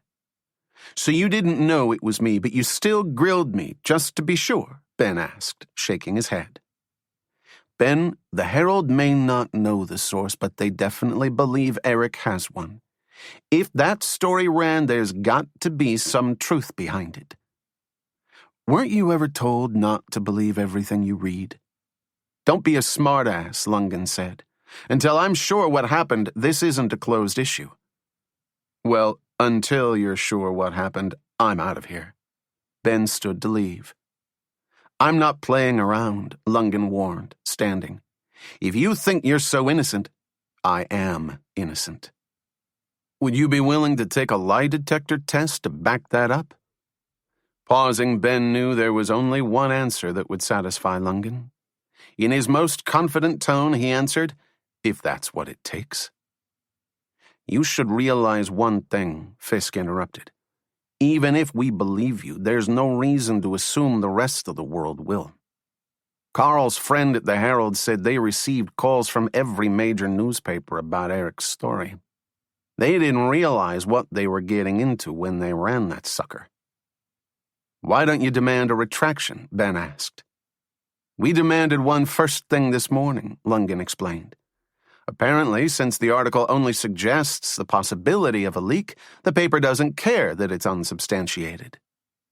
Do you think other papers will pick it up? Now you know what we're worried about, Lundgren said. From what we hear, the press won't touch the story until they have a source. It doesn't have to be a good source. It can be a janitor, a secretary, a clerk, anyone. But as soon as they get a source, they'll tear whoever's responsible apart. To be honest, they may never get a source, but you never know. Some cafeteria worker might be pissed at how tight her hairnet is, and the next thing we know, she's on the evening news telling the world how she overheard someone talking to someone else. For the next few weeks, although it may not get much play in the press, I'll guarantee you that every journalism grad in town will be digging around this place, hoping to blow it wide open.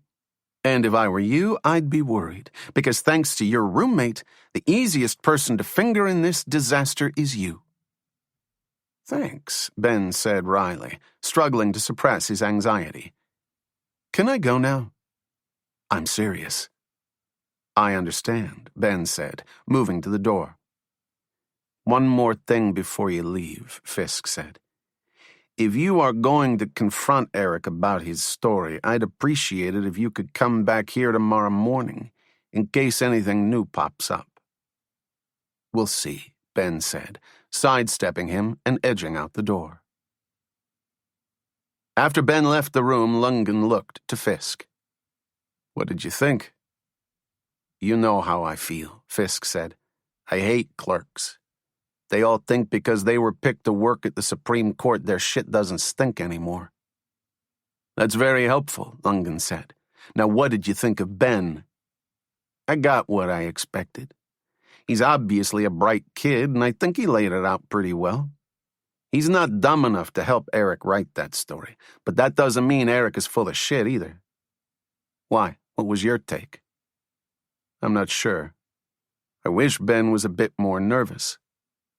He was definitely calm, Fisk agreed. So he's either telling the truth or he's one of the best bullshit artists I've ever seen. I really think he was as surprised by the article as we were. And my friend at the Herald said they grilled Eric for a source. He never came close to naming one, though. Pausing for a moment, Fisk finally said, I don't like these kids. Fisk, you don't like anyone who's smarter than you. I'm dead serious about this. I say that no matter what happens, we watch this guy very carefully. Chapter 7. When Ober returned home, he was surprised to see Nathan and Eric sitting silently on the large blue couch. Where's Ben? He asked, looking at his watch. I thought you guys were going to blows at 8. He must be stuck at the office, Nathan surmised, looking up at Ober. Did you get a haircut? Absolutely, Ober said, running his fingers through his blonde hair. You guys have to go to this barber. A guy in my office recommended him. He cuts all these senators' hair. He once cut Jimmy Carter's hair.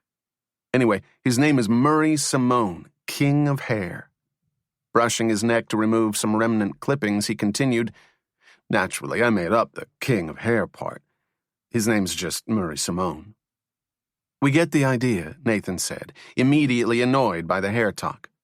Finish the story. So I go into the abode of Murray Simone, King of Hair, and I tell him that I like the top long and the sides short, and how I hate it when the top's short.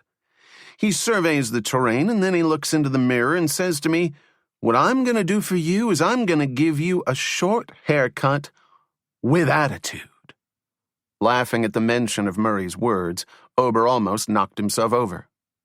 How funny is that? I'm going to give you a short haircut with attitude. Touching his hair, he continued, So what do you think? Did Murray Simone, King of Hair, give me attitude? I think so. Looking at himself in the glass of a nearby picture frame, Ober said, I have attitude. Ober, maybe now's not the time, Nathan said, staring at Eric. Cheer up, Ober said to Eric. Your life's only lasting another few hours. You might as well enjoy it. Can you just shut up? Eric asked, raising his voice. Don't take it out on me, Ober said, standing in the middle of the living room. I didn't dick over my friend. Asshole, Eric yelled. Why don't you... Ober, just shut up, Nathan interrupted. Both of you relax. Don't forget what I said, though, Ober said. Murray Simone, King of Hair. And tell him I sent you. When he heard a key in the front door, Ober leaped on the large blue couch and stared at Eric. Round 1. Ding, ding. Ben stormed through the front door to find Ober, Nathan, and Eric on the couch. So? What's the explanation? Ben said, crossing his arms. Ben, I know you're mad, Eric said. Just let me explain. Go right ahead, Ben said. That's what I'm waiting for. I can't tell you if you're pissed. You're going to be mad at me no matter what I say. Eric, even if I was in a good mood, I'm going to be mad. I told you he'd made up his mind, Eric said, turning to Nathan. Ben, just give him a chance, Nathan pleaded. You have a chance, Ben said, still staring down at Eric. Just go. I've been waiting all day. When Eric was silent, Ben added, Come on, tell me. I'll keep an open mind. Fine, Eric said. I just want you to know that when you told me about what happened with Rick and the Maxwell decision, I never thought about saying a word. I mean, we've been friends since 3rd grade. I'd never turn you in or let anything damage our friendship, and I certainly wouldn't write something that I thought would get you in trouble. But you have to understand the position I was in. I've been working at the Herald for almost 5 months, and I haven't done anything but edit excerpts from the Congressional Record. The editors wanted to transfer me down to the style section, and when the CMI thing happened, I couldn't pass it up. I'm the low man on the totem pole, and I had to give them something. So I gave them that. That's it? Ben asked when Eric paused. That's your reason? You might have gotten transferred to the style section? Ben's voice boomed. You tell me that there's an explanation for your actions, and that's what you come up with? Eric, you are a piece of shit. My job was at stake. So you risked my job to save yours? Ben yelled. You think that's the answer to the problem? You don't get it. I wasn't risking your job, Eric said. Oh, no? Ben asked in disbelief. Don't you realize what you... You know there's no way you'll get caught, Eric said. They'll never find Rick, and we won't tell. You can't get hurt by this. Well, then today's my lucky day, Ben said. Thanks, Eric. Since they'll never find Rick, I'm off the hook. Do you have any idea why I was late getting here? It's because for the past hour, I was getting grilled by the marshal's office at the court. And in case you're totally clueless, the marshals are responsible for all court security. They sat me down and raked me over the coals about my involvement with the CMI leak. The head of security wanted to know about my relationship with you, since his friend at the Herald said we were roommates. He said that if they find out I'm involved, I'll be fired. They want me to take a lie detector test to prove my innocence, and they'd love nothing more than to throw me to the press and watch them rip me apart. Oh, shit, Nathan said. Oh, shit is right, Ben repeated. Pointing his finger in Eric's face, he continued, and since it's obvious you didn't take a single moment to anticipate the consequences of writing that story, you should also know that every paper in the country called the court today to find out if it was true. At this point, they won't turn me in, but they say it's only a matter of time before the press finds a source who will talk. And I don't think it will take long before someone puts the story together with the fact that you and I are roommates. All I did was write about a possibility, Eric said. No. All you did was plant a seed in everyone's mind. Since that rag you write for doesn't give a crap about reality, they ran it. The result screws no one but me. But I didn't even give a source, Eric said. It doesn't matter, Ben yelled. Get your head out of your ass. Not giving a source just means it takes longer for them to investigate. Listen, don't get mad at me, Eric said, getting up from the couch. Then who the hell should I be mad at? Ben asked, throwing his hands in the air. Well, I'm not the one who leaked information from the court. I hate to burst your bubble, but what you did was illegal. I didn't make it up. Ben shoved Eric in the chest. You selfish son of a... Nathan jumped up, knocking over the coffee table, and wedged himself between the two friends. This is not turning into a rumble. Both of you relax. Clenching his fists, Ben stepped back from Nathan. You really are a lowlife, he said to Eric. Don't pull that with me, Eric said, his voice racing. You have no idea what I was going through. You always have everything handed to you. You have no idea what it's like to struggle on your own. My editor was breathing down my ass for a source. I didn't care, though. I never once named you. Never.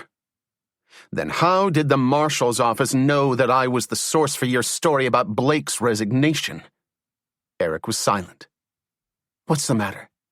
You don't have an answer for that one? The Blake story was different, and you know it, Eric shot back. For CMI, I didn't say a word. No matter what they said, I wouldn't give them a source. My editor told me people would call me a hack, but I kept quiet. Well, you're just the best friend a guy could have. Maybe next week you can do me a real favor and slice my throat. That'll be the greatest. I'm serious, Eric said. I was flooded with calls today. I got calls from Newsweek, Time, USA Today, the New York Times. You name it, I got a call from it. And I could have blown your story to any one of them. I could ride this one to fame and fortune. I could write a book about the whole thing. I'd have movie deals, a syndicated column, the whole world if I blew the lid off this one. You know it's true. Before Eric could finish his sentence, Ben rushed toward him and pushed him against the back wall of the room, holding him by the front of his shirt. You say one word and I swear I'll rip your fucking heart out. Ben, let go, Nathan demanded as he and Ober pried him off of Eric. Straightening his shirt, Eric said, Listen, I understand you're pissed, but that was good journalism. The point is I protected your ass, and I wrote a page 5 story my first time out. If you killed your mother, you'd make page 1, Ben screamed. Does that mean you should do it? You didn't blow this story open. You would have been clueless unless I told you, so don't fucking act like you're doing me any favors by not signing away the movie rights. Taking a deep breath, Eric said, Ben, do you have any idea how hard this CMI thing has been on me? From the moment you told me about how Maxwell got the info, I wanted to write the story. I waited, though. I waited until all the smoke cleared, until all the papers were finished obsessing over Maxwell and the decision. I waited until all the hoopla was over, and all I ran was a small piece that tried to explain it. Do you hear what you're saying? Ben asked, shaking his head. Are you trying to say I should thank you for waiting a bit before you put the knife in my back? Do you have any idea how warped that logic is? I don't know why you're so crazy. They'll never be able to prove. That's not the damn point, Ben yelled. Stop rationalizing your actions and think for a second. You knew this would happen. You knew it, and you didn't care. Ben, I never meant for you to get in trouble. What do you want me to say? I'm sorry. I'm sorry 1,000,000 times. What the hell else do you want? I want you out of this house. What? Eric asked. Ben, you can't do that, Ober said, his voice cracking. Ben looked at Eric. You heard me. I want your ass out of this house. As Eric shook his head in disbelief, Ben continued, I'm not joking, Eric. This isn't some silly high school fight. I don't want you in my life anymore. I don't trust you, I don't like you, and I no longer need you as a friend. What if I won't leave? Then I will, Ben said. Our lease is up on the 1st of the year. That gives you 1.5 months to find a new place. If you want to fight me on it, we'll take a vote. If no one wants to vote, we'll flip a coin. Either way, I refuse to have you in my life anymore. Turning his back to his friends, Ben stormed up the stairs to his room. Eric, just let him cool off. I don't want to talk about it, Eric said, walking to the front door. I'll be at the paper if anyone needs me. When the door slammed, the room was silent. I really think he's serious, Nathan finally said. He can't kick him out of the house, Ober said. We can't let him do that. What's wrong with you? Nathan asked, surprised by Ober's reaction. We can't let him break us up. When I moved here, it was to be with the 4 of us. Ober, you have to relax. Do you think he'll really kick Eric out? I don't know, Nathan said. But when he went flying toward Eric, I thought Ben was going to kill him. This isn't an easy thing to forgive. You have to talk to him, Ober said. Promise me you'll talk to him. When he saw Nathan heading toward the stairs, he asked, Where are you going? To talk to Ben. Are you going to talk about Eric? No, I'm going to talk about Murray Simone, King of Hair. What did he say? Lisa asked the moment Ben arrived at work the next morning. It was a disaster, Ben said, hanging his coat in the closet. He had no excuse. Nothing? Lisa asked. He didn't even make up an excuse? Ben grabbed the cup of coffee from Lisa's desk and took a sip. He tried to tell me he was going to get demoted, but it was pathetic. Did you at least take a swing at him? Lisa, I'll have you know, I'm a man of words, not violence. But didn't you want to rip his face off? Didn't you want to just bust his teeth in? Didn't you? I get the idea, he said, fidgeting with his red and gold tie. Wait a minute, Lisa said. You hit him, didn't you?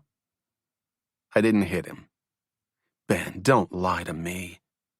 I just threw him into the wall, threatened him a bit, and told him to move out. All right, Mr. Tough Guy, Lisa said. Give me all the gore. It wasn't anything. I just lost it for a second. I can't believe it. I can't even imagine you losing it. And why is that? Because you're such a wuss. Oh, and you're so tough? Trust me, I kick ass when I have to. And given time, I'll kick your little ass as well. Lisa, I don't want to hear your sadomasochistic fantasies in the office. That's sexual harassment, and it's against the law. Ben's phone rang. Hello, Justice Hollis's chambers, he answered. Ben, is it okay to call you now? Mom? Is everything okay? Yes, everything's fine. Are you in court? No, we don't have court on Fridays, Ben said nervously. Why? What's wrong at home? Well, I was wondering if there was something you had to tell me, his mother said. Either she was talking about Eric's story or she'd gotten another letter from Rick. Either way, Ben saw trouble.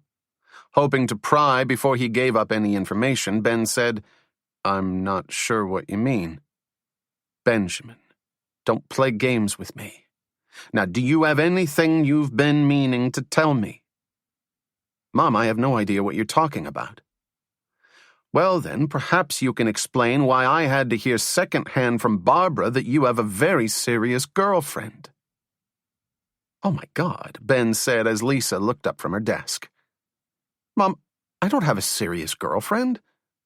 Ober's mom doesn't know what she's talking about." "Don't lie to me, Benjamin." "Mom, I swear I'm not lying." "Then who was the woman your friends were raving about at Katie's house last week?" "They were probably talking about my co-clerk," Ben said, frowning at Lisa. "You're sleeping with your co-clerk?" "I'm not sleeping with anybody." "Mom, I'm not sleeping with Lisa. Nathan and Ober were just joking around with Aunt Katie. We're just co-workers." "Well, Ober seemed to say it was more than just a working relationship." "When did you speak to Ober?" "This morning. You had already left for work. What time do you go in, anyway? They must be working you like a dog there." "It's the Supreme Court. We tend to work hard," Ben said. "Now tell me what Ober said." "That's none of your business. William and I had a wonderful conversation. Now tell me, is this co-clerk from Washington?" "No, she's from Los Angeles." "Is she there now?" "No, she's not here now," Ben said, looking up at Lisa. "She's taking depositions." "Hi, Mrs. Addison," Lisa called out. "I knew she was there," Ben's mother said. "Put her on the phone." "Mom, I'm not putting her on. Get it through your head. Ask her if she's going home for Thanksgiving." "Mom, if I need to, I'll get her number from Ober and call her myself." Laughing, Ben said, "Lisa, my mom wants to know if you're going home for Thanksgiving." Ben mouthed the words, "Say yes." "No, I'm completely free," Lisa shouted. "Wonderful," Ben's mother said. "Tell her she's invited to spend it with us. She'll come home with you." Glancing over at Lisa, Ben said, "My mother wants me to tell you that she's glad you're going to be alone on Thanksgiving. She hopes you have a miserable night and that your heat gets turned off and that you die alone without the comfort of family and friends." "Benjamin." "She wants you to come home for Thanksgiving." "I'd love to," Lisa said, sticking out her tongue at Ben. "Great," Ben said, turning back to the phone. "Mom, you may want to prepare an extra turkey or two. I don't know if Ober told you, but Lisa eats like a cow and a horse and a whole barnyard of animals." "If you're seeing her, I want to meet her," his mother said. "Fine, I give in. You caught us. We're going out. Mom, this one's the one. Lisa and I are in love, and she's pregnant, and we're thinking of naming the baby Hercules after Aunt Flo." "That's not funny," his mother said. "Listen, I really have to go. Just tell me one last thing. What happened between you and Eric?" "Mom, nothing happened." "Why? Who said something happened?" "Ober." Closing his eyes, Ben spoke in a calm voice. "Nothing happened between me and Eric. We just had a small argument, that's it. We'll make up later tonight. Just remember what I said to you when you left for college. There's nothing like childhood friends." "That's great, Mom. Thanks for sharing that for the 84th time. Can I go now?" "So Lisa is coming to Thanksgiving?" "Yes, Mom. Thanks to your meddling, she'll be there." "Wonderful. I'll call you later. I love you." "I love you too. Say hi to Dad." Hanging up, Ben turned to Lisa. "You really think you're smart, don't you?" "Well, guess again, Missy, because you just made the biggest mistake of your life. In your infinite wisdom, you've just gotten yourself invited to the 17th circle of hell. My house for dinner. I can't wait." "Hold on," Ben said, pulling out a small pad from his top drawer. "I have to write this one down." As he scribbled on the little pad, he announced, "On Friday, November 21st, Lisa Marie Schulman said, "I can't wait," as she referred to her upcoming meal of death. "It'll be fun," she said. "It'll be fun," Ben said as he added that phrase to the pad. I think that's what Napoleon said right before he went to Waterloo. "Ben, my family is still impressed with the lava lamp. How much worse can your family be?" "I'd say a great deal worse. A world of worse. Maybe a whole universe of worse." "Just stop it already." "Lisa, I'm not exaggerating. My parents are mutants. They're sick, bizarro freaks who were spawned to bring guilt and angst to all the innocent children of Earth." "Well, I can't wait to meet them. They sound like wonderful people." "They sound like wonderful people," Ben said as he resumed his writing on the pad of paper. "Oh boy, I can't wait until you eat these words." "Whatever you say," Lisa said, opening up one of the many brown folders on her desk. "Meanwhile, have you finished with the Russell opinion? You said you'd have it done 2 days ago." "Don't rush me. It needs more work." Ben returned the pad to his desk. "And by the way, can we meet at your house tonight? I want to go over my meeting with Rick before tomorrow." "Absolutely."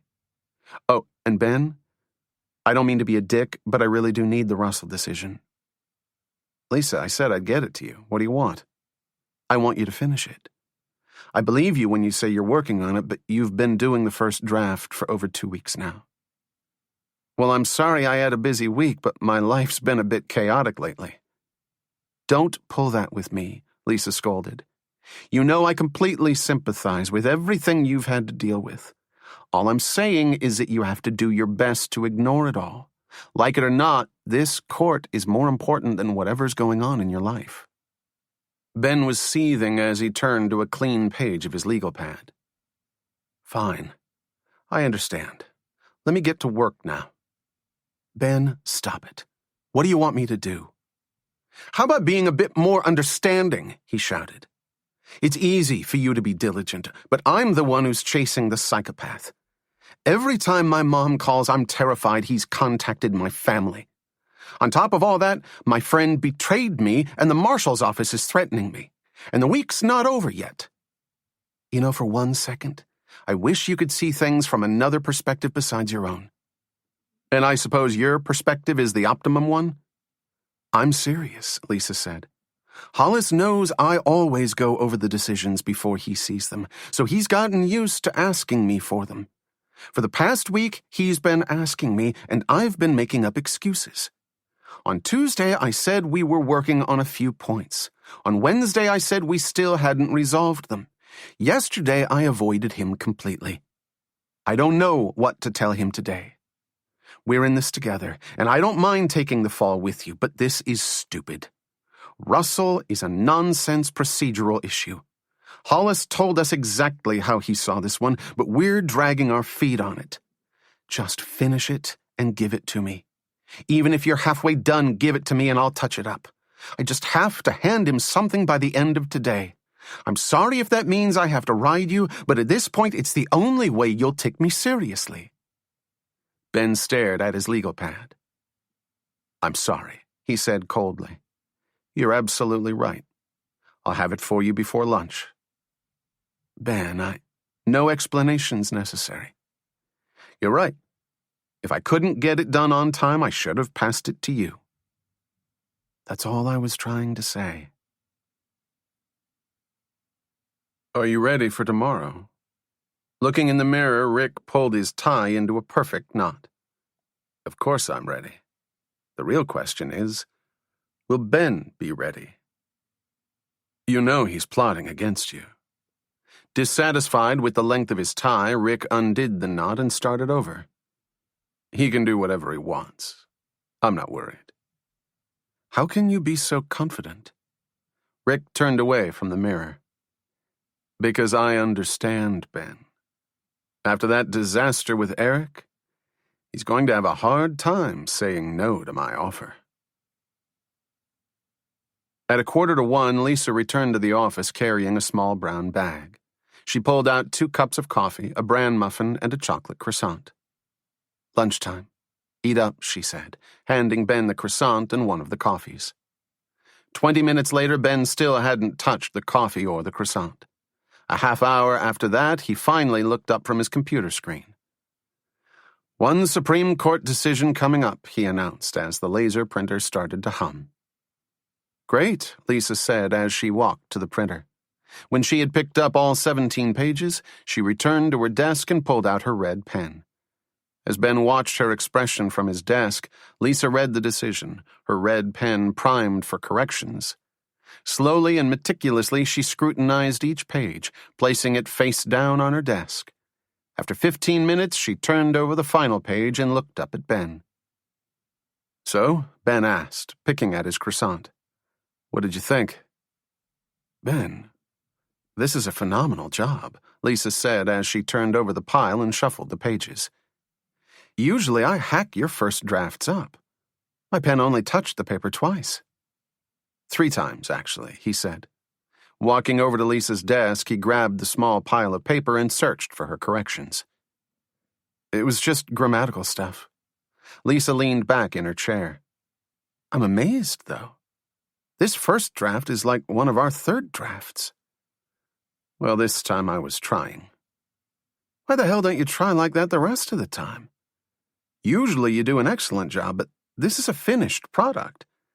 You probably saved us a whole extra day of work." "It was an easy case," Ben said. "It's not that big a deal. I just work well under pressure." "I should get pissed off more often." Lisa got out of her seat, took the pages back from Ben, and put them in one of Hollis's brown folders. "I'm going to walk this over to Hollis as is. Hopefully we can be done with it by this afternoon." "That's fine," Ben said, pulling his black overcoat from the closet. "I have to run to the restaurant, but I'll be back within an hour." "Planning for tomorrow?" Lisa asked. "Absolutely," he said. "At this point, I'm not leaving anything to chance." At 3:30, Lisa returned to the office. "That's it. We're done with Russell," she announced as she tossed the 17-page document on Ben's desk. "He liked it?" "Did he like it?" Let's put it this way. At one point, I had to wipe away the drool that was hanging off his lower lip. "Be serious." "I'm not joking," she said. "Hollis loved it. He said it was well argued and organized exactly the way he wanted.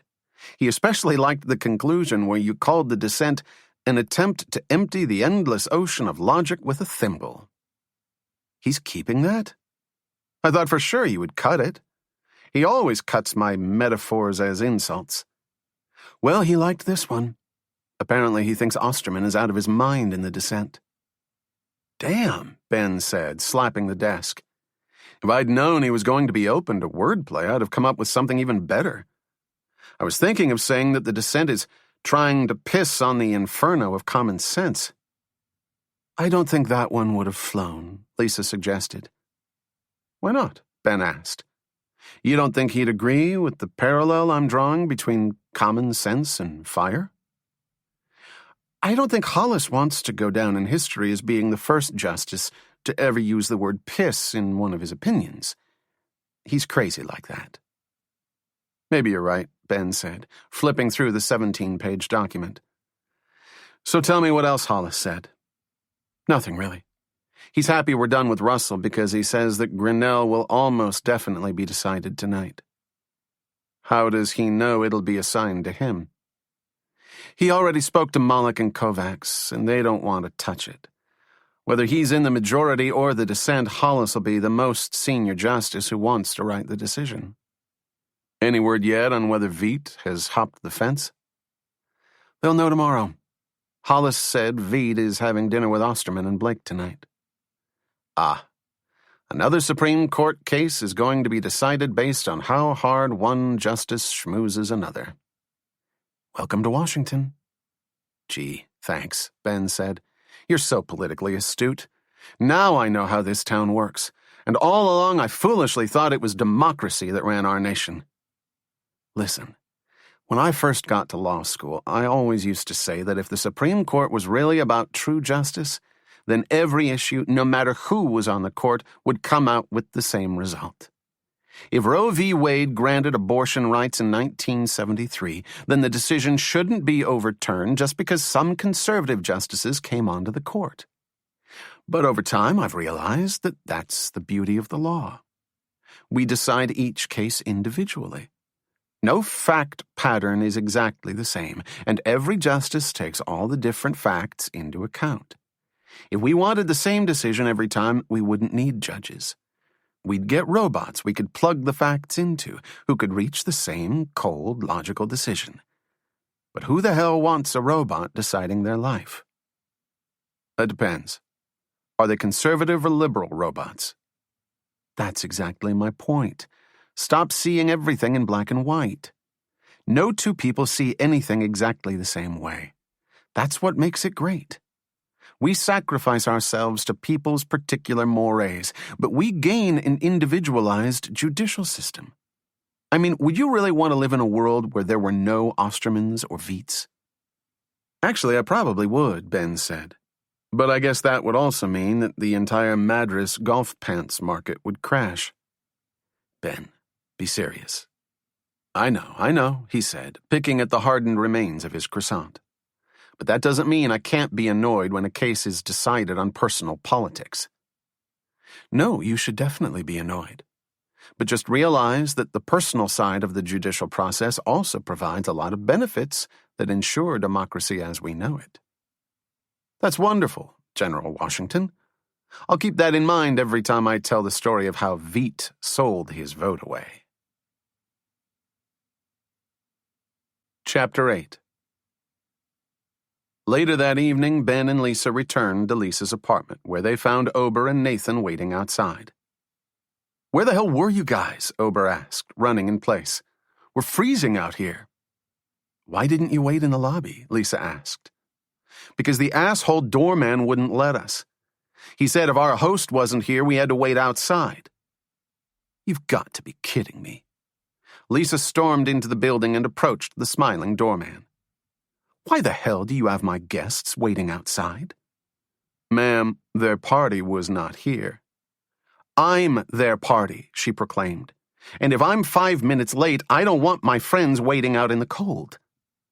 "Ma'am, you may be their host, but we do have rules in this building, and no guests are admitted without their host's approval. As doorman, it is my job to ensure that there is no loitering in our lobby." "Oh, it is?" "Yes, ma'am, it is," the doorman barked. "The Tenants Association has given me full authority to remove loiterers, vagrants, and other criminal characters from this vicinity." "Are you sure about that?" Lisa asked. "Oh no," Ben said, peeking through his fingers. "This is about to get ugly." "Let me tell you a few things," Lisa said, her finger pointed in the doorman's face. "First, I don't care who you are, but the moment you have my guests in this building, they become your guests. And if you think you're authorized to let guests stand out in the cold, you've got your head up your ass. This may not be the frozen tundra, but it's still cold out there. Second, general loitering laws are illegal, since they allow mall cops like you to randomly discriminate against whomever you like. So if you don't have solid, real reasons to suspect my friends, I suggest you keep your mouth shut. Finally, if you are calling my friends vagrants or criminals, I'll haul you into court on defamation charges just to piss you off. I won't win the case, but I'll have a great time wasting your time and money as you argue your way out of it. Now, unless you have anything else to say, I'm going to go upstairs. Have I made myself clear?" "Certainly," the doorman said, flustered. Turning to Nathan and Ober, he added, "And I apologize for any misunderstanding." "I accept your apology," Ober said as the friends walked into the elevator. "Was that really necessary?" Ben asked. "That was fantastic," Ober yelled. "He pisses me off," Lisa said. "You give guys like him a tiny bit of authority and they think they're dictators." "Yeah, but I think you made him wet his pants," Ben said. "I was impressed with the clarity of your argument," Nathan said, looking at Lisa with new respect. "Thank you," Lisa said as the elevator door opened. Walking into the apartment, Lisa flipped on the lights and put a briefcase on her desk. "What's that smell?" Ben asked as he headed toward the living room. Sniffing the air, Ober said, "It smells so feminine." "It's potpourri," Lisa said. "I just put it out. Do you like it?" "I'm enchanted," Ober said. "I guess you guys aren't used to a home that doesn't smell like feet." As Lisa turned toward her bedroom, she added, "I'll be right back." Minutes later, she returned to the living room wearing sweatpants and her favorite Stanford t-shirt. "Ready to start?" she asked, sitting down next to Ben on the sofa. "Here's the story." Ben opened his briefcase and pulled out a yellow legal pad and a pen. "Rick and I are meeting tomorrow. The only reason I can think of for the meeting is that Rick still wants something, and the only thing he can want is information." "But you don't know this for sure," Lisa said. "It's the only logical reason. I mean, I don't think he wants to talk politics." "Maybe he just wants to torture you over how big a sucker you were last time," Ober said. "I don't think that's it," Ben said, shooting a scowl at Ober. "But why would he want more information if he already made $1 million from the CMI decision?" Nathan asked. He sat on the sofa and placed a small blue duffel bag on the floor. "We have no idea how much he made on CMI. He may have made 10 million or he may have made 10,000. The problem is we don't know his background. If he isn't wealthy already, then he probably didn't have a great deal of money to invest in the CMI stock before it shot up. All of his winnings might have come from a fee Maxwell gave him." "But I'm sure that's a tidy sum," Nathan said. "It probably is," Ben said, "but I wouldn't underestimate the power of greed.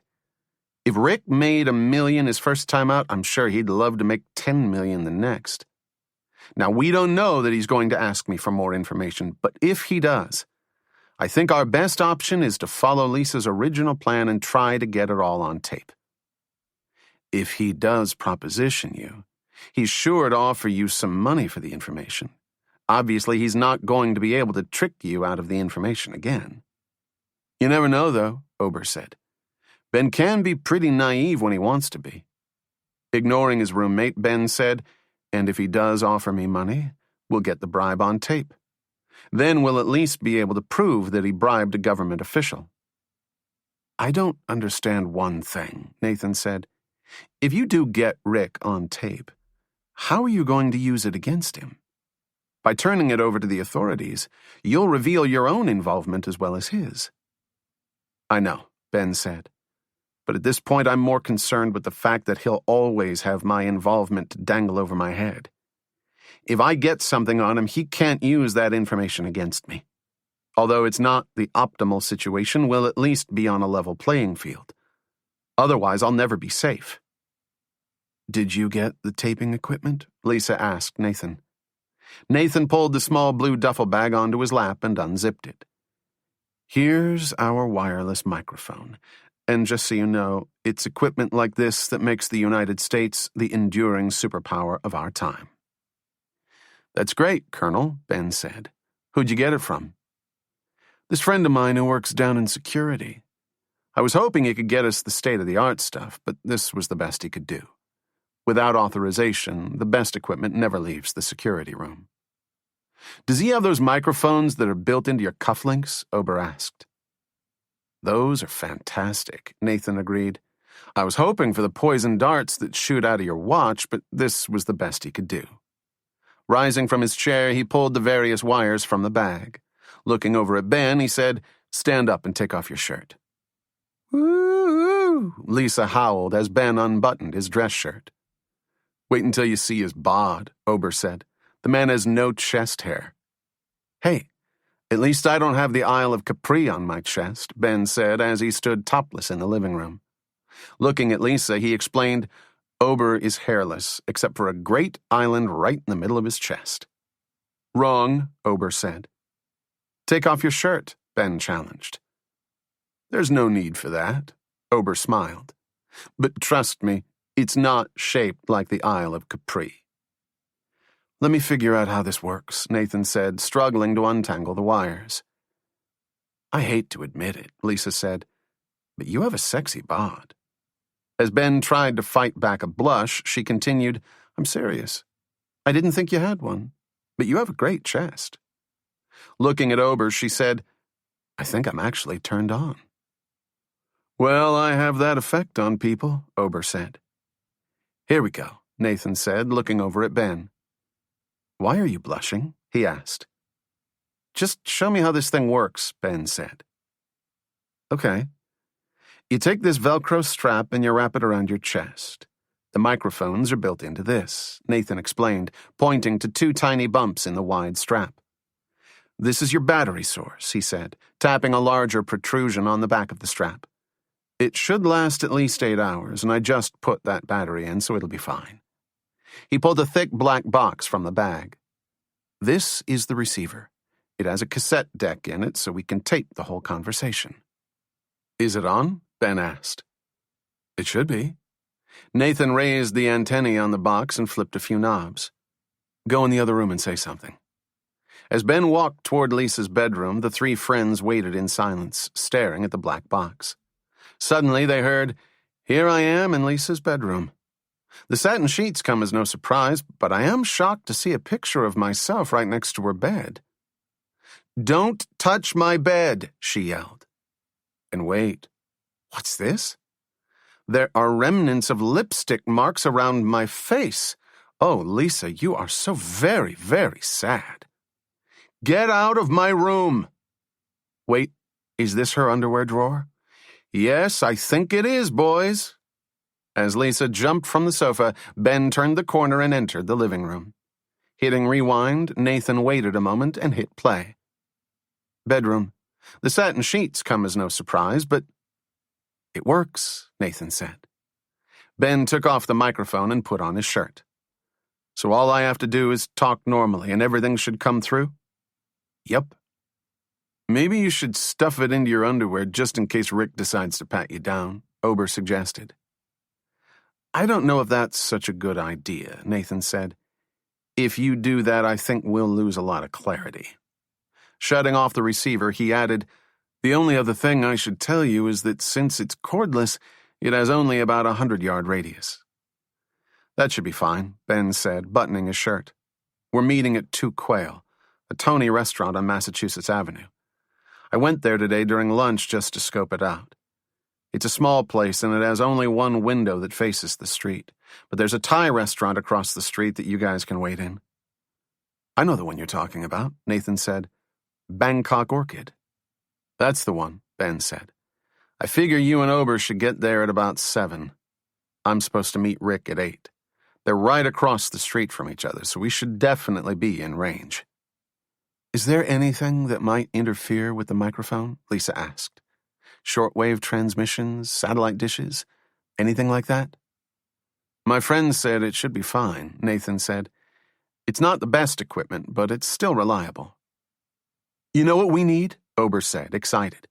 We should have a password. Just in case something goes wrong, it'll be our signal that you need help. That's not a bad idea, Ben said, returning to his seat on the couch. How about if the password is, What's your damage, Heather? Ober asked.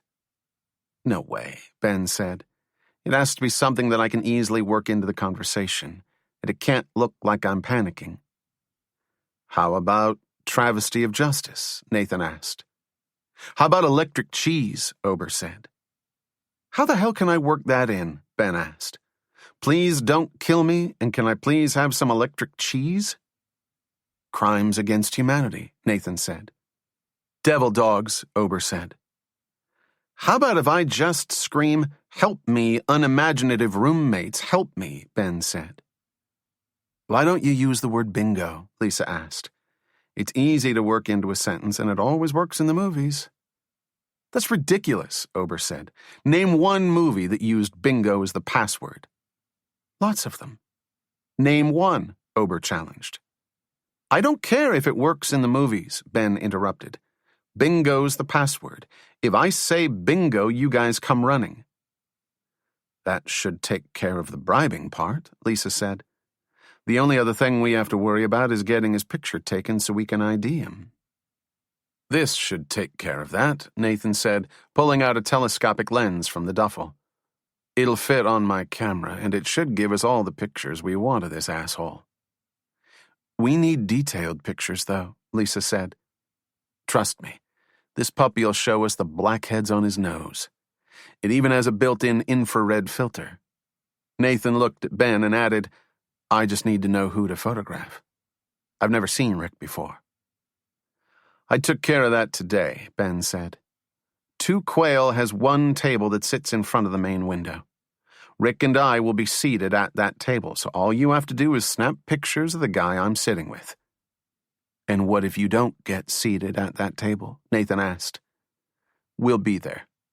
During lunch, when I went to scope out the restaurant, I gave the maitre d' $100 to make sure that my party is seated at that table.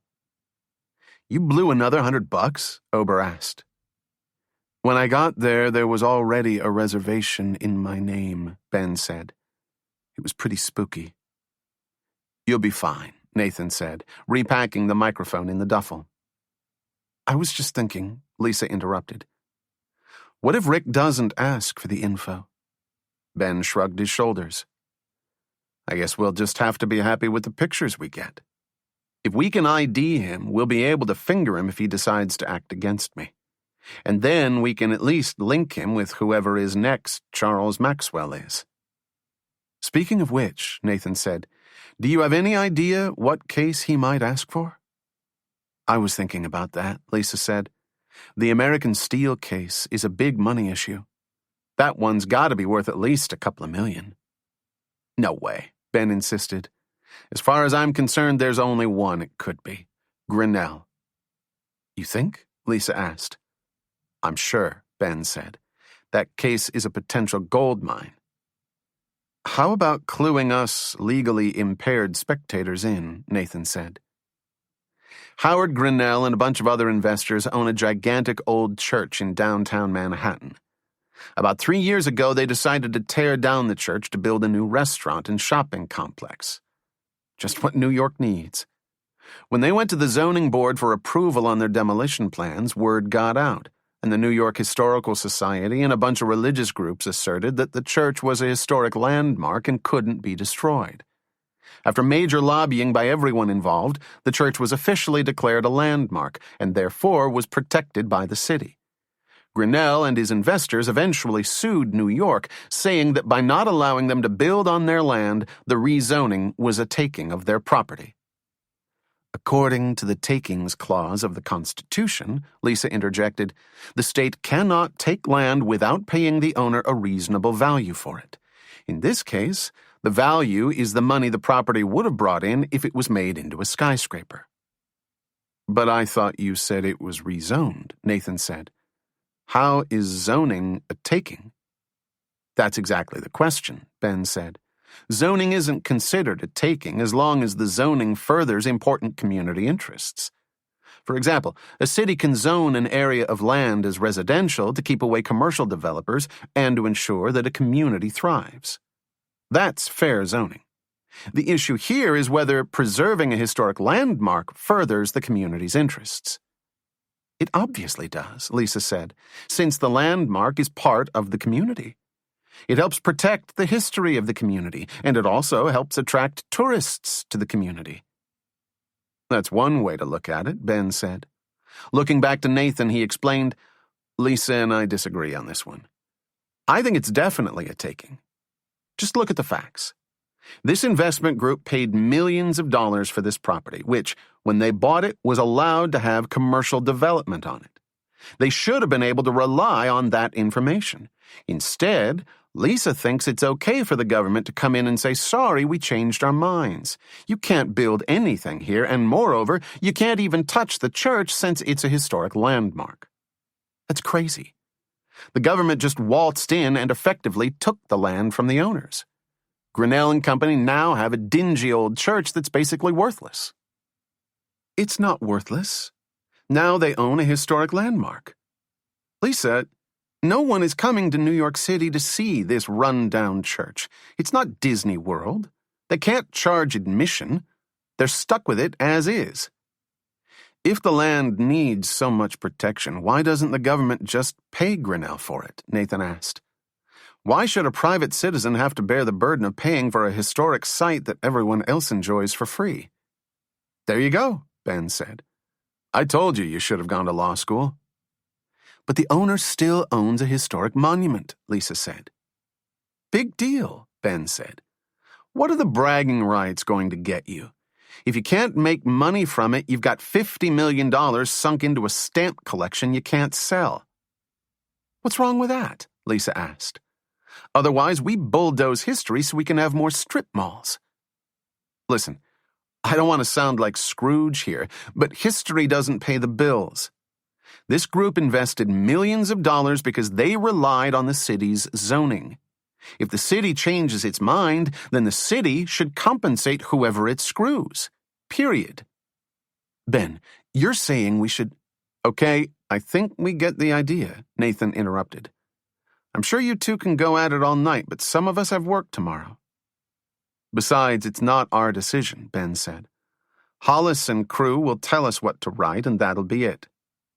Precisely, Nathan said, closing his duffel. So let's wrap this up. Is there anything else we need to discuss? I think that's about it, Ben said. Let's hope it goes well tomorrow. And if it doesn't, I just hope you don't freak out and become a sick and twisted version of yourself, Ober said. What are you talking about? Lisa asked. Oh, no, Ben moaned. Not the Batman theory. What? Lisa asked. I don't know if you'll be able to handle it, Ober said. I'll take my chances. Slapping his hands together, Ober said, the theory is based on the idea that your whole life can fall apart in one bad day. And how does this relate to Batman? Lisa asked skeptically. Think about how Bruce Wayne became Batman. His parents were shot to death in front of his eyes. On that day, he lost his entire life and had to become something different to stay sane. Same thing with Robin.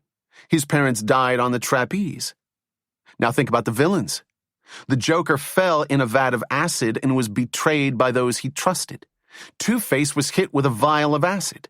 In the movies, Catwoman was pushed out of a window and the Riddler lost his job. All it takes is one bad day to step over to the side of obsessive madness. That's a wonderful theory, but there's one flaw, Ben said. And what's that? It's that those people aren't real. They're comic book characters, Ben yelled, sending Nathan and Lisa into hysterics. So? Ober asked. So I'm not that worried about whether I'll want to get myself a batarang or become Gotham City's newest villain. For some silly reason, I don't think your theory applies to real life. You say that now, Ober said, but you have no idea what tomorrow will bring. You're right, Ben said. I may not know what tomorrow will bring, but I'm pretty sure it won't be a cape and a utility belt. When Ben, Nathan, and Ober returned home, they found Eric sitting at the dining room table, writing. Where were you guys? He asked, putting down his pen. I was starting to get worried. We were nowhere, Ben interrupted. Ben, can you just stop it? Eric asked. No, I can't just stop it, Ben said, walking into the kitchen to get a drink. You started it, and now you have to deal with it. I said I'm sorry. What the hell else do you want? What do I want? Ben asked, pouring himself a glass of cold water. Let's see. I want trust. I want respect. Forget about it, Nathan said, taking a seat next to Eric. Everyone just go to bed. Oh, and Ober, Ben said. I don't appreciate you telling my mother about Eric's and my argument. It's none of her business. Ober sat on the couch, leafing through a magazine. I just said it was a tiny disagreement. Now, why did you have to tell my mother that? Ben asked. Was that really necessary? You know how she is, Ober said. She started grilling me on what was going on. She's relentless. It was like she could smell that something was wrong. That was the only thing I said, though, I swear. Are you sure? I'm positive. After that, I was strong. Then why did she tell me that you also confirmed the rumor that I was sleeping with my co-clerk? A wide smile spread across Ober's face. That one I told her just for fun. Thank you, Ben said sarcastically. Because of your idiocy, Lisa is now invited to my house for Thanksgiving. She's going to your house for Thanksgiving? Ober laughed. She'll be eaten alive there. Oh, is this great or what? You may want to tell Lisa to wear a bulletproof vest, Eric said. Shooting a scowl at Eric, Ben turned back to Ober. Just wait until I get your mom on the phone. Picking up the blue duffel that was at Nathan's feet, Ben headed toward the stairs. You may want to bring the straitjacket back from the cleaners just in case. Chapter 9. At noon the next day, Lisa entered the office and announced, they postponed it again. How? Ben asked, looking up from one of over 24 cert petitions piled on his desk. It's Saturday. The justices aren't even here. Osterman just called Joel from home. They still haven't decided it. Unbelievable, Ben said. What was the reason? Do they want to make Grinnell the most drawn-out decision in history? They actually made the deadline next Tuesday. They moved conference from Wednesday to Tuesday? Just for next week, Lisa explained. They wanted to make sure everyone had off the day before Thanksgiving, so it has to be decided by then. That was nice, Ben admitted. They have their moments, she said. Lisa sat down on the sofa and took off her shoes. She looked at her watch. Only 8 hours until the big meeting. Are you getting scared? I definitely have butterflies. At least now you don't have to worry about being tricked into revealing the Grinnell decision. I learned my lesson, thanks, Ben said curtly. Don't take it personally. How can I not take it personally? Ben asked.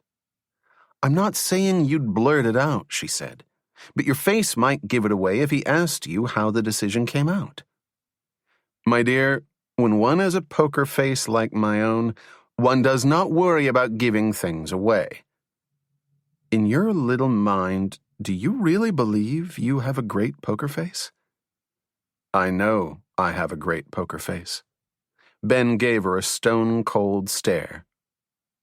That's your poker face? You look constipated. I look fierce, Ben said, fighting to keep his features at full intensity. I'm a wolf on the hunt. I'm prowling. I'm sleek. You're dreaming. If I saw someone looking at me like that, I'd think they were severely medicated. Coming out of character, Ben wagged a finger. Don't underestimate the power of a medicated stare. That's how we won the Cold War. Whatever you say. I'm serious, he said. And Reagan's entire re-election campaign was based on the success of the medicated stare. I'm not listening to you. If that's the way you want to be, I should tell you that denial is a terrible psychological deterrent. It harms you in ways you cannot imagine. It's okay, Lisa said. I like to live life on the edge. At 7:30 that evening, Ben packed up his briefcase and took his coat from the closet. You all ready? Lisa asked. I think so, Ben said. He put his coat on his desk and felt his chest, checking for the 5th time that his microphone was properly attached. I think that's it, he added, once again grabbing his coat. As long as Nathan does his job, this should all work out. By tomorrow, we'll have a bribery charge and a positive ID. Call me when everything is finished. Good luck, Lisa said, leaning over to Ben and giving him a kiss on the cheek. Ben smiled. How hard did you have to fight your urge to slip me the tongue? I could barely restrain myself, she said. As Ben walked to the door, she added, just make sure you get Rick to proposition you. Without that, all we have are some pictures of 2 men eating dinner. Consider it done.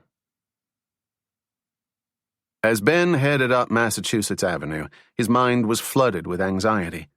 Looking for people who might be following him, he glanced over his shoulder at 2-minute intervals. The November night was cold, freezing to Washingtonians, and he turned up the collar of his coat. I come from Boston, he thought. This weather shouldn't bother me. Half a block away from the Thai restaurant, Ben glanced over his shoulder. No one. Then he started speaking into his chest. Breaker 19, do you read me? This here's Ober's father, Robert Oberman, and I was wondering if my son is still lightweight in the brain. Do you read me? As he approached To Quayle, he saw that the window table was empty. He once again peered over his shoulder. Still nothing. Finally, he glanced in the window of the Thai place and saw the disguised figures of Nathan and Ober. The two friends wore Washington, D.C. sweatshirts and matching mesh baseball caps from the Smithsonian. With cameras by their sides, they fit in perfectly with the late fall tourist crowd. Nathan gave Ben a small but unmistakable thumbs up to let him know that the receiver was working. Walking up the stairs to Quayle, Ben wondered what time Rick would show up. I'm sure he'll be a little late, he thought. Located in an old brownstone behind Capitol Hill, To Quayle was unassuming. All that identified it as a restaurant was the tiny burgundy and white sign above the entrance. What it lacked in elegance on the outside, it made up for with its opulent interior. Filled with antique furniture, To Quayle was designed to resemble a family home, where every room was a dining room. To further the lived-in look, the tables in the restaurant offered unusual seating arrangements. Sculptural sofas, Art Deco love seats, antique wingback chairs, and refinished upholstered benches. Ben approached the maitre d', who was dressed in black wool pants and a black cashmere turtleneck. Hi, my name is Ben Addison. I'm supposed to meet a friend here in about 5 minutes. Looking down his list, the maitre d' said, Yes, Mr. Addison, we have a reservation for 2 at 8 o'clock. Would you like to sit now, or would you rather wait for your friend? If it's okay, I'd rather sit now. Of course. Right this way. He led Ben to the table by the window. Enjoy your meal, he said as he placed a menu in front of him. I'm in, Ben whispered into his chest. Can you still hear me? From his vantage point, Ben could make out a distinct nod from his friends in the restaurant across the street. What's he saying? Ober asked. Hold on a second, Nathan said, focusing on the voice that came through the tiny earplug he was wearing. He asked if we can hear him. Nodding his head, Nathan forced a smile and said to Ober, Now all we have to do is wait. At 8:15, Rick still hadn't arrived. Where the hell is he? Ben wondered, taking a thin breadstick from the basket at the center of the table. Maybe he's not coming. Maybe he saw right through our plan. No, there's no way. He'll be here. The skinny bastard's greedy. He'll definitely be here. Can I get you something from the bar? The waiter asked. Huh? Ben asked, startled. Can I bring you a drink while you're waiting? Ben looked down and saw that he had crumbled the breadstick into tiny pieces that were now dispersed across the starched white tablecloth. No. No, thank you. He looks worried, Ober said, peering through the telescopic lens of Nathan's camera. Of course he's worried, Nathan said. Rick's 15 minutes late. Do you think he'll show? How should I know? Nathan asked. I don't know this guy. 5 minutes later, the waiter approached Ben. Are you Mr. Addison? Yes, Ben said.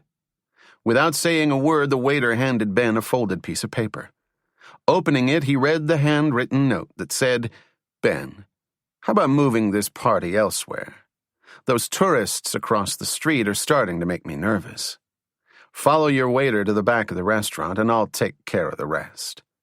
Naturally, I'll understand if you don't want to come, but if you don't, this will be the end of our dialogue. Rick.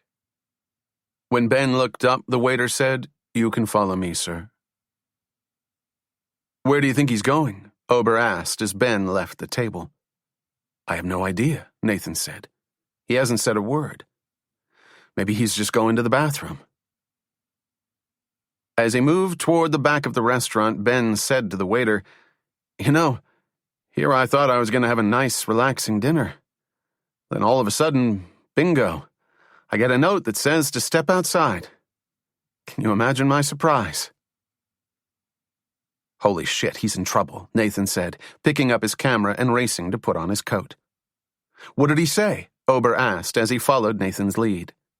Just grab your camera, Nathan said. Dashing out the front door, the two friends ran across the street and into Two Quail. As they entered the restaurant, they were stopped by the maitre d'. Can I help you? Where's the guy who was sitting at this table? Nathan pointed. I think he went to the bathroom, he said. Rushing past him, Nathan ran through the restaurant. Where's the bathroom? He yelled as he bumped into a busboy.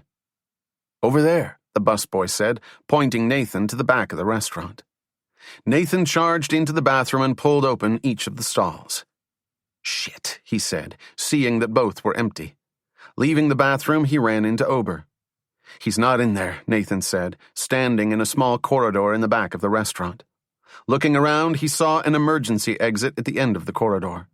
Nathan and Ober ran toward the door, pushed it open, and found themselves in the back alley behind the restaurant. Down the block, they saw a departing black limousine. Quick, give me my camera, Nathan said. Ober handed it over. Nathan snapped 4 quick pictures as the car raced out of sight. Damn, he yelled as it disappeared around a corner. Could you make out the license plate? Ober asked. I couldn't see it, but the camera should have gotten it. Hopefully we can enlarge the picture. Nathan pulled the receiver from his duffel bag, put the earplug back in his ear, and turned on the receiver. I don't think it's going to help, Ober said. Surprised to hear Ober's statement in both ears, Nathan looked up and saw Ober lifting Ben's microphone from the pavement. Damn, Nathan said, pulling the plug from his ear. Do you think he'll be okay? Ober asked. He'll be fine, Nathan said without much conviction. I'm sure he's fine. When he was positive that the car was out of sight, Nathan turned and yelled, Lisa, did you get it? I got him, Lisa yelled, standing up as she pushed open the cover of the dark green dumpster next to the back exit. As Nathan and Ober approached, she handed them her own camera and hopped out of the dumpster. I got everything. The limo driver, Rick, the license plate, you name it. I just wish we had the audio, Nathan said, rewinding Lisa's camera. Don't worry about it, Lisa said. At least we'll be able to get an ID now. Thank God you were hiding in the dumpster, Ober added. It was Ben's idea, Lisa said. He knew Rick would spot you guys in a heartbeat. Wiping bits of random filth from her jeans, she added, I just wish I didn't have to be the one sitting in that smelly rat hole. Rick wouldn't have made a move if he couldn't account for me and Ober, Nathan said as the 3 friends walked down the alleyway. Now, are you sure you got clear shots of Rick? He asked, holding both cameras. Absolutely, Lisa said. The windows were tinted, but Ben made Rick roll them down before he got into the car. Speaking of which, Nathan said, are we sure he's safe? Because if he's not, I'd be happy calling the police. Don't call the police just yet, Lisa said as they reached the street. As far as we know, Rick's just after information. Long time no speak, Ben said to Rick as they sat in the back of the limousine. I guess you've been pretty busy lately. You could say that, Rick said, smoothing his beige cashmere coat against his expensive brown tweed pants. And I guess you've moved up in the world since then. I'm impressed. A whole limo just for me. Well, we thought you deserved the best. You know, I should also say thank you to your driver. Ben tapped on the glass partition that separated him from their chauffeur. He really gave me a great pat-down before I got in the car. It was my idea to frisk you, Rick confessed. To be honest, he said you didn't have the resourcefulness to get a wireless mic. He said that about me, Ben said, tapping the glass a bit harder. When the driver looked over his shoulder, Ben put up his middle finger. Turning back to Rick, he said, I'm sorry, where were we? You're a bit more tense than I remember, Rick said. He ran his hand over his perfectly combed blonde hair. Well, you know what working in the Supreme Court does to you, Ben said. Oh, I forgot. You didn't work there. My mistake. Ben, I know you're upset, and I understand. No, you don't. That is, unless you were ever dicked over for some quick cash by someone you trusted. Don't be so judgmental. You know nothing about my life, Rick snapped. I'm sorry I had to do that to you, but at that point I wasn't sure whether I could trust you.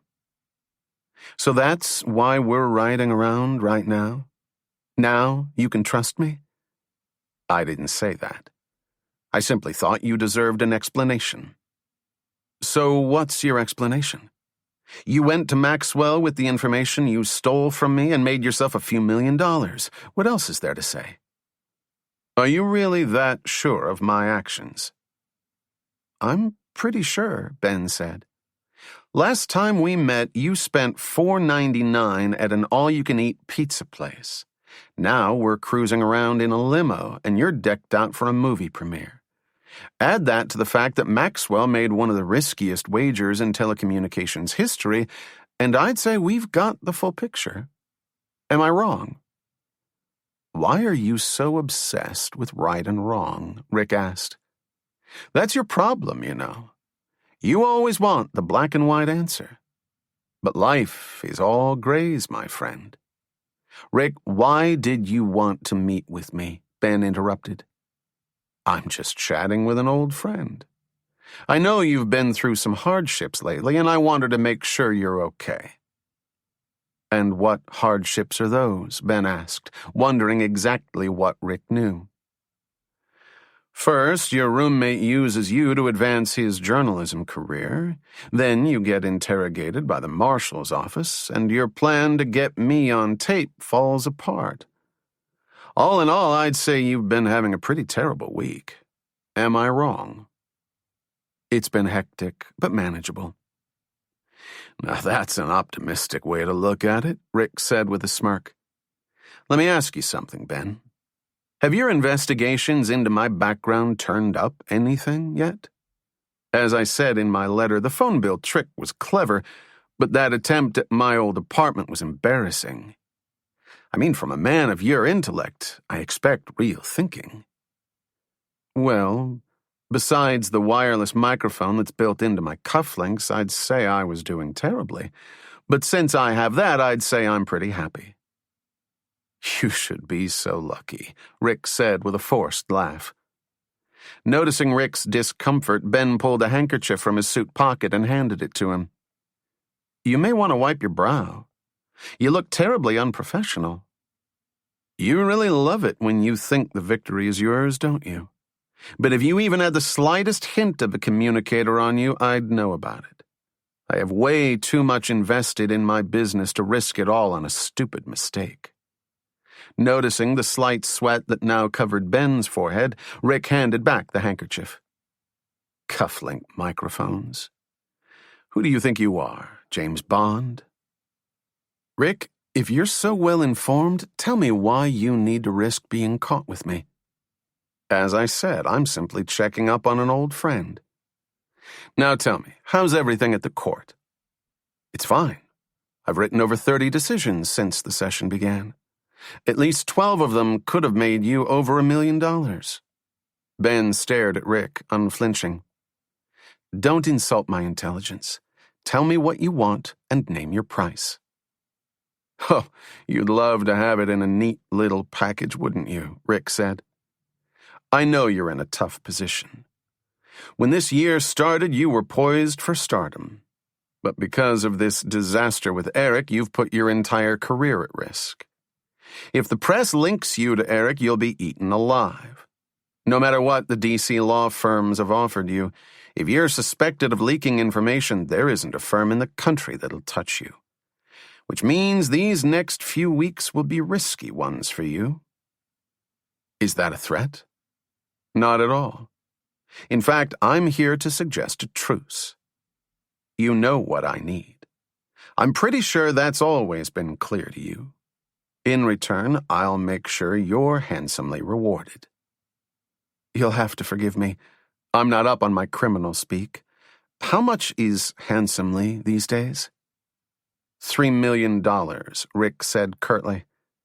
I assume that'll be enough to bury all your fears about your financial future. have you been smoking some of the money you made? Why the hell would I take money from you? Right now, my life is fine. The press is a little suspicious, but otherwise, they're calm. But if I take the money, I'm definitely screwed. If a clerk shows up with $3 million, someone's liable to get a bit suspicious.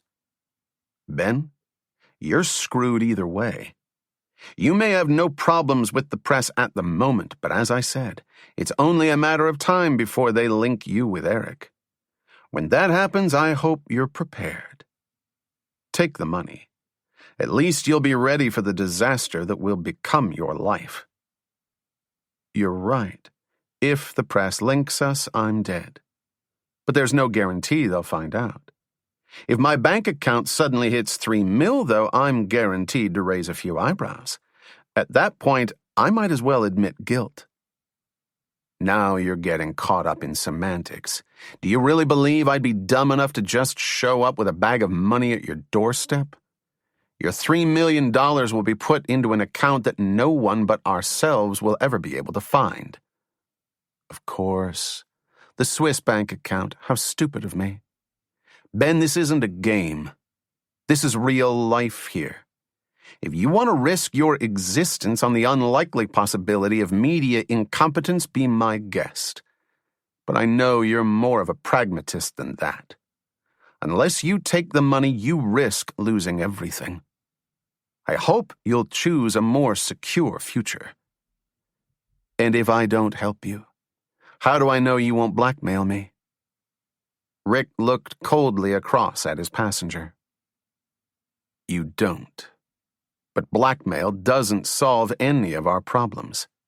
Revealing your link with these decisions means risking my own indictment as well. As you know, if the truth comes out, the world's largest magnifying glass will be turned on all of us. While it's easy to outsmart a single Supreme Court clerk, it's not as easy to sidestep the SEC and the resources of an unrelenting media. And if I say no? Then I'll find someone to say yes, Rick said. Believe me, it won't be hard. Is there a particular decision you have in mind? Grinnell v. New York is one. There are others. And when do you want the information? Get it to me at least 3 weeks before the decision is announced. The earlier the better. Ben picked at a hole in the leather seat. How does it feel to know you're going to hell? Don't get on a moral high horse with me, Rick said. It's easy to be honest when you're on top. Try starting the race from the back of the pack. Cry me a river. I'm serious. If I were you, I'd be less concerned with ethics and more concerned about securing your future. There isn't much demand for out-of-work legal geniuses. Let me ask you one last question, Ben said. How'd you get all the information about me? That would be telling. You know the line, about magicians revealing their tricks. That's a good one. You're so original. So what else do we have to talk about? I believe that's it. You should know one thing, Ben said. Ever since they lowered my security clearance, the marshals have been watching me pretty hard. I don't think your recent drop in security status will affect anything, Rick said. In the future, if you need to reach me, you can contact me through our P.O. box. By the way, that P.O. box thing was a pretty good trick. I was impressed. Doesn't take much, Rick said sarcastically.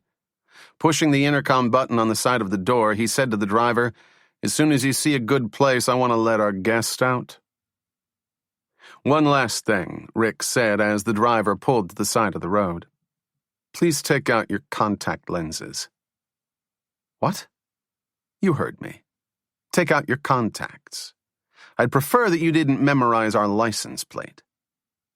These things cost $100, Ben said as he took out his left lens. I don't want to keep them, Rick said. I only want them out of your eyes. When he saw that Ben was holding both lenses, Rick opened the door and let him out. Thanks for dinner, Ben said sarcastically. Rick slammed the door and the limo sped off. Squinting hard, Ben struggled in vain to read the plates. Asshole.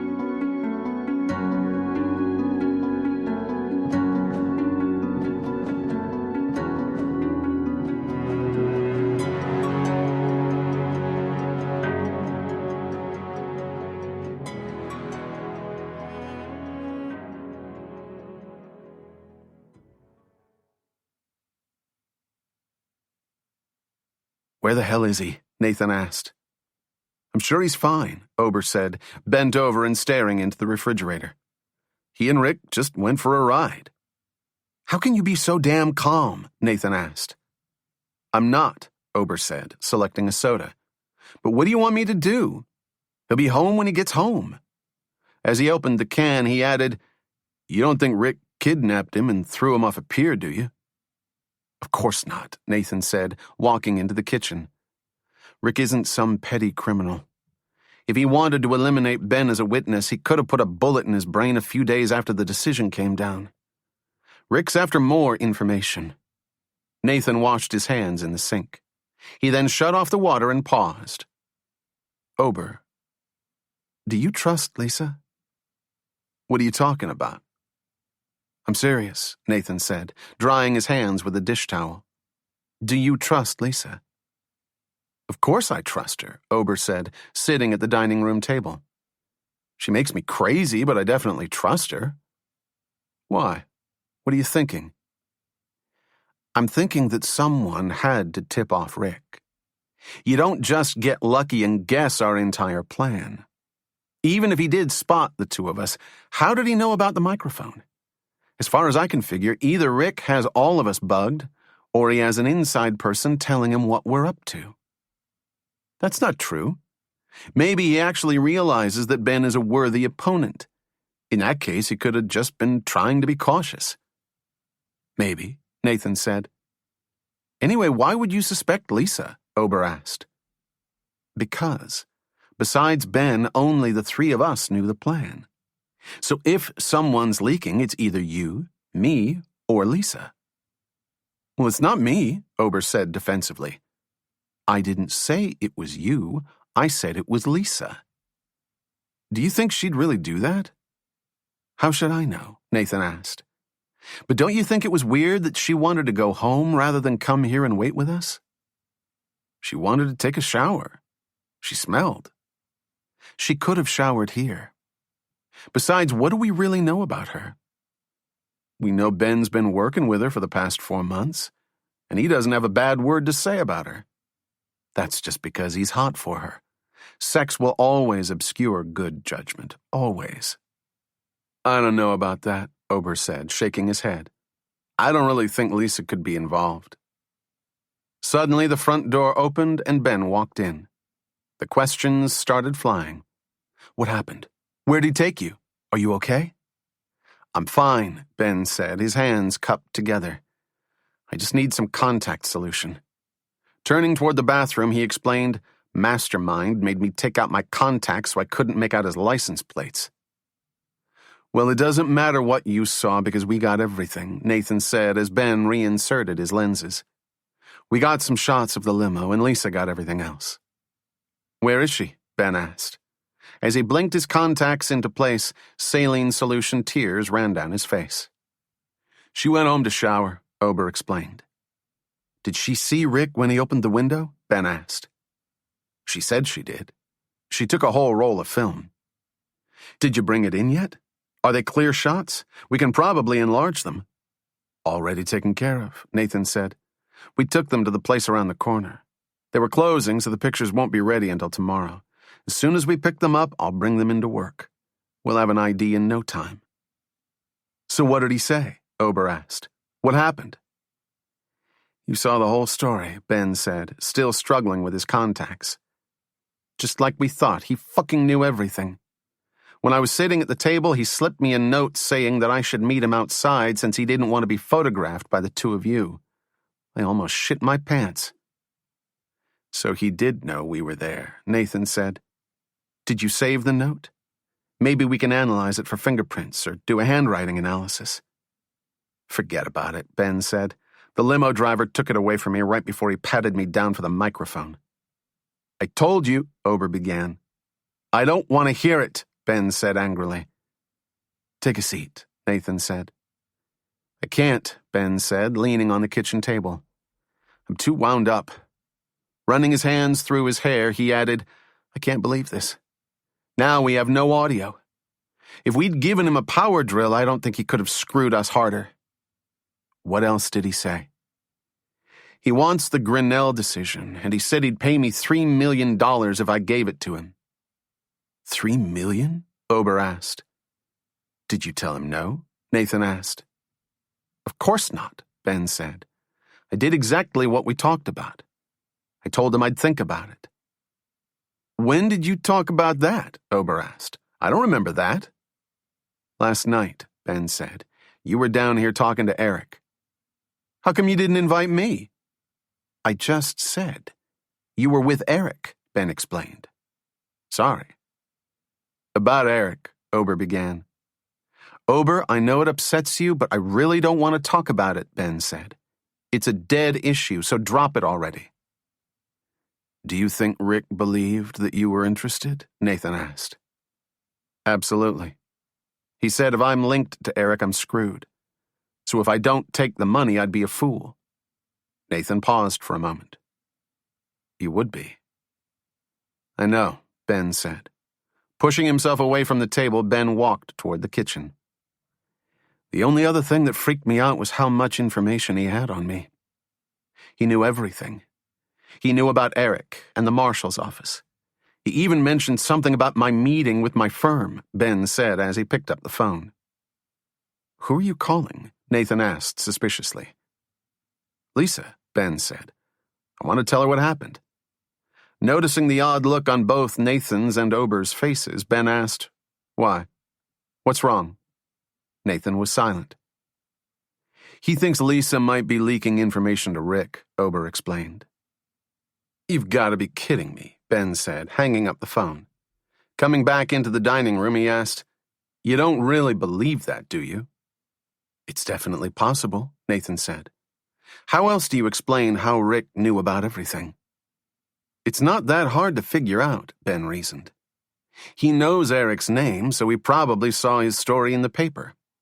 And how did he know about our entire plan? He might have seen you guys across the street. That's what I said, Ober said. But what about the rest? What about the marshals, and your firm, and the Mikes? Nathan asked. Come on, Ben, don't be blind to this. I'm not being blind, Ben insisted. Trust me, I've been thinking about this since the beginning. I just don't think it's Lisa, though. She'd never do that to me. You barely know her, Nathan said. You have no idea what she would and wouldn't do. She's a good friend, Ben said. I guarantee she wouldn't do that. Besides, just because Rick is unbelievably resourceful doesn't mean that one of my close friends is responsible. Eric's been your close friend for 2 decades, and he had no problem selling you out. How can you say Lisa wouldn't do the same? Because Lisa's a better person than Eric is. I know she seems like a loudmouth to you guys, but she has integrity. Trust me, she'd never do it. Ben, now you're being stupid, Nathan said, rising from his seat. If you think she wouldn't sell you out, you're wrong. Everyone has their price, and she's no exception. If you started thinking with your real head, you'd see how right I am. No. No way, Ben insisted, shaking his head. If Lisa was leaking information, Rick would be better informed than he was. He knew about things that have gone on, but he only knew about them in a general sense. He really didn't have any details. You don't know that for sure. Yes, I do, Ben said. I dangled our red herring and he snapped it up. He fell for the security clearance? Nathan asked. Hook, line, and sinker. That's interesting, Nathan said. What security clearance? Ober asked, confused. What the hell are you talking about? Last night we were talking strategy, Ben explained. So Nathan and I said that I should say something happened when it really didn't. If Rick said he knew about it, we'd know to what extent he was bluffing his way through some of this crap. So I told him that the marshal's office knocked down my security clearance, which they didn't. And Rick said he knew about it. Great move, Ober said, impressed. It definitely was, Ben said. But I still want to know how Rick had even the little information he had. I think he has us bugged, Ober said. I still think it could be Lisa, Nathan said. I don't want to hear about it, Ben said, walking up to his room. I have way too much to worry about, and I don't want to have to start suspecting my closest friends. When he got into his bedroom, Ben closed the door behind him, picked up the phone, and dialed Lisa's home number. "Ben?" she answered anxiously. "Relax, I'm fine," he said, looking under his desk for anything that resembled a microphone. "What happened? Are you okay? Did he proposition you?" "He definitely wants info," Ben said. After a full explanation of the last few hours, he continued, "So all we have left are the pictures that you and Nathan snapped as we drove away. Hopefully, those will be enough." "When will they be done?" "They'll be ready tomorrow morning," Ben said, searching under every piece of his memorabilia collection. "Nathan gave them to someplace around the corner. But if those don't come out, we're back where we started." "They'll come out," Lisa said. "Once Nathan runs the photos and the license plates through the State Department, we'll have everything we need." "I guess," Ben said. "So, you're calm? You're not crazy?" "I'm completely calm," he said, crawling on the floor and searching under his bed. "Lisa, by the way, thanks for hanging in the dumpster. We would have been lost without you." "Don't sweat it. That's what I'm here for." "I know, but I just wanted to say thank you." "Anytime," Lisa said, hanging up the phone. Later that evening, Nathan walked into Ben's room. Ben was sitting at his desk, slumped in his chair and staring at the wall. "How are you doing?" Nathan asked. "I'm okay. Just trying to figure this whole thing out." "Any ideas?" Ben slowly shook his head. "Not really." "You don't really need to stay involved with this bullshit," Nathan said as he sat on Ben's bed. "I mean, you can just walk away. The only thing hurt is your pride." "It's not about pride," Ben said, still slumped over. "Rick will always have information that can damage my career. If I walk away, I'll never know when he'll be back to dangle it in front of my face. At least if we get something on him, we can counteract whatever blackmail he might think of in the future." Ben opened the top drawer of his desk and pulled out a pencil. "Besides, I want this guy. Not to be a pessimist, but have you thought about turning yourself in and explaining the situation to the police? I mean, it's not like you leaked the information on purpose. Rick tricked you out of it." "I've definitely thought about that," Ben said. "But it doesn't matter how Rick got the information from me. If they found out I released a decision, they'd have to kick me off the court." "Yeah, but it's not like you'd go to jail. There was no criminal intent on your part. If a clerk got fired from the Supreme Court, it'd make every paper in the country. The media eats up court scandals faster than my family eats dessert. And if that happened, my entire career would be finished. I'd be disbarred, and I'd never be able to practice law again." "I think you're just worried that you'd lose your golden boy status." "You're probably right. I've busted my ass to get where I am. The last thing I want to do is throw it all away by confessing. No offense, but that doesn't sound like the optimal solution." "I'm just exploring all your options," Nathan said. "You know I'll support you, no matter what you decide to do." Early the next morning, Ben knocked on Nathan's door. "Do you have the receipt for the pictures? I want to go pick them up." "Hold on a second," Nathan said, bent over as he tied the laces on his sneakers. "I'll go down with you." Nathan untied his laces and retied them again. "Come on," Ben said. "How many times have you tied them already? 4, 5, 6? You have a sickness, you know that?" "I just like the perfect knot," Nathan said, still bent over. "Excuse me for being a perfectionist." "You're not a perfectionist. You're the poster boy for next year's obsessive-compulsive calendar." "There. Done." "Now that's a beautiful bow," Ben said, staring at his roommate's shoes. "Wonderful job." "Jealous," Nathan said as they headed downstairs to get their coats. "By the way, my mother's been bothering me all week. Are you coming over to dinner the night before Thanksgiving?" "Who's going to be there?" Ben asked, buttoning his coat. "Well, it'll be my family, the 4 of us, and Lisa, if she's coming." "What do you mean, the 4 of us?" "I'm not eating with Eric." Come on, Nathan pleaded, opening the front door. Now you're being immature. I'm not being immature. I just want to enjoy my time at your house. If Eric's there, I won't. It's as simple as that. What do you want me to do? Nathan asked. Should I tell him he can't come? Should I invite everyone and leave him out? Besides, if he's not invited, our mothers will never leave us alone. They'll want to know the whole story, start to finish. Silent until they reached the corner, Ben said, Fine. He can come. Thank you, Nathan said, breathing a sigh of relief. I'm glad you're forgiving side one out. Don't think this has anything to do with forgiveness. I just weighed my hatred for Eric against the consequences of maternal interrogation. From there, it was no contest. Moms are undefeated. Ben and Nathan walked 3 more blocks until they reached Rob's camera and video. As they approached the store, Ben said, We'll probably have to enlarge the photo. It won't be a problem. They can do that within an hour. I'm more worried that the license won't give us good information. It definitely will. Even if it only gives us a limo company, that's a start.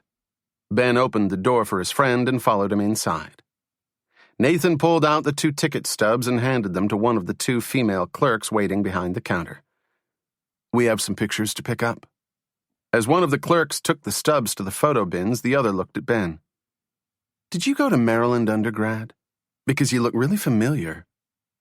I'm sorry, I didn't, Ben said. My friend did, though. He got a degree in shoelace tying.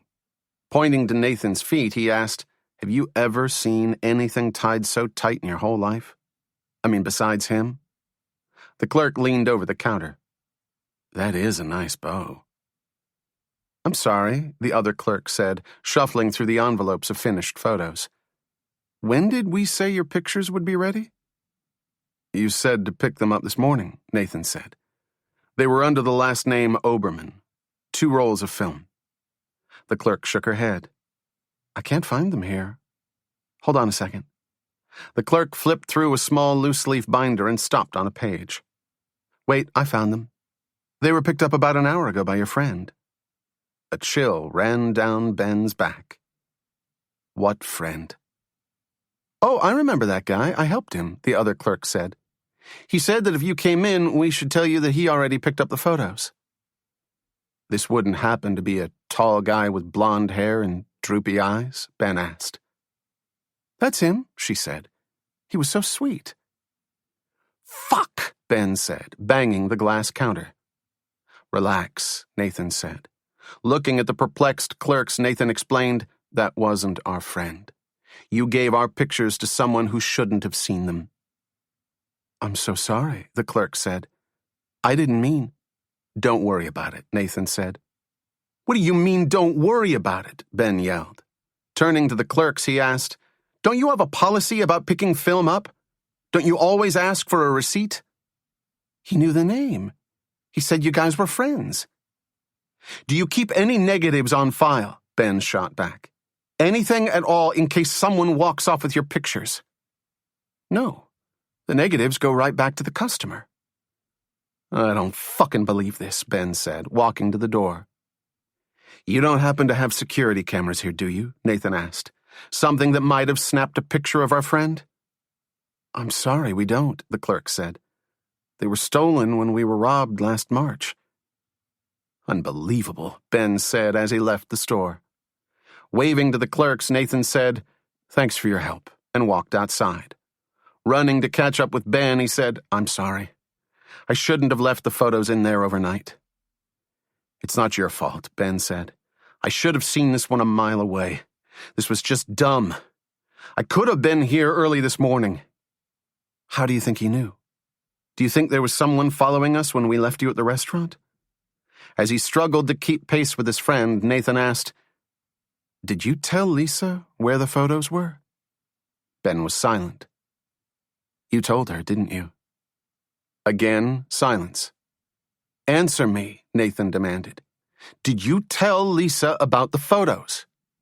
Coming to an abrupt halt, Ben threw his arms in the air and screamed, Yes, I told her. What the hell do you want me to say? I told her they were at a camera store a few blocks away. Now, why'd you do that? I told you. I told her because I trust her. And when I speak to her, I don't worry about guarding my thoughts. She's my friend. So no matter what you say, until you have proof that it's Lisa, I won't believe a single bit of your conjecture. What kind of proof are you waiting for? If she put a knife in your back, you'd say it wasn't her because you didn't see her with your own 2 eyes. Lisa has nothing to gain by talking to Rick. If she was after the money, she'd leak the decisions to Rick herself. Is that what you think? Nathan asked. What about this scenario? Rick and Lisa are conspiring, and Lisa is leaking the decisions to Rick. The only problem is that if word gets out that information is leaking, there's no fall guy. Enter one befuddled clerk named Benjamin Addison. Get enough information on him, and if anything ever goes wrong, you have an instant scapegoat. All they need to do is keep amassing evidence of your involvement. Ben walked silently for almost a block. Finally, he said, I don't agree with you. But I understand what you're saying. When we get back from Thanksgiving, I'll be happy to talk about it, but until then, I want to enjoy my time at home. Lisa'll be with me, and I refuse to suspect her the entire weekend. Then maybe you shouldn't take her home with you, Nathan said. Get it out of your head. She's got her ticket and she's coming home. That's the end of the discussion. It's your life, Nathan said. Chapter 10. They decided Grinnell, Ben said, coming into the office carrying a stack of books. How do you know? Lisa asked, looking up from the paperwork on her desk. Conference isn't over yet. Oh, yes, it is, Ben said, dumping the books on Lisa's desk. Osterman just buzzed his clerks and told them they'll be writing the majority. Veet finally went to the dark side. Says who? I just saw one of Blake's clerks in the elevator. He had the biggest shit-eating grin on his face. Historical monument-destroying prick. I can't believe this. Lisa picked up the phone. Where's Hollis? How come no one told us? I don't think now's such a good time to call. He's probably pissed about it. Are we definitely doing the descent? Lisa asked, returning the phone to its cradle. That's my guess. I'm not sure, though. Why are you so upset? Lisa asked. I thought you were in favor of seeing it as a taking of property. I am, Ben said. I just don't like seeing the vampires win. They played dirty on this one. Did they say what the final vote was? It was 5-4. Apparently, Osterman convinced Veet that if New York's zoning was allowed to protect the church, Grinnell and the other owners were going to bear a disproportionate burden. So Osterman's decision is based on a disproportionality argument? Are you sure it isn't challenging the legality of zoning? Shaking his head, Ben said, if they attacked the zoning directly, they couldn't get all the votes they needed for a majority. Blake's clerk said that was the only way they could get Veet on board. So Osterman's decision is going to say that the benefits of historic monuments are enjoyed by the whole city. Therefore, the preservation of such monuments is a burden that should be borne by the city, not by individuals. So if New York wants to protect the church, it's going to have to pay Grinnell and Associates the expected future value of the property? You got it, Ben said. Grinnell just got the golden ticket, and he doesn't even know it. He's going to reap all the profits of a mall complex that he's never going to have to build. That should teach the city to interfere with a private citizen. How can you think that's fair? This was so obviously planned by Grinnell. He bought that property with a constitutional lawyer at his side. He knew the city would freak if he said he was going to raise a church to open a mall. And the bigger he said his plans were, the more he knew he'd collect if the court went his way. Come on, Ben said. This case took 3 years to reach us. You don't really believe the whole transaction was legal speculation. I don't think it was all speculation, but I do think Howard Grinnell is a piece of shit. You read the record. He's an uptight, greedy developer who was born with a silver stick up his ass. That was in the record? Ben asked. I never saw that. You know what I mean. I just can't believe Veet was such a coward, Lisa said, flipping her legal pad to a clean page. We have to write a scathing dissent for this. I want to limit this decision as much as possible. Don't worry. Veet's lack of enthusiasm limits their opinion to this set of facts. By the time we're done with it, this decision will look like it came out of a traffic court. Lisa put her pencil down and took a deep breath. While a half-hearted vote by a justice ensured victory in the case at hand, it usually also led to a half-hearted decision. And if history was any indicator, half-hearted decisions rarely made strong legal precedents. Besides, Ben said, this decision will be overruled in a year. When Blake steps down, you know we're going to get a liberal justice. I know, Lisa admitted. It'll just annoy me to see Grinnell take home all that cash. Looking up from her desk, she added, have you thought about how Rick fits into all this? I haven't figured it out yet, but my guess is that if he knew the decision, he'd try to buy a piece of Grinnell's action. Have you decided whether you're going to tell him? Or is there a new plan to catch him on tape? I'm not sure, Ben said. I just have to survive Thanksgiving with my family. Where the hell is Ober? Ben asked Nathan as the two friends stood in their living room, suitcases by their sides. He probably got lost on his way home, Nathan said. The simple-minded are easily confused. I say we leave his ass, Lisa said, returning from the kitchen with a can of soda in her hand. Maybe we'll get lucky and he'll miss the flight. Trust me, we don't want that, Ben warned. If he misses the plane, his mother will be on our backs all weekend. Ben screeched in imitation of Ober's mom. You've forgotten my baby. Where's my baby? He's an only child, Nathan explained to Lisa. His mom's a bit possessed. You mean possessive, Ben corrected. Oh, yes, I mean possessive. Silly me, Nathan said, repeating the friend's old high school joke. Get me out of here, Ober announced, flinging open the front door. Where the hell were you? Ben asked. There was an emergency at the office, Nathan said sarcastically. There was an outburst of rowdy orange juice subsidy letter writers who needed swift attention. Ober pointed at Lisa. I didn't know you were flying with us. And she's not even paying for it, Ben said. My parents are picking up the tab. Are you kidding me? Ober asked. If I knew free airfare was involved, I'd have told your mom that I was sleeping with you. I appreciate that, Ben said. Now can we get out of here? Ober grabbed his suitcase from his room and returned to the living room. Where's Eric? He asked. Eric, Nathan called out. We're leaving. Eric walked down the stairs with a navy duffel bag and joined the group without saying a word to anyone.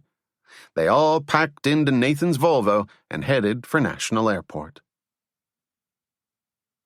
They're going to lose our luggage, Lisa said after the skycap loaded their bags onto a dolly and rolled them toward the conveyor belt. What makes you say that? Ben asked. I just saw what Scrooge here tipped him, Lisa said, pointing at Ober. How much did you tip him? Nathan asked, watching to make sure that his bags were loaded on the conveyor. I gave him $1, Ober said. You gave him $1 for 5 bags? Ben asked. Goodbye, suitcase. It was nice knowing you, Lisa called to her luggage. What's wrong with $1? Eric asked. For 1 bag, nothing, Ben said. But if you have 5 bags for 5 different people, $1 tip says, throw these bags in a volcano. I have no use for them. Just relax, Eric said as the group walked inside the terminal. Turning to Ober, he added, nothing'll happen. You'll see. With only 2 days until Thanksgiving, National Airport was swarming with people. Fighting the irate crowds, the friends made their way through the X-ray machine and toward their gate. Ober scanned the row of shops and eateries that lined the terminal. I'll be right back, he said as he took off in a mad dash. Lottery tickets, Ben said to Lisa. As the remainder of the group arrived at the boarding gate, they waited at the back of a single weaving line. Eventually, Ober returned, red-faced and breathing heavily. Let me guess, Ben said. You won. First, I bought 1 ticket and I lost, Ober explained. Then I bought another ticket and I lost. Then I bought a third ticket and you lost, Nathan said. And I lost, Ober repeated.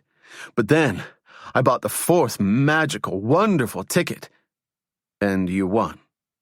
And I won, Ober screamed as everyone in line turned around. I won $20 right there. He has a small chemical imbalance, Ben explained to the onlookers. With a little medication, he'll be fine. You won $20? Nathan asked. What did you buy us? I didn't buy you squat, Ober said. If you want to make fun of the lottery, you will not reap its rewards. You won $20, and you didn't buy your friends anything? Ben asked. I'm starving here. Me too, Eric said. I'm going to grab a slice of pizza. Does anyone want anything? I'll take a slice, Ober said. Make it 2, Nathan said. Make it 3, Lisa said. Ben, do you want a slice? Eric asked. No, Ben said, looking away. Thanks. When Eric stepped away from the line, Ober tapped Ben on the shoulder. Don't be such a hard ass. He's trying his best to make up. Too bad, Ben said. I'm not ready to make up right now. Just be nice, Nathan begged, even if it's only for the weekend. Don't worry, Ben said. I'll be fine. Are you nervous yet? Ben asked when the plane landed in Boston. A little, Lisa said, wiping her palms on her jeans. You should be, Ober said, because Sheila Addison is about to eat you alive. Did you bring the garlic and the wooden stake? Nathan asked. If you ever feel like there's a lull in the conversation, just look her straight in the eye and say, Are you my mommy? You can always use that in a pinch, Ben said. I'm sure it'll be fine, Lisa said. Shaking his head, Ben said, Just remember, you wanted to come here.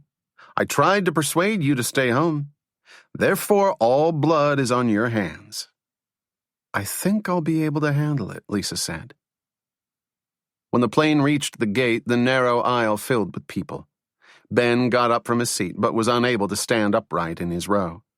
Cocking his head to the right, he crossed his arms and waited impatiently. Directly behind him, Eric was stuck in the same position. Don't you just love this? Eric asked, forcing a laugh. Actually, I hate it, Ben said. Listen, can we just pretend it didn't happen? Eric asked. It'll make for a nicer weekend. No, Eric, we can't pretend it didn't happen. Ben scowled. No matter how much you want to make it go away, it's going to be with us for a long while. Why? Why can't we just start over? I'm sorry already. I'm sorry it happened. You make it sound as if it happened by itself, Ben said. But in case you didn't realize, you're the one responsible. You did it. Understand? Big deal. I did it. I'll live with it. Why can't you? Noticing the passengers who started to stare, Ben lowered his voice. Because I don't like you anymore. Get that through your damn skull and leave me alone. As the passengers began to disembark, Ben inched closer toward the aisle. Eventually able to straighten his neck, he stood between Lisa and Nathan. What was that all about? Nathan asked. Nothing, Ben said.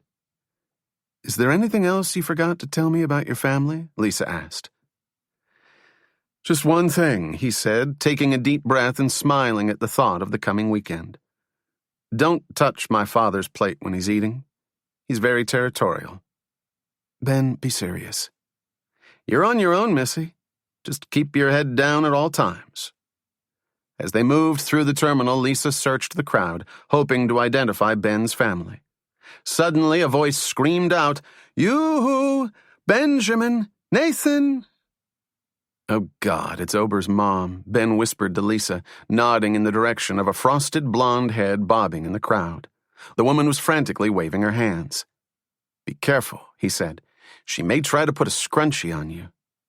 The 5 friends made their way through the crowds and watched as Ober was enveloped by his mother's hug. Wearing an extra-long purple sweatshirt and a pair of black leggings, Barbara Oberman could barely contain herself. William, I missed you more than words. She squeezed Ober with all her might. Nathan, she said, moving toward the group of friends. Eric, Ben. She wrapped her arms around each one, a human hugging assembly line. And you must be Lisa, Ober's mother said, extending her hand. You should know that you're the first girlfriend Ben's brought home since, what was her name? Lindsay something. Lindsay Lucas, Ober sang, the psycho from Long Island. Whatever happened to her? Nathan asked.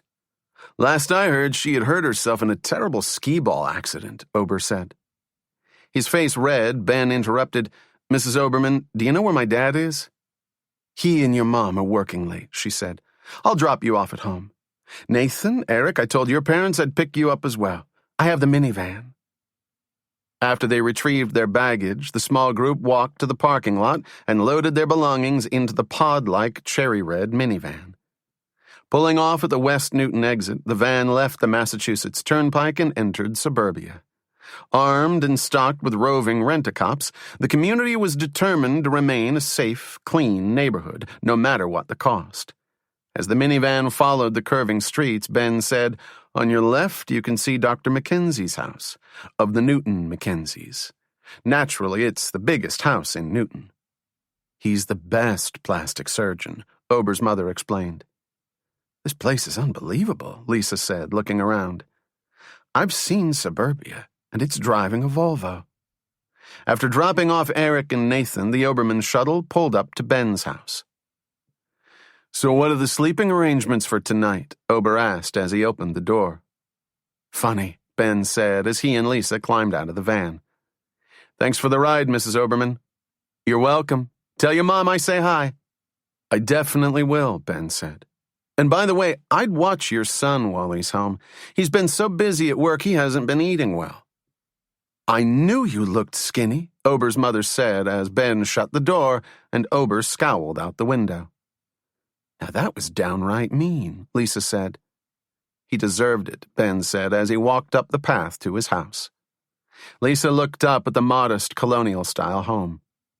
Nice place. As they approached the front steps, the front door opened. Benjamin, his mother said. She opened her arms and gave him a long embrace. You look terrific, she said. A bit thin, but otherwise terrific. And you must be Lisa, she said, extending her hand. Nice to meet you, Lisa said. In case you didn't guess, this is my mom, Ben said. She's the malevolent evil one I was telling you about. Don't be such a smart-ass, Ben's mother said. I'm trying to make a good impression. Without question, Ben had inherited his mother's features. Her strong eyes, her quizzical eyebrows, the way her nose crinkled when she laughed. Even their mannerisms seemed to mirror each other. For every quick remark Ben had, his mother had a stronger retort. Carrying his packed-to-capacity nylon bag, Ben followed Lisa and his mother into the house. When they reached the living room, Mrs. Addison called out, Michael, they're here! From out of the kitchen, Ben's father appeared, dressed in jeans and a beat-up old Michigan t-shirt. Nice to meet you, Mr. Addison. I'm Lisa. Taking Lisa's hand, he said, Please call me Michael. Mr. Addison's my dumpy old dad. His hair was longer than Lisa had expected. It must be the old hippie thing, she thought.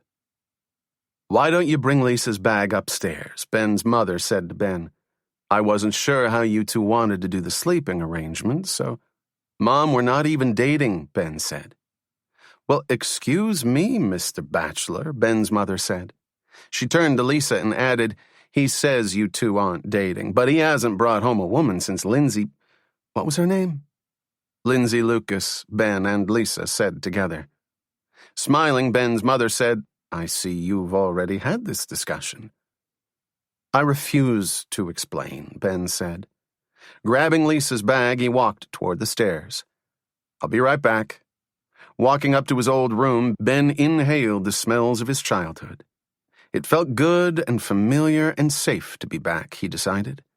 As with every other visit home, he marveled at the illusion that everything around him had gotten smaller, from his old bed to his old desk to the Albert Einstein poster on his wall. After a quick trip to the bathroom, he put Lisa's bags in the guest room and then walked down to the kitchen. "Aw," he heard Lisa say as he entered the room. "You were so cute." "You've got to be kidding me," Ben said. "Baby pictures already? What did it take, 2 whole minutes? That's a new record for you, Mom." "Leave her alone," Lisa said, still engrossed in the photos. "You should see some of the home movies we have," Ben's father added. "Don't even think of it, Dad," Ben warned. "Home movies have at least a 1-night waiting period." "So tell me more about Ben as a little kid," Lisa said. "Tell her about the time I lit Jimmy Eisenberg on fire." "Oh, shush," Ben's mother said. Turning back to Lisa, she continued, "He was so bright. He learned to read when he was 2, and by the time he was 4, he used to read Michael's articles." "He found a spelling mistake in one of my final drafts," Ben's father said proudly. "Tell Lisa about the time you found him up on the roof." "Now that's a story," Ben's mother said. "When Ben was 5, it was late one night and I couldn't find him. I was frantic." "Mom, you were frantic?" Ben asked. "I was frantic, looking everywhere for him. I was pulling my hair out. Suddenly I hear this sound on the roof. Let me tell you, my heart dropped. I ran up through the attic and opened the door to the roof, and there's Benjamin, wearing his little pajamas and holding a rope in his hand. So I scream, 'Benjamin, what the hell do you think you're doing out here?' And he says to me, 'Mommy, I was just trying to lasso the moon.'" "Aw," Lisa said. "Ever the little overachiever." "Oh, well. Show's over," Ben said, leaving the kitchen. "Good night." "Benjamin, come back here," Ben's mother said. Scanning through the pictures, Lisa looked up and asked, "Is this little guy your brother?" "Yeah," Ben said with a smile. He then looked over at both his mother and father. Confused, Lisa was silent. "That's Daniel. He passed away when he was 12, Ben's father said. He had leukemia." "I'm sorry," Lisa said. "I didn't know." "And now you do," Ben said, trying to make Lisa feel comfortable. Standing behind her, he put his hands on her shoulders. "Don't worry about it. It's okay." "He was a terrific young man," Ben's mother said proudly. "You would have really gotten along." "Thanks," Lisa said, unsure of what else to say. "Maybe we should call it a night." Ben looked at his watch. "It's close to midnight." "That's a good idea," Ben's mother said, stacking the photo albums in a neat pile. "What do you two have planned for tomorrow?" "I think we're going to spend the day in the city. Lisa's never been to Boston. And we're supposed to go over to Nathan's house for dinner." "That's right," his mother said, getting up from her seat by the kitchen table. "Joan told me that. Just make sure we see you for at least a few hours." "We will, Mom. Don't worry." "Nice to meet you both," Lisa said as she and Ben left the kitchen. Neither Ben nor Lisa said a word until they reached the second floor. "I'm sorry about bringing up your brother," Lisa finally said as they entered the guest room. "It's okay," Ben said warmly. "It's been a while, so we can handle it." "It must have been a painful loss." Sitting on the white Formica desk in the corner of the room, Ben explained, "It was really terrible. He was diagnosed with childhood diabetes when he was 10. And that just led to complications when the leukemia came. He was a medical mess." "How old were you when he died?" 14, Ben said, propping his feet up on the chair below the desk. "It was the worst time in my life. I couldn't sleep for months. I had to start speaking to one of my dad's friends who was a family psychologist. My mother was a wreck. In fact, if it wasn't for my father, we'd probably all be in the nut house at this point. He really kept it together then." "Your parents are great," Lisa said, sitting on the bed. "They definitely are," Ben admitted. "I'm just surprised you turned out as well as you did," Lisa added. "I mean, lassoing Earth's favorite satellite, that can make you a little nuts." "Ho, ho, you're a riot." Lisa kicked off her sneakers. "So tell me what happened with you and Eric on the plane. He didn't say a word the whole way here." "Nothing. I told him off. I don't want to have to deal with his crap anymore." "Good," Lisa said. "I was worried you were going to actually forgive him over time." "No way," Ben said. "I love my friends. I'd do anything for any of them. I'd do anything for you. But life is too short to waste your time on assholes." "I don't even think it's about being an asshole. I think his actions were a violation of your trust. As far as I'm concerned, that's the single worst thing you can do to a friend." "Listen, you don't have to tell me. Between Rick and Eric, trust has been the problem virtue of the year." At noon the next day, Ben came down to the kitchen, where he saw Lisa and his mother talking. "Well, well, look who finally decided to join us," Ben's mother said as she cut vegetables for the following night's Thanksgiving dinner. Not fooled by Ben's recent shower and his close shave, she could see the still tired look in her son's eyes. "What time were you two up until last night?" "Probably around 4, Lisa said. Ben's mother dropped her knife on the cutting board and stared. "Mom, calm yourself," Ben said, rolling his eyes. "We were just talking. Is that okay?" "It's none of my business," his mother said. "I didn't say a word." "You didn't need to."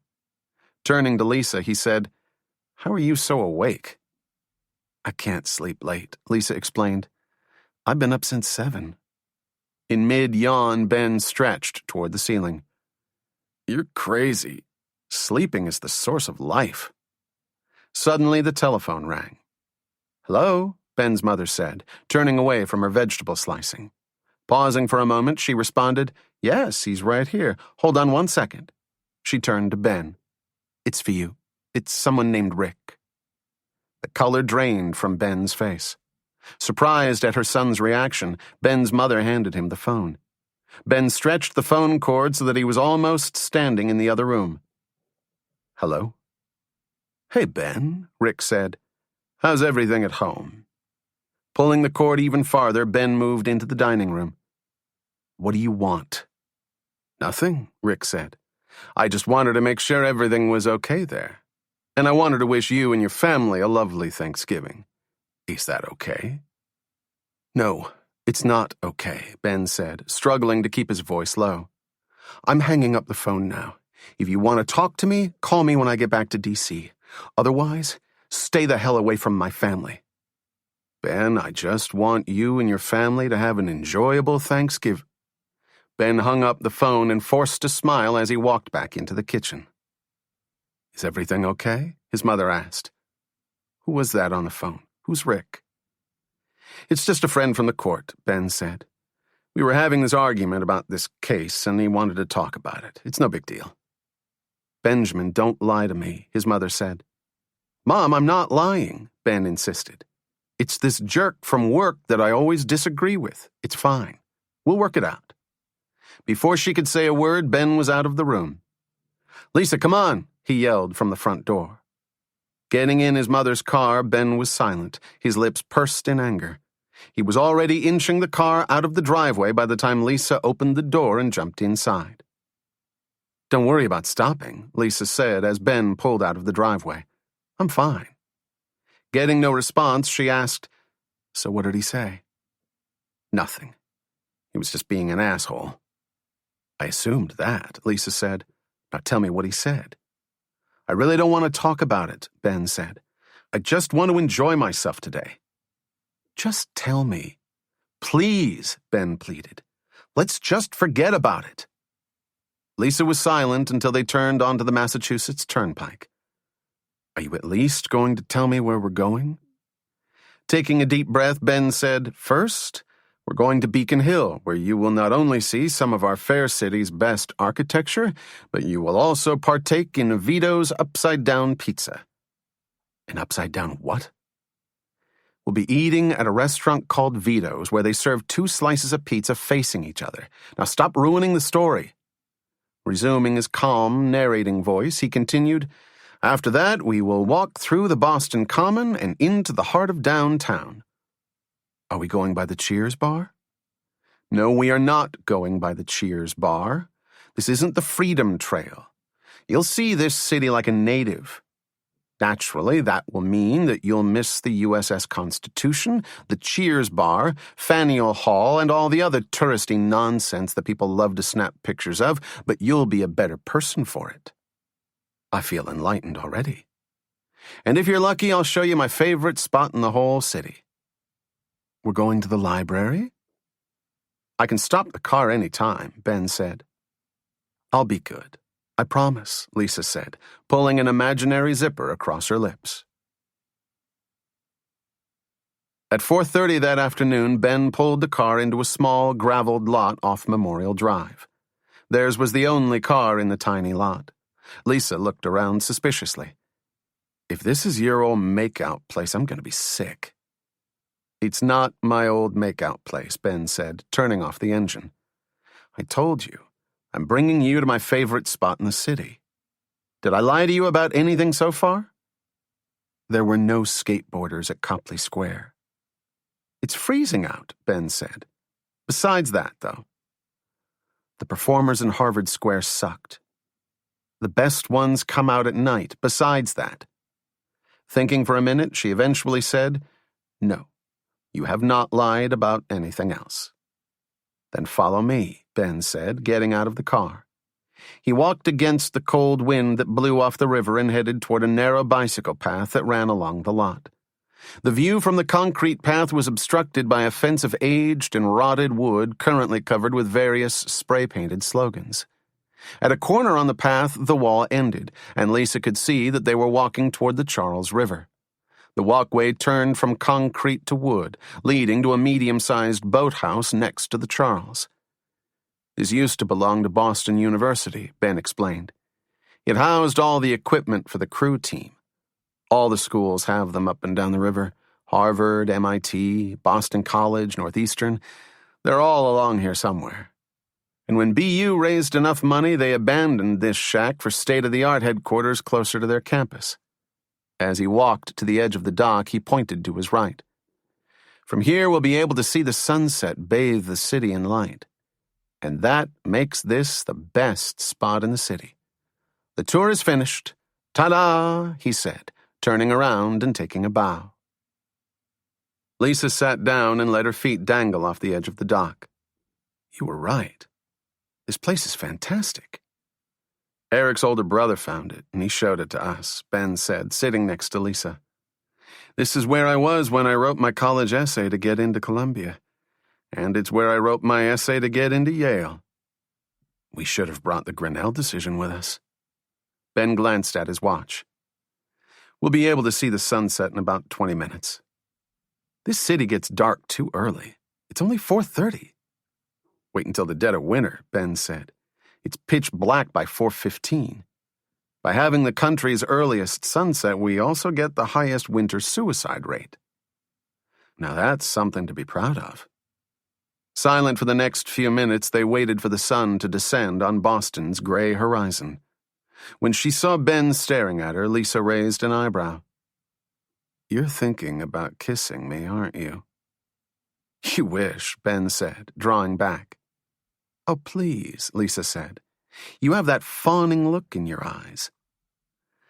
Lisa, I realize I've brought you to a magical place, but not all fantasies come true here. Don't pull that crap with me, Lisa said, pointing at Ben. You have the same look you had the night we worked on the death penalty case. That severely tired so my exhaustion is mistaken for passion look? I think you're right. That's exactly the same look I had then. Forget it, Lisa said, shaking her head. You're right. Let's just enjoy the sunset. Leaning back on his elbows, Ben stared at the golden-orange hue that colored the top of the State House. After a few minutes, he asked, Do you really think we'll be able to catch him? I'm not sure, Lisa said, shrugging her shoulders. I mean, I hope we can. He just always seems so prepared for us. Why? Forget I asked. Ben sat up straight and brushed the dirt and pebbles from his hands. Just drop it. Come on, Ben. Is that your answer every time you get upset? Just tell me what you're thinking. I know you're scared shitless by this whole thing. Ben was silent, And you ought to be. What do you want me to say? Ben finally asked. Of course I'm scared. My whole professional career is on the line. And at the one point when I'm finally calming down about it, the lowlife calls my house for no purpose except to unnerve me. Let's see, what else do you want to hear? That I have nightmares about it? That I can't get it out of my head? That I think I'm way out of my league? Washington is one thing, but it's different at home. How's it so different? Lisa asked. My parents are here, Ben said. That's it. Period. I don't want them involved in this. That's probably why Rick called, Lisa pointed out. He knew it'd make you crazy. No, really? Ben said sarcastically. And here I thought he was trying to establish a real friendship between us. After that nice ride in his limo, we have a ton of memories to look back and laugh about. Lisa didn't respond. I'm sorry, Ben said, taking a deep breath. Can we please start over? Absolutely, Lisa said with a small smile. So tell me, what did Rick say? He said he just wanted to wish me a happy Thanksgiving. I'm sure it's his way of saying don't forget what we talked about in the limo. We really should find him and beat the snot out of him, Lisa said, dangling her feet off the dock. You are so right, Ben said, leaning back on his hands. You know, if you ever want to talk about it, I'm an open ear. I appreciate it. Ben smiled. Now, can we just enjoy the sunset? Is everyone ready to eat? Ben's mother asked at precisely 7 the following evening. What about Dad? Ben asked, putting out a pitcher of cold water and 2 bottles of soda. He called a little while ago. Someone slashed his back tires, so he's stuck at work. Slashed his tires? Is he okay? Lisa asked. Do you want me to pick him up? Ben asked. He's fine, Ben's mother said. He said the tow truck would be there soon enough. As Ben and Lisa took their places around the table, Ben's mother brought out a huge bowl of Caesar salad. Pass me your bowls. Suddenly the door opened and Ben's father stepped inside. Hi, everyone, he announced. He kissed everyone before sitting at the head of the table. Good timing by me. That was quick, Ben's mother said. You won't believe what happened, Ben's father said, pulling off his tie. Right after I called the towing company, I went outside to change the first tire. I figured that would save me time when they eventually came. Anyway, as I'm in the middle of putting on my spare, this guy drives up and notices that my other tire is flat. He offers me the spare in his car and even helps me put it on. And then when I offered to pay him, he said he couldn't take money for it, that it was Thanksgiving and all. What did this guy look like? Ben asked, hoping to sound casual. Blonde hair, kind of preppy, nothing special. Lisa and Ben exchanged a look. Did he say anything else? Ben tried to remain calm. Nope, Ben's father said, shoveling a mound of Caesar salad onto his plate. He said he recognized me from my columns. And get this, he knew that you worked at the Supreme Court. He remembered that story Carrie wrote about you when you first got your clerkship. As his palms grew slick with perspiration, Ben dropped his fork, which crashed against his plate. Are you okay? Ben's mother asked. Ben wiped his hands on his pants, picked up his fork, and quickly pulled himself together. I'm fine. I just haven't eaten all day. Surprised by the casualness of Ben's father's reaction, Lisa asked, Are your tires slashed often? Every once in a while. Whenever I write a column about corruption in the city government, my tires are slashed, my windows are shattered. That's the life of a columnist. Too many enemies. So this is probably no big deal, Lisa said, hoping Ben was listening. Not for me, Ben's father said proudly. In no mood to hear Michael's speech about the life of a columnist, Ben's mother asked, Anything else happen at work? Not really, Ben's father said. It was a pretty slow news day. Someone was shot downtown. There's a new police corruption expose that's running tomorrow. And my son got engaged. Other than that, it was quiet. What? Ben asked, snapping back into reality. Didn't you see today's paper? Ben's father reached into his briefcase and pulled out a section of the newspaper.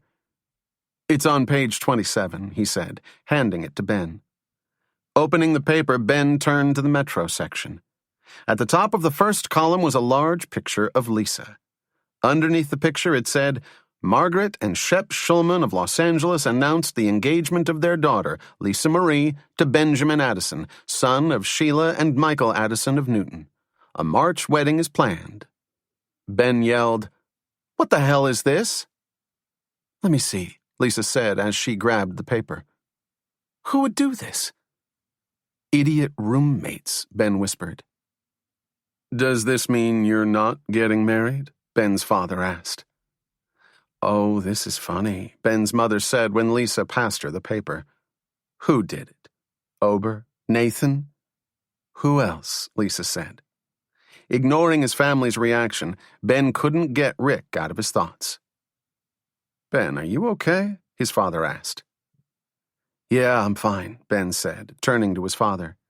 Motioning toward the newspaper, he added, "I'm sorry about this. I didn't have a thing to do with it." "Oh, it's fine," Ben's father said. "We like it when we're completely humiliated. Every self-respecting paper likes to be the victim of a mindless joke every once in a while." "You didn't get in trouble for this, did you?" "Of course not," Ben's father said. "But all day people were asking me how come I didn't tell them you were engaged." As he finished his salad, he continued, "By the way, the president apparently has his short list to fill Blake's seat on the court." "Who's on it?" Ben asked, trying to put Rick out of his mind. "Cutler, Redlick, who else?" "Your old friend Judge Stanley is rumored to be on it." "It'll never happen," Ben said, waving his hand. "That's the fish he throws to the liberals. I'll bet $100 Stanley doesn't get it." "Have you heard any rumors at the court?" Ben's father asked. "Nothing really feeds through there," Ben explained. "The president's staff calls some justices for recommendations, but that's just out of courtesy. Otherwise, we hear what you hear." "Oh, come on now," Ben's father said. "You work there. You must hear some rumors. Just this once. Feed your dad some inside info." "I said I don't know anything," Ben insisted. "And don't put me in that kind of position. Even if I did know something, I couldn't tell you." "Relax," his father said. "I was only kidding." "It was just a joke," Lisa said. "Fine," Ben said, picking at his salad. "It was just a joke. I get it. Har har." "Is everything okay at work?" Ben's mother asked. "Everything's fine," Ben said. "Everything's wonderful." "And what about that firm that's been recruiting you? Are they still interested?" "Mom, everything is fine. I'm well on my way to the fast track of the legal world. Nothing can stop me. Now, can we just drop the subject?" "No. What are you not telling me?" Turning to Lisa, Ben's mother asked, "What is he not telling me? You can tell me." "Mom, leave Lisa alone," Ben demanded. "Ben, there's no reason to raise your voice," Ben's father said. "There is when she won't mind her own business," Ben said. "I said drop it." "I don't need that tone at the table," Ben's mother said. "Either apologize or leave the room." "Leave the room?" Ben asked, forcing a laugh. "Or what? You'll punish me? Spank me? Maybe you can take away my TV privileges. Or maybe I won't get a birthday party this year." "Benjamin, I'd appreciate it if you'd excuse yourself from the table," his father said in a low voice. Ben got up from his seat and stormed upstairs. "I'll be in my room."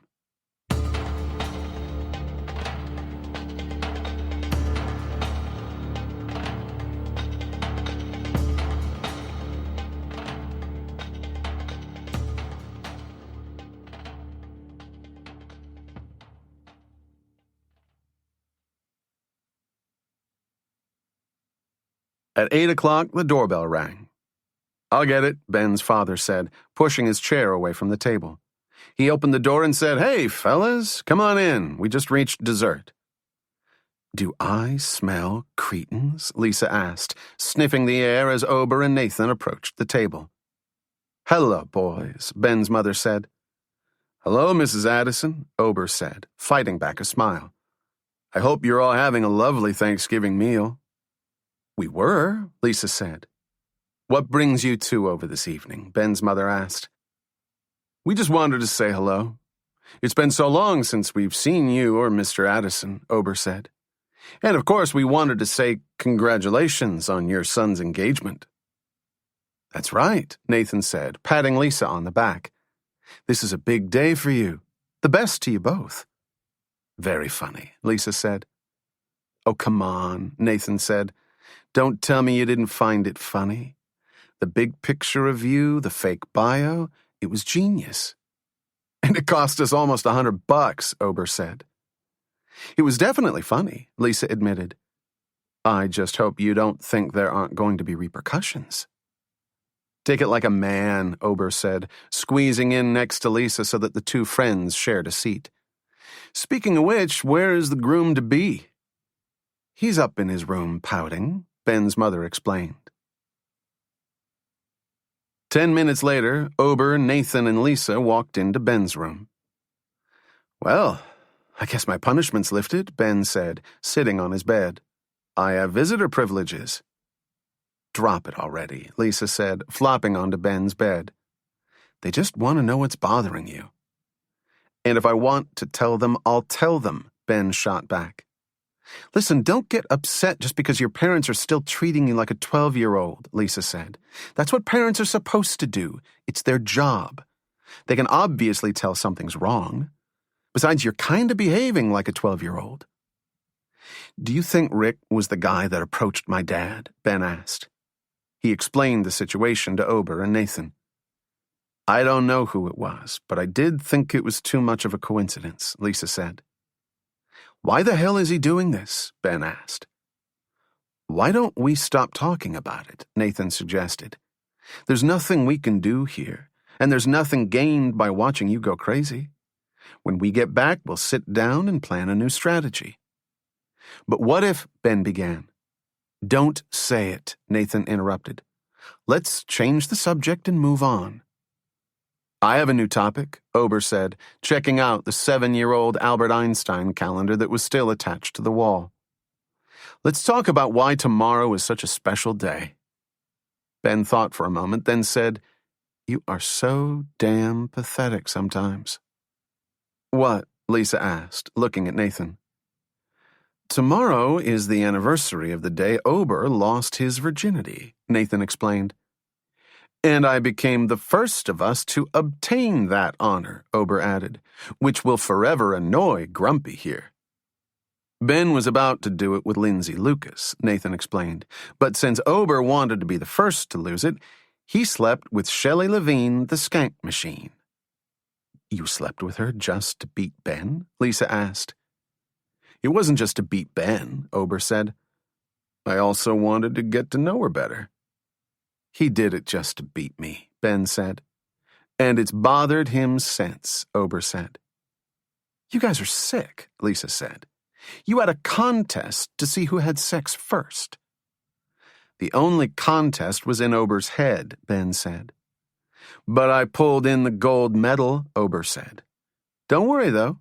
Winning the silver is still nice." "And what grade was this?" Lisa asked. 11th, the three friends said simultaneously. "That's not that bad," Lisa said. "How about you, Nathan? When did you do the deed?" "That's a pretty personal question," Nathan said. "When do you lose yours?"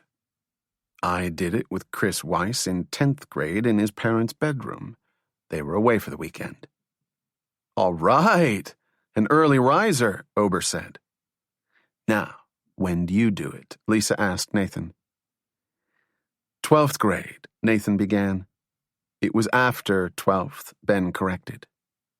"It was the summer between 12th grade and college," Nathan insisted.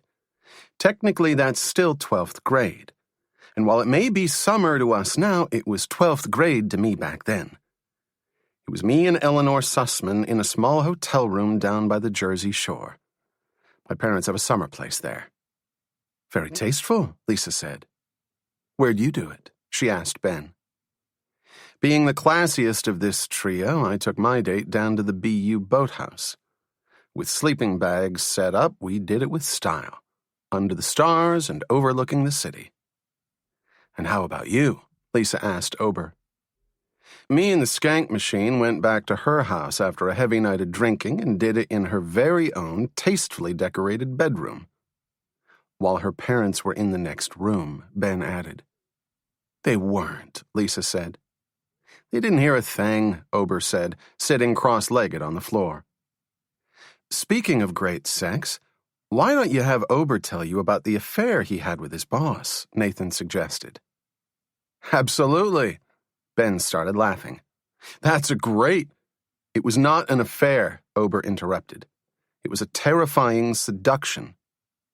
"It was an affair, and you were a coward," Nathan said. "Just tell the story," Lisa said. "This all took place during Ober's brief stint as a public relations assistant," Ben explained. "It was a PR boutique that specialized in the computer industry," Ober added. "And Ober's supervisor," Ben continued in a deep, sexy voice, "let's just say that she specialized in love." "Just get to the point," Ober begged. "She made a pass at me and I refused it. End of story." No, Nathan jumped in. "She made a pass at you and you passed out." "You what?" Lisa asked, laughing. "She called him into her office and she was wearing nothing but a bra, underwear, and black garters," Ben said.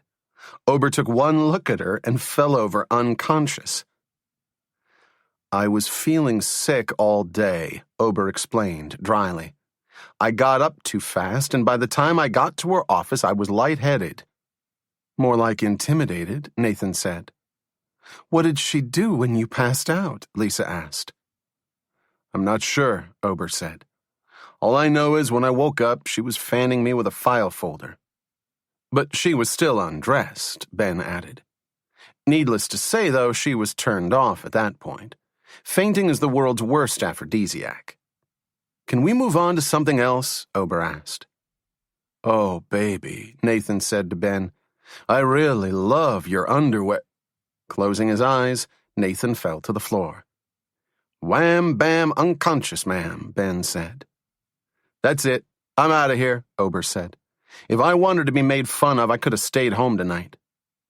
"Can you drop me at home?" Nathan asked as Ober walked to the door. Saying nothing, Ober left the room. "I'll take that length of silence as a yes," Nathan said, waving to Ben and Lisa. "See you guys later." "See you later," Ben said as Nathan stepped out. "You're so pathetic," Lisa said, poking Ben in the chest. "What?" "That place you took me to yesterday. The boathouse.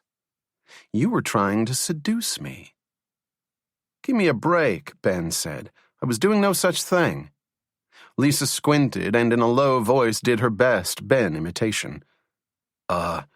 I wrote my essay for Columbia here, and I wrote my essay for Yale here, and I lost—" Switching to a slightly deeper voice, she interrupted, "No, dumbass, don't tell her about the virginity thing.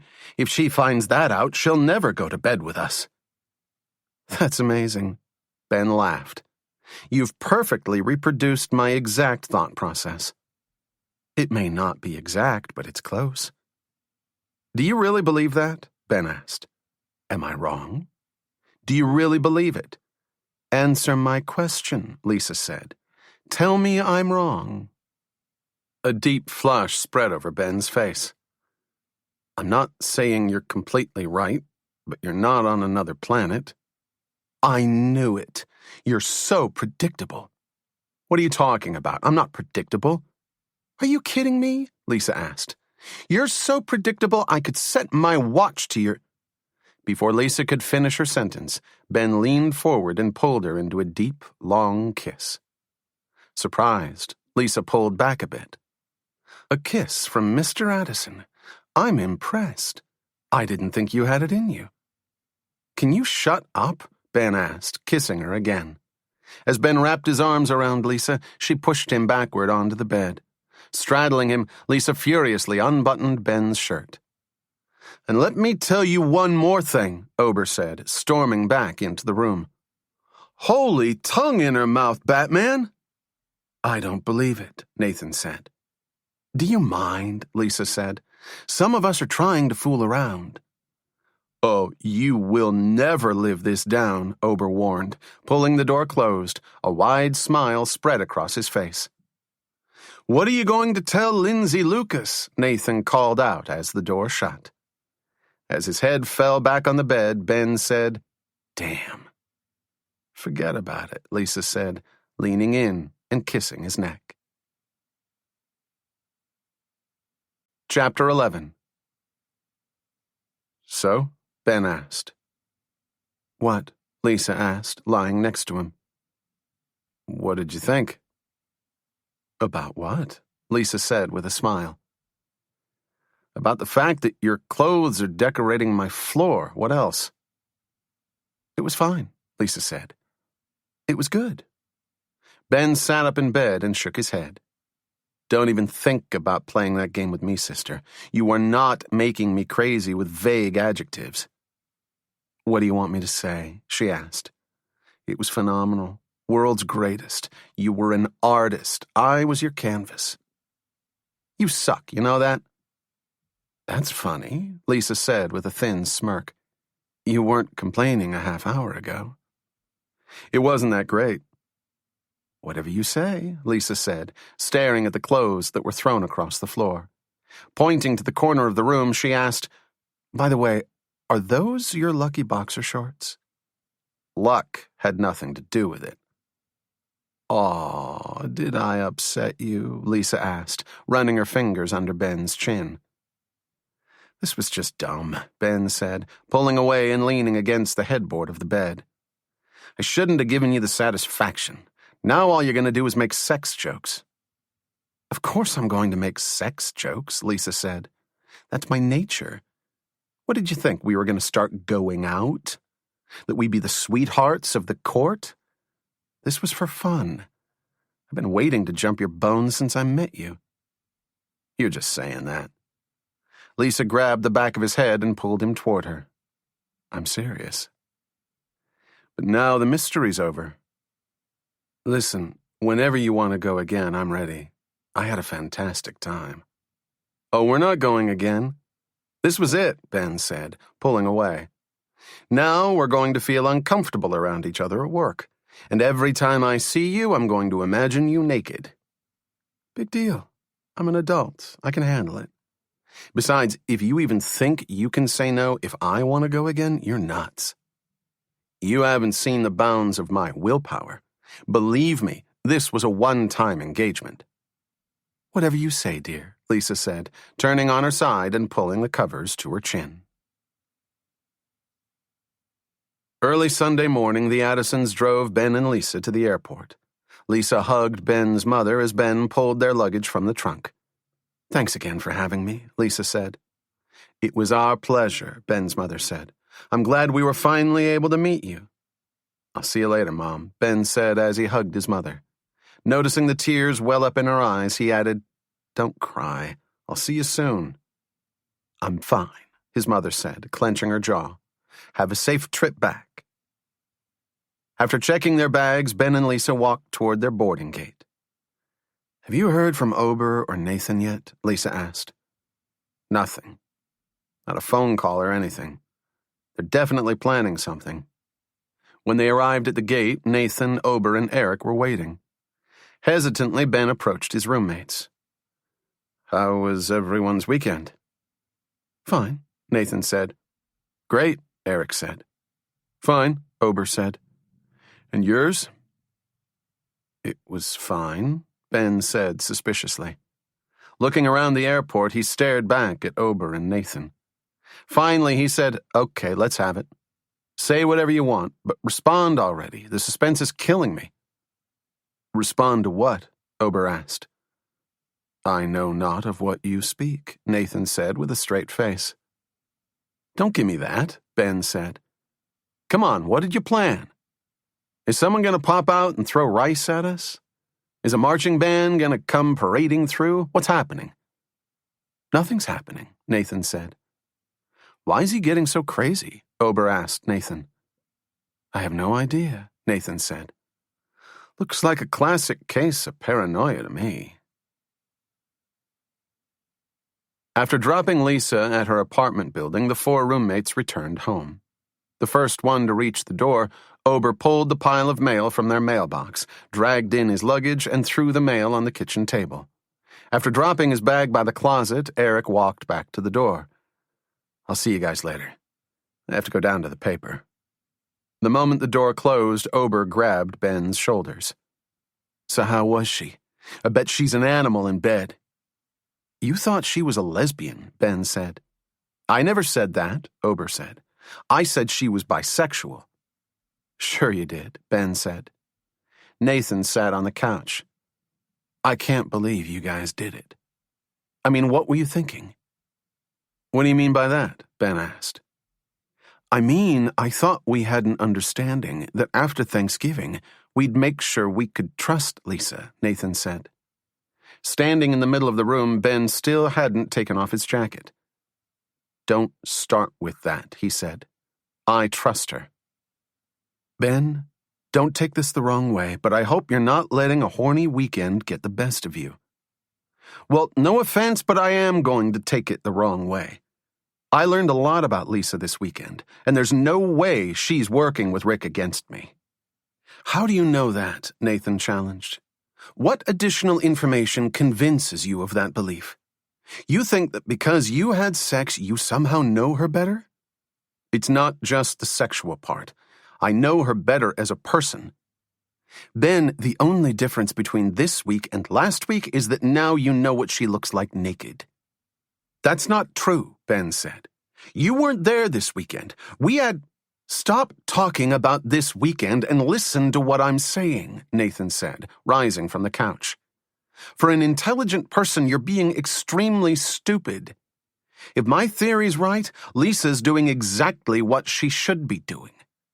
Think about it. She's playing with both your heads. Silence swept the room. Ben walked over to the table and sorted through the pile of mail. Pulling out his own letters, he added, At least Lisa is concerned with my problems. And what's that supposed to mean? Nathan asked. It means that she spent the entire weekend talking with me about all this crap with Rick. All you guys did was waste your energy on stupid pranks. Now you're reaching, Nathan said. You know how much time we've all invested in this. Both Ober and I have risked our jobs to catch Rick. And if that engagement announcement was anything, it was the best way we could think of to cheer you up. Besides, the only reason Lisa spends so much time talking to you is to see what you know. You don't know what you're talking about, Ben said, heading toward the stairs. Don't get upset and walk away, Nathan said. Come back down here and deal with it. Ignoring his roommate, Ben walked to his room. You should have known he was going to get defensive, Ober said when Ben was out of sight. Of course I knew he'd be defensive, Nathan said. But tough shit. I'm looking out for him. I know what you're doing, Ober said, but maybe you could have been more sensitive. You want me to be more sensitive? Nathan laughed. I'm serious. Ben's really scared about this. Of course he's scared. I was the one who said it before Thanksgiving. Sex will always interfere with rational thought. But it's time for Ben to wake up. He had his fun, and now it's time to face reality. Lisa can't be trusted. How was your trip? Rick asked, talking into his cellular phone as he waited for his baggage at the airport carousel.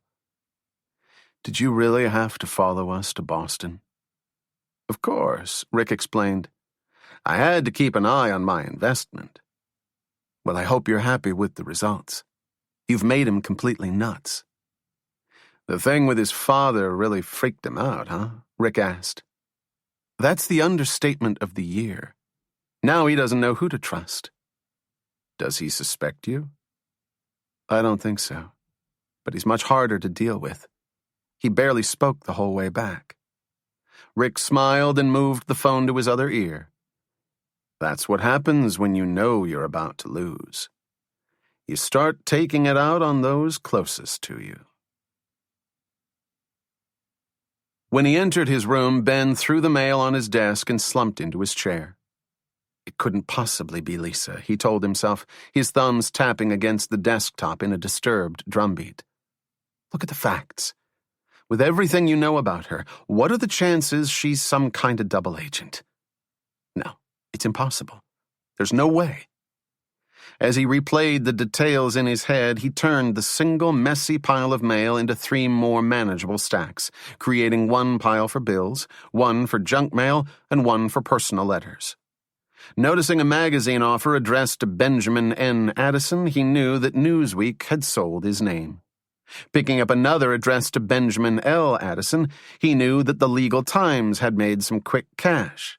When he saw one addressed to Benjamin C. Addison, he frowned, annoyed that his credit card company had done it too. He'd specifically told them not to. As he made a mental notation to call the company, he noticed the top letter on the personal letter pile. Picking up the plain white envelope, he was surprised to see that there was no return address, no stamp, and therefore no postmark. Ben slid his thumb across the sealed flap, opened the envelope, and pulled out the short, typed letter. Dear Ben, hope your Thanksgiving was enjoyable. I'm sure I'll hear all about it. Sincerely, Rick.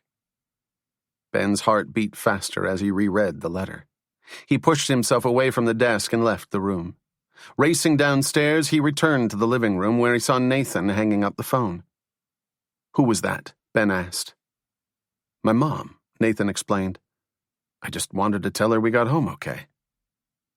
This was hand-delivered while we were gone, Ben said, handing Nathan the letter. There was no postage on the envelope. As Nathan read the short letter, Ober returned from the bathroom. What's up? Ober asked. Saying nothing, Nathan passed the letter to Ober, who quickly read it. Can I ask you a question in your office? Ben asked, motioning Nathan and Ober toward the front door. Stepping outside, the 3 friends got into Nathan's car. When did you get that? Nathan asked, slamming the car door shut. Just now, Ben said nervously. What do you think about that last part, where he says that he'll hear all about my Thanksgiving? You already know what I think, Nathan said. If that's not a reference to Lisa, I don't know what is. I know, Ben said. But if he was in cahoots with Lisa, do you really think he'd blow her cover? At this point, I think Rick is just playing with us, Nathan explained. If he is secretly working with Lisa, he's enjoying the game. If he isn't plotting with her, he's got us worried by hinting that he is. Either way, he's playing on that fear, and either way, he's making us crazy. He obviously knows how much you care for her. Shit, Ben said, slouching down in the seat. Can I ask a question? Ober said, leaning forward from the back seat. Without waiting for an answer, he asked, Why are we in the car? Nathan shook his head. Goofus, if Rick was close enough to hand-deliver a letter and he knew we weren't home, chances are he took a stroll around our house. You think he broke in? Ober asked. Why wouldn't he? Ben said. He knew he could look for any information we have on him. He could bug the house in complete privacy. He could do whatever he wanted. As far as I'm concerned, I wouldn't say another word in that house. So what do you want to do now? Nathan asked. I think we really have to ID Rick. If we can get a photo and run it through the State Department, we'll be a lot closer to catching him. He obviously knew about our little photography plot, Nathan said. Exactly, Ben said. So if I were him, I wouldn't risk another meeting with us until we hand him the decision. That means we're going to have to use a more unconventional way to find him. Sitting up in his seat, Ben continued, All we really know about him is that he's between 28 and 38 years old. He's smart, and he knows what he's doing. Also, the way I figure it, Rick, if that's even his real name, has got to be a lawyer. He knows way too much about the law to be a layperson. Do they take your picture when you take the bar exam? Nathan asked. That's exactly what I'm thinking, Ben said. If we think about all the information we have on him, we can find some place where he had his picture taken. And if we can find that picture, we should be able to ID him. So what about the bar exam? Some states don't take your picture, Ben said. And I'm not sure if the Bar Association would even release the information. What about driver's license photos? Ober asked. Too broad a category, Ben said. Even if we knew what state he's from, it'd be too many people to search. While the three friends sat in the motionless car, they rubbed their hands together to keep warm.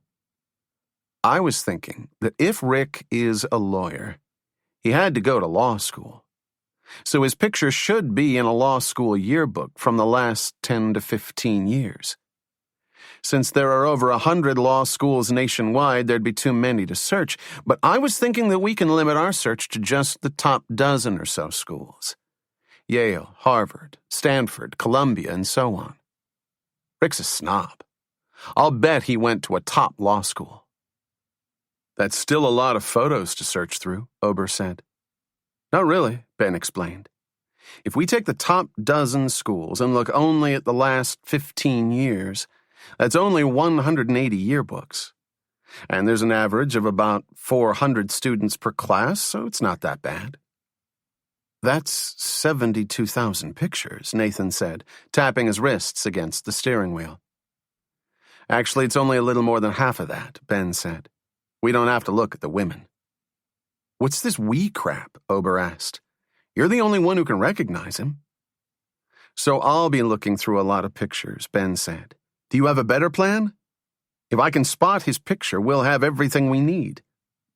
Can you even get all of the old yearbooks? Nathan asked. Of course, Ben said. If I call a school and say that a Supreme Court justice would like to get some yearbooks, we'll have them by the end of the week. In law school, the justices are gods who walk among men. Then that sounds like the best available option. Leaning forward on the steering wheel, Nathan added, Now tell me what you think about the Lisa thing. Ben stared at the letter in his hands. I still don't think you're right. But at this point, I'm not taking any chances. I trust her, but I can live with leaving her out of the plan. That's all I ask, Nathan said. The fewer people involved, the better. Early Monday morning, Ben returned to the court wearing his favorite blue suit, a freshly starched shirt, and his black wool overcoat. Although not as well rested as he'd hoped to be, he was relieved to be finished with the holiday. As soon as he was able to see a corner of the regal marble building, however, anxiety resurfaced. The court was always a constant, and lately, so were Ben's problems. He made his way to his office, but paused before opening the door. Okay, he said to himself. Just play it cool with her. Nothing's changed. You're still friends, but you can't tell her about your plans with Rick. Worried that his face would reveal his distress, he shut his eyes and imagined Lisa naked. Fine. I'm calm, he thought as he opened the door. I'm a rock. I'm unshakable. Walking inside, he was not surprised to see Lisa, who always arrived before he did. Why the goofy grin? Lisa asked as Ben sat down on the office sofa. Can't I just be happy to return to work? Is that so bad? Don't give me that, Lisa said. I've seen that look before. You're still thinking about Thanksgiving, aren't you? Lisa, although you would like to believe that you are the center of my universe, I am sorry to say you are not. Besides, that look was a quiet, calm look. This look is a it's nice to be back look. That's not a nice to be back look, she said. It's your constipated, medicated stare look. Constipation, sex with you. Similar, Ben deadpanned. That was cute, Lisa said. Easy, but effective. She leaned back in her chair. By the way, since when are you so calm about our whole sex thing? I thought you didn't want to talk about it. I'm actually fine with it now. As long as it doesn't get in the way of things, I'll be fine. I'm fine with it as long as you're fine with it, she said. So tell me what's going on. Have you thought about what you're doing with Rick? No, not really, Ben said, moving over to his desk. I've been thinking more about writing Grinnell than I have been about that. Good. Lisa picked up a legal pad and followed Ben to his desk. Because I've been thinking about all the ways to approach the dissent. Putting the note-filled pad in front of Ben, she explained, since Veet won't go all the way with the Osterman crowd, I think we can really limit their decision to these facts. They'll say Grinnell is suffering a disproportionate burden, but we can say this applies only in rare cases involving certain historic monuments. That way we'll... Whoa, Ben said, trying to calm Lisa. Relax a second. First, I want to know when Hollis wants the decision. I got a note saying he wants our first draft done within the next 10 days, and he wants the whole thing done before Christmas. They plan to announce the decision before the new year. That gives us 3 weeks to get it done, Ben said, assuming that he'll want his usual week to pass it around to the other justices.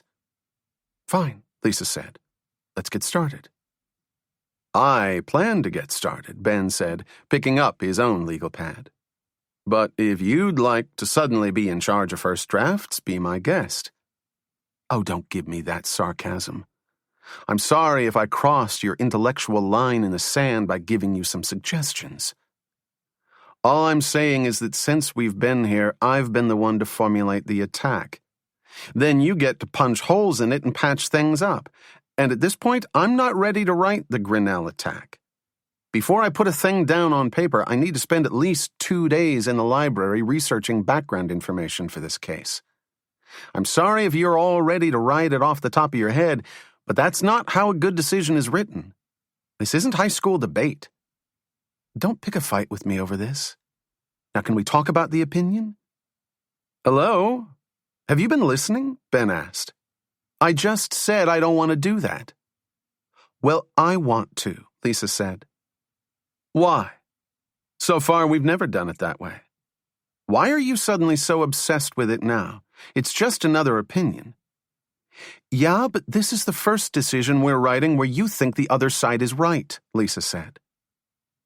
So that's what this is about? Ben asked, raising an eyebrow. You actually think I'm going to weaken our dissent so I can have a personal victory? I didn't say. You don't have to say it. I can see it on your face. You really think I'd do that, don't you? You don't know what I'm thinking, Lisa said, walking back to her desk. I just feel very strongly about this decision, so I'd like to take special care with it. Don't lie to me because... Ben, don't threaten me. She threw her legal pad on her desk. If you want to be a control freak on this one, go ahead. Be my guest. Later in the week, Ben went to mailboxes and things to check his P.O. box. He was relieved to see that Rick's phone bills had finally arrived. When he turned over the envelope to open it, he saw a small note written on the back. Hope these help. Rick. Damn, Ben whispered to himself. He tore open the envelope and pulled out the copies of Rick's bills. After scanning through them, he put the copies back in the envelope and returned to the court. Relieved that his office was empty, he picked up the phone and dialed Nathan's number. Administrator's office, Nathan answered. I just picked up Rick's phone bills. They took long enough, Nathan said. What did they say? Anything helpful? Of course not, Ben said, flipping through the small pile of bills. It's exactly what we thought. He must have had a cell phone for all his personal calls because the only calls on here are to my home number, my work number, and to operator assistance. He's definitely organized, Nathan admitted. I'm telling you, Ben said, tossing the bills on his desk. I'm really worried that we'll never be able to find him. Don't say that. He's smart, but he can't be that smart. I used to think that, but I think he may be that smart. Don't get down on yourself. You ordered the yearbooks, didn't you? I did it yesterday. They'll be here next week at the latest, which... Suddenly, Lisa entered the office. Ben grabbed the phone bills and slid them into his desk drawer. No, I definitely agree, he said to Nathan. Ober gets pissed whenever we forget his birthday. Did Lisa just walk in? Nathan asked. Oh, yes, absolutely, Ben said. That's why we should pretend we forgot it this year. Do not say a single word to her. Looking at Lisa, Ben said, Nathan says hi. Hey, Lisa said. She says hi back, Ben relayed. Meanwhile, I have to go. Justice and righteousness call. Hanging up the phone, he turned to Lisa. What's going on?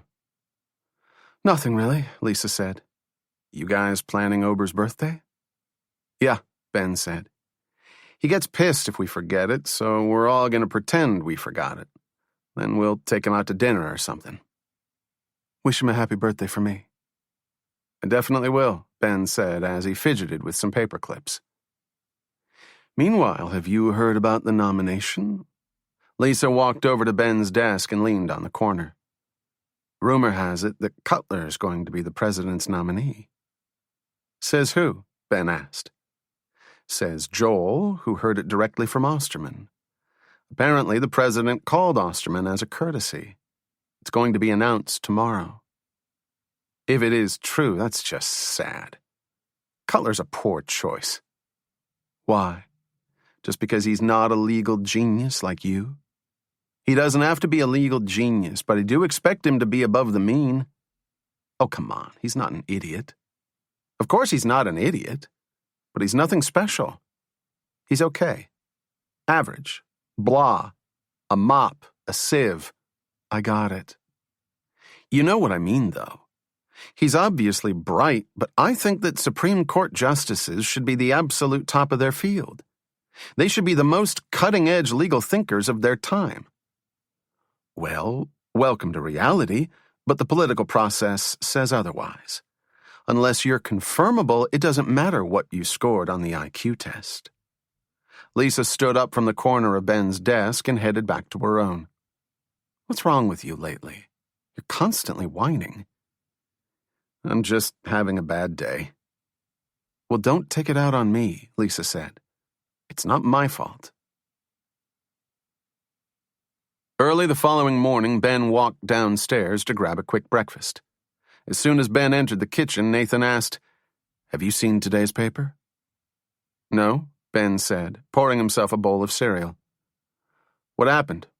Eric write another story about me? Close, Nathan said as he handed the front page of the paper to his roommate. The lead story's headline read, Cutler gets the nod. President picks nominee. Eric's name was on the byline. How'd he know about this? Ben asked. It's no big deal, Nathan said casually. Every paper carried the story. Apparently, the information was leaked last night. When Ben saw a similar headline on the Washington Post, he breathed a small sigh of relief. I'm just impressed they let Eric cover such a big story, Nathan said. It is the Supreme Court, Ben said. That's his specialty. Give him a break. He's been keeping his distance for the last month. Nathan, I'm not joking around with this. He's not getting a break, and my deadline still stands. If Eric doesn't move out by the new year, I will. Either way, one of us is out of here. And who's going to pay for his part of the rent? We can either find a new roommate or I'll pay for it myself. You'd actually pay double the rent, just so you wouldn't have to look at him. Are you sure that's the best solution? What do you expect me to do? Give him a big hug and tell him all is forgiven? It's not happening. If this were a silly little spat between friends, that's one thing. But Eric went way beyond that. Listen, I don't need the speech, Nathan interrupted. I'm on your side. Ober's really upset by this, and he's on your side. If you want Eric out of the house, that's your decision. I just want you to consider all your options. Flipping through the newspaper, Nathan asked, Have you ever stopped to think what Eric might do back to you if you do make him move out? What are you talking about? Ben asked in disbelief. I'm just saying that if you made me move out, I'd be pretty pissed at you. Maybe I'd even write another story about you for revenge. I dare him to write another story, Ben said, seething. I'd rip his head off, and then I'd— Calm down, Nathan said. He hasn't written anything. It was just a hypothetical. Ben took a sip of his juice. You don't really think he'd do that, do you? If he did it once. Are you telling me I should make up with him just so he doesn't hurt me further? Are you absolutely nuts? I didn't say make up with him. I just think you should watch your back. Ben waved hello to Nancy, Hollis's secretary, as he walked through her office on his way to his own. Hi, Ben, Nancy smiled back. Nancy had worked for Hollis for almost 20 years. She'd been with him when he was a judge on the D.C. circuit, and she was one of the 5 people in his office the day he found out about his nomination to the court. A matronly woman with graying brown hair, Nancy would probably work for Hollis until the day he retired. As far as she was concerned, there was no more exciting job in the world. Nancy picked up a large envelope from the corner of her desk and held it out for Ben. This just came for you. By messenger. Must be important. Thank you, Ben said, and headed for his office. Before he took off his coat, he ripped open the package. Inside was the current edition of the Washington Herald. Eric's byline was circled in red. Next to it was a handwritten message. Still trust him? Asshole, Ben thought. Never lets me forget he's around.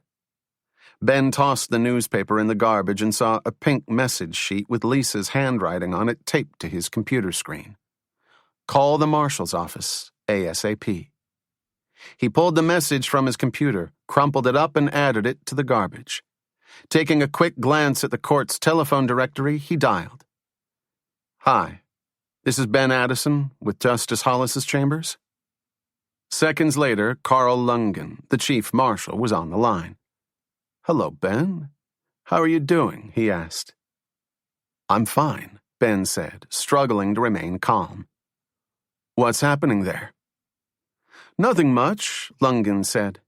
I just happened to see that your roommate had another scoop, and it reminded me that we haven't spoken in a while.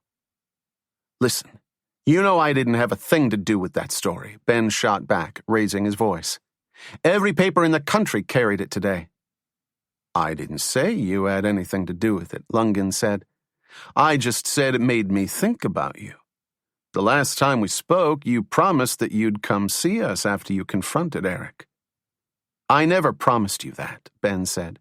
Fisk asked me if I'd come. I said I'd think about it. Now, I don't mean to be abrupt, but is there anything else you want to talk about? I'm really busy here. Actually, we were wondering what happened with Eric. As Lisa entered the room, Ben said, Eric and I aren't talking anymore. He had no excuse for his actions, so I told him to fuck off. All he could say was that he wanted to help his career.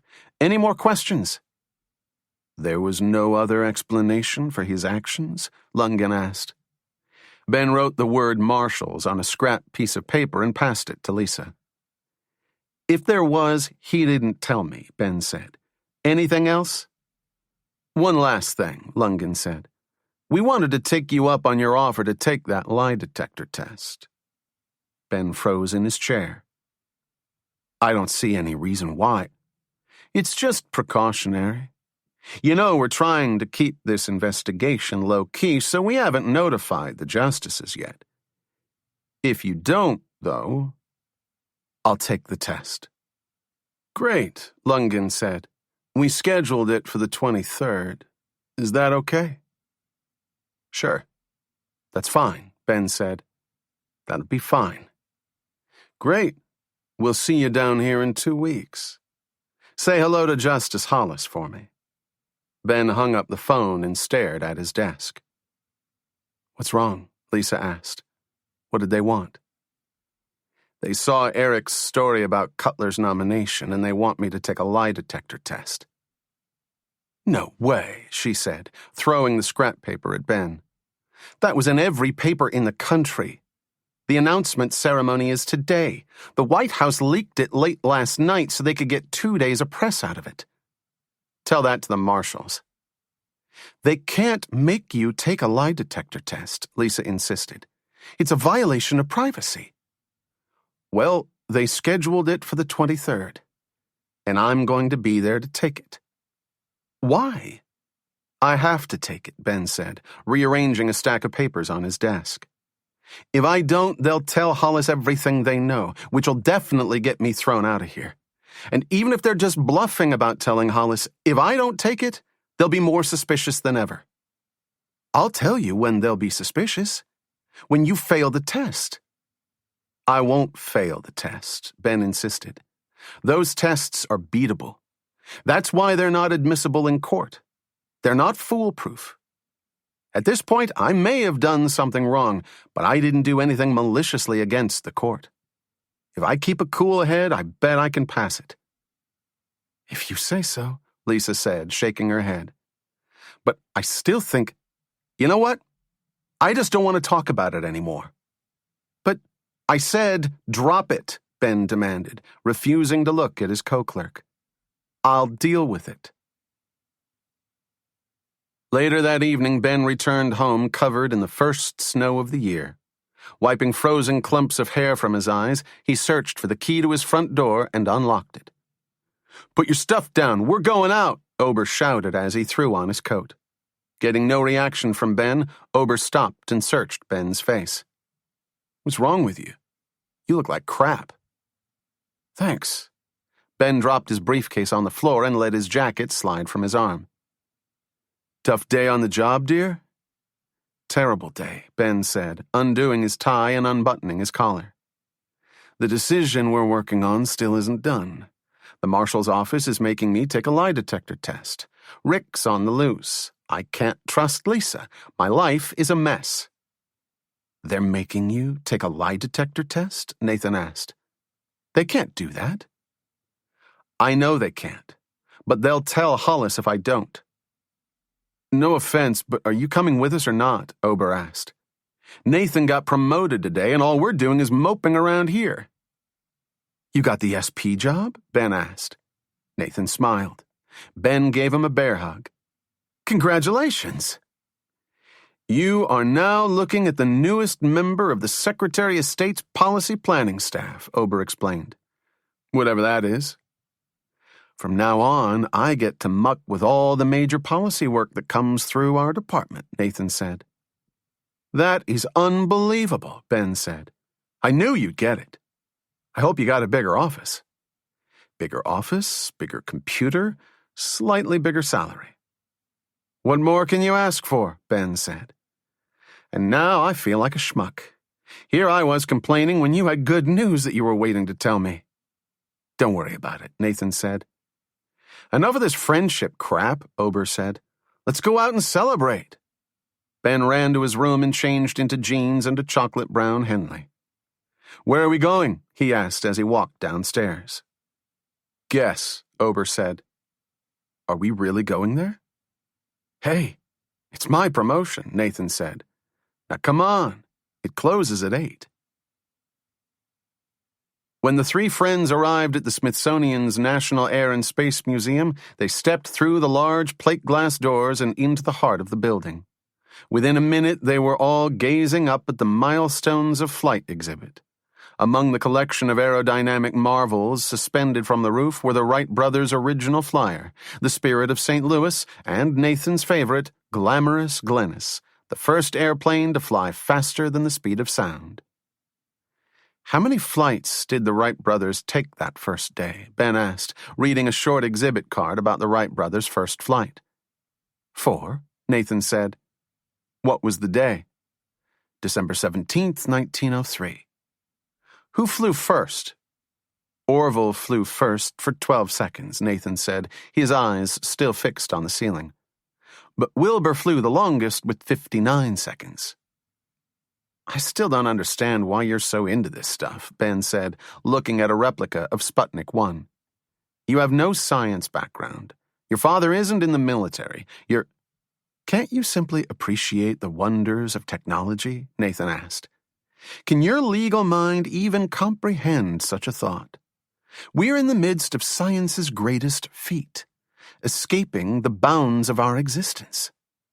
Ober walked over to an authentic moon rock brought back by the Apollo 17 crew and rubbed the pale gray object.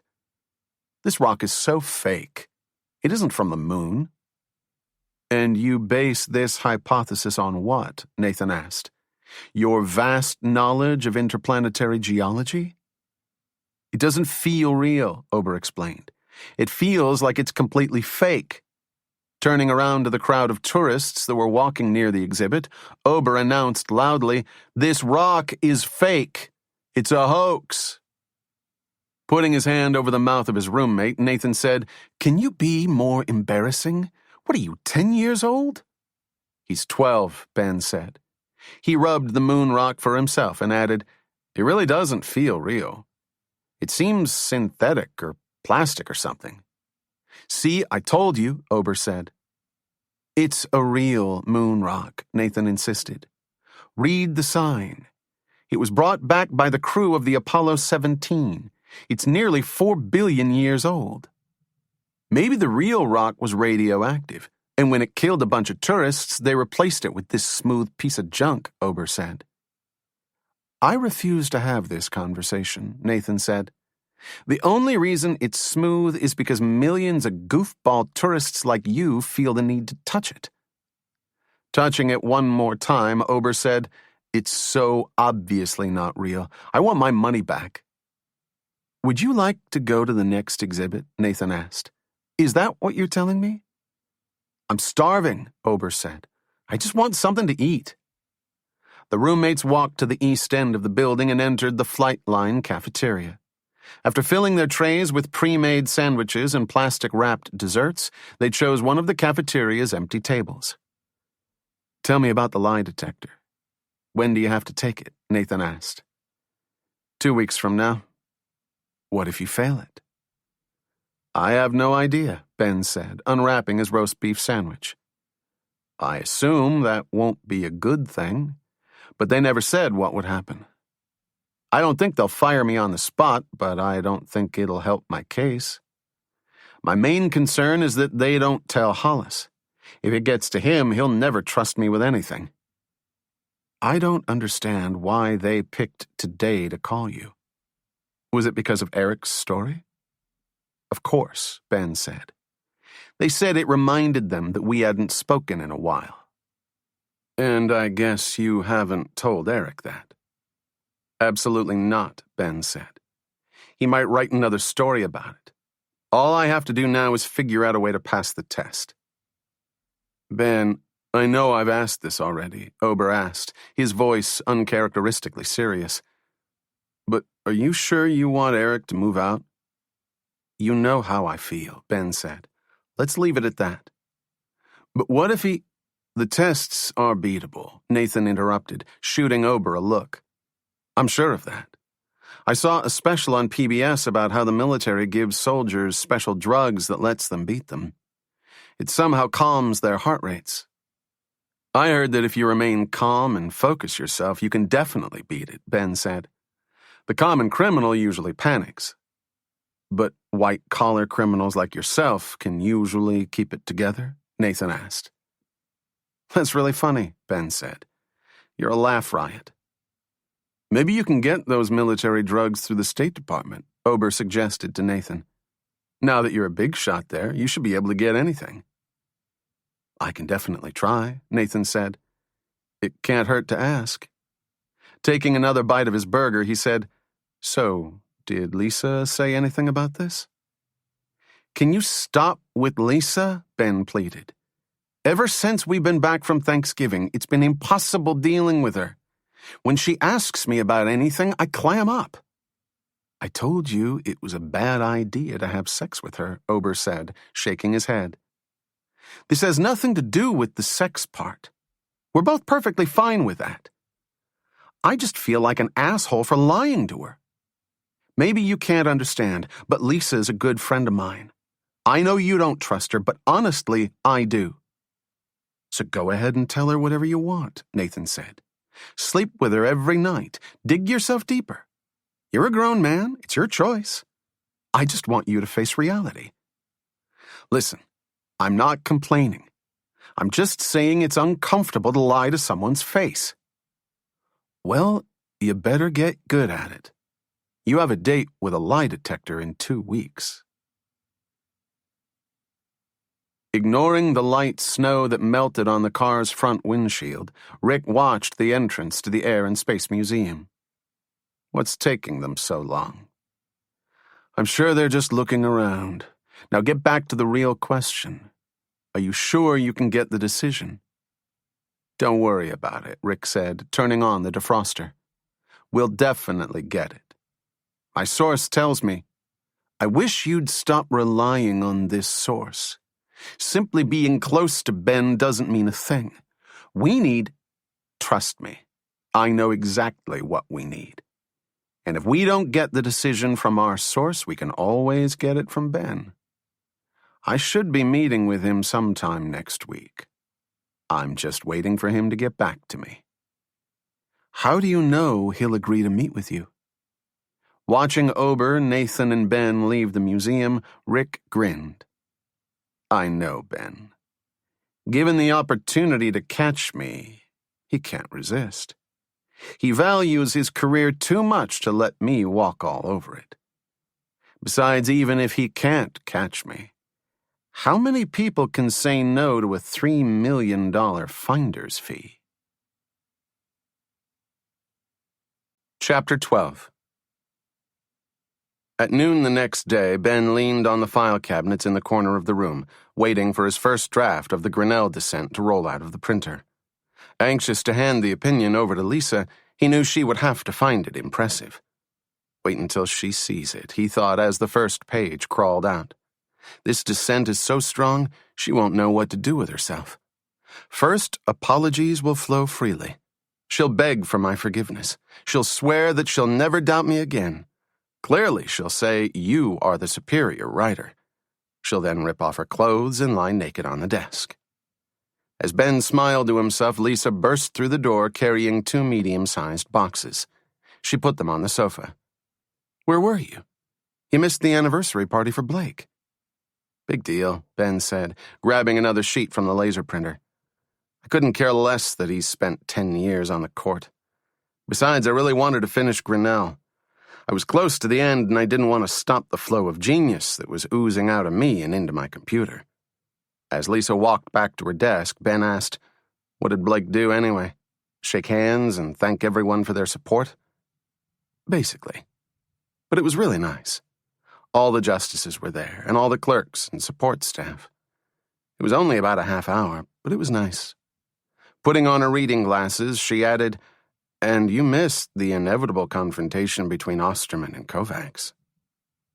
Did they really go to blows? Ben asked, curious about the rumored hatred between the ultra-conservative Osterman and the semi-liberal Kovacs. Nothing happened, but they're the only two who never talked to each other. And Joel told me that when Kovacs was originally appointed to the court, Osterman greeted him by saying, I hope you realize you have a great deal of reading ahead of you. Stop it. I'm not joking, Lisa said. It was obviously a crack at Kovacs' intelligence. And what did Kovacs say back? I have no idea. That's all Joel said. It's just so silly, Ben said. Some of these justices are almost 70 years old and they still behave like children. They're like little kids in a sandbox. That's the way it works, Lisa said as she sat at her desk. The old justices haze the new justices. It's like a geriatric fraternity. The newest justice gets the worst office, the worst seat on the bench, the worst section of seats reserved for their family. Even when the justices meet in conference, the lowest-ranking justice is the one who has to answer the phone if it rings and answer the door if anyone knocks. That's not true, is it? It's definitely true. Go down to the basement bookstore. It's written in all the books about the court. I can't imagine it. Justices hazing each other.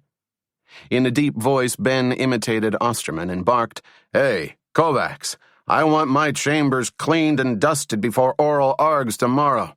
And if you're not done, you're not getting the Mirsky descent. Do you understand me? Yes, sir, Mr. Osterman, sir, Lisa said.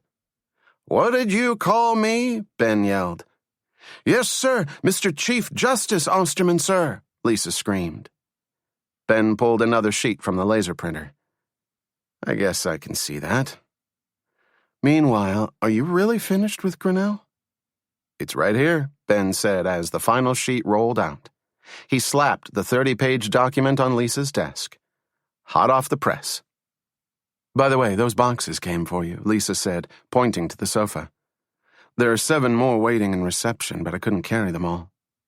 Ben pulled his keys from his pocket and sliced open one of the boxes. Inside was a Columbia University Law School yearbook. Without saying a word, Ben closed the box and returned to his desk. For the next half hour, he watched Lisa read his first draft, hoping to see a hint of reaction in her face. She'll be a fool if she doesn't like it, he thought. When she turned over the final sheet of the decision, Ben asked, "So, what do you think?" "It's an excellent opinion," Lisa said as she put her reading glasses on the desk. "I'm definitely impressed. The 4th section is phenomenal. Pointing out the logical repercussions of the majority opinion is definitely the best way to shred it. Blake is going to be so pissed when he reads it." "So I was right." Yes, you were right. I'll never doubt you again, master of all that is clerking." Lisa pointed to the boxes on the couch. "Now what did you get?" "It's nothing." "Just tell me what it is," Lisa said, moving toward the box. Ben hopped out of his seat to stop her. "It's private," he said, holding the box closed. "No offense, but I don't want to talk about it." "What's in it? A severed head? Sex toys? What's the big secret?" "Leave it alone." Ben pushed Lisa's hands away from the box. Surprised by the intensity of Ben's objection, Lisa stepped away from her co-clerk. "I'm sorry," Ben said. "I just don't want you touching it." "If you don't trust me, say it to my face." "Lisa, it's not that. Don't bullshit me. It insults both my intelligence and yours. It obviously has something to do with Rick. What else can be that important?" "It has nothing to do with Rick." "Then show me what's in the box." "Lisa, I can't. Ever since we got back from Thanksgiving, you've been acting creepy around me. I know it's not the sex. I give you more credit than that. But it's clear that you're hiding something." "What am I hiding?" Ben asked. "It's just the way you act. You're just different. I can't explain it. It's some kind of Walden-like withdrawal. And then, when I walked in on your phone call last week, you said you were planning Ober's birthday party. When I first met Ober, he told me he was born in the summer. He was complaining that summer birthdays suck because everyone always forgets them and you don't get any presents." "Ben, in case you didn't realize, it's now December." Lisa stared at her co-clerk in silence. "It's not that I don't trust you." "Then tell me what's in the box." "What?" "You heard me. If you trust me so much, tell me what's in the box." Ben reluctantly pulled open the carton. "They're just old yearbooks.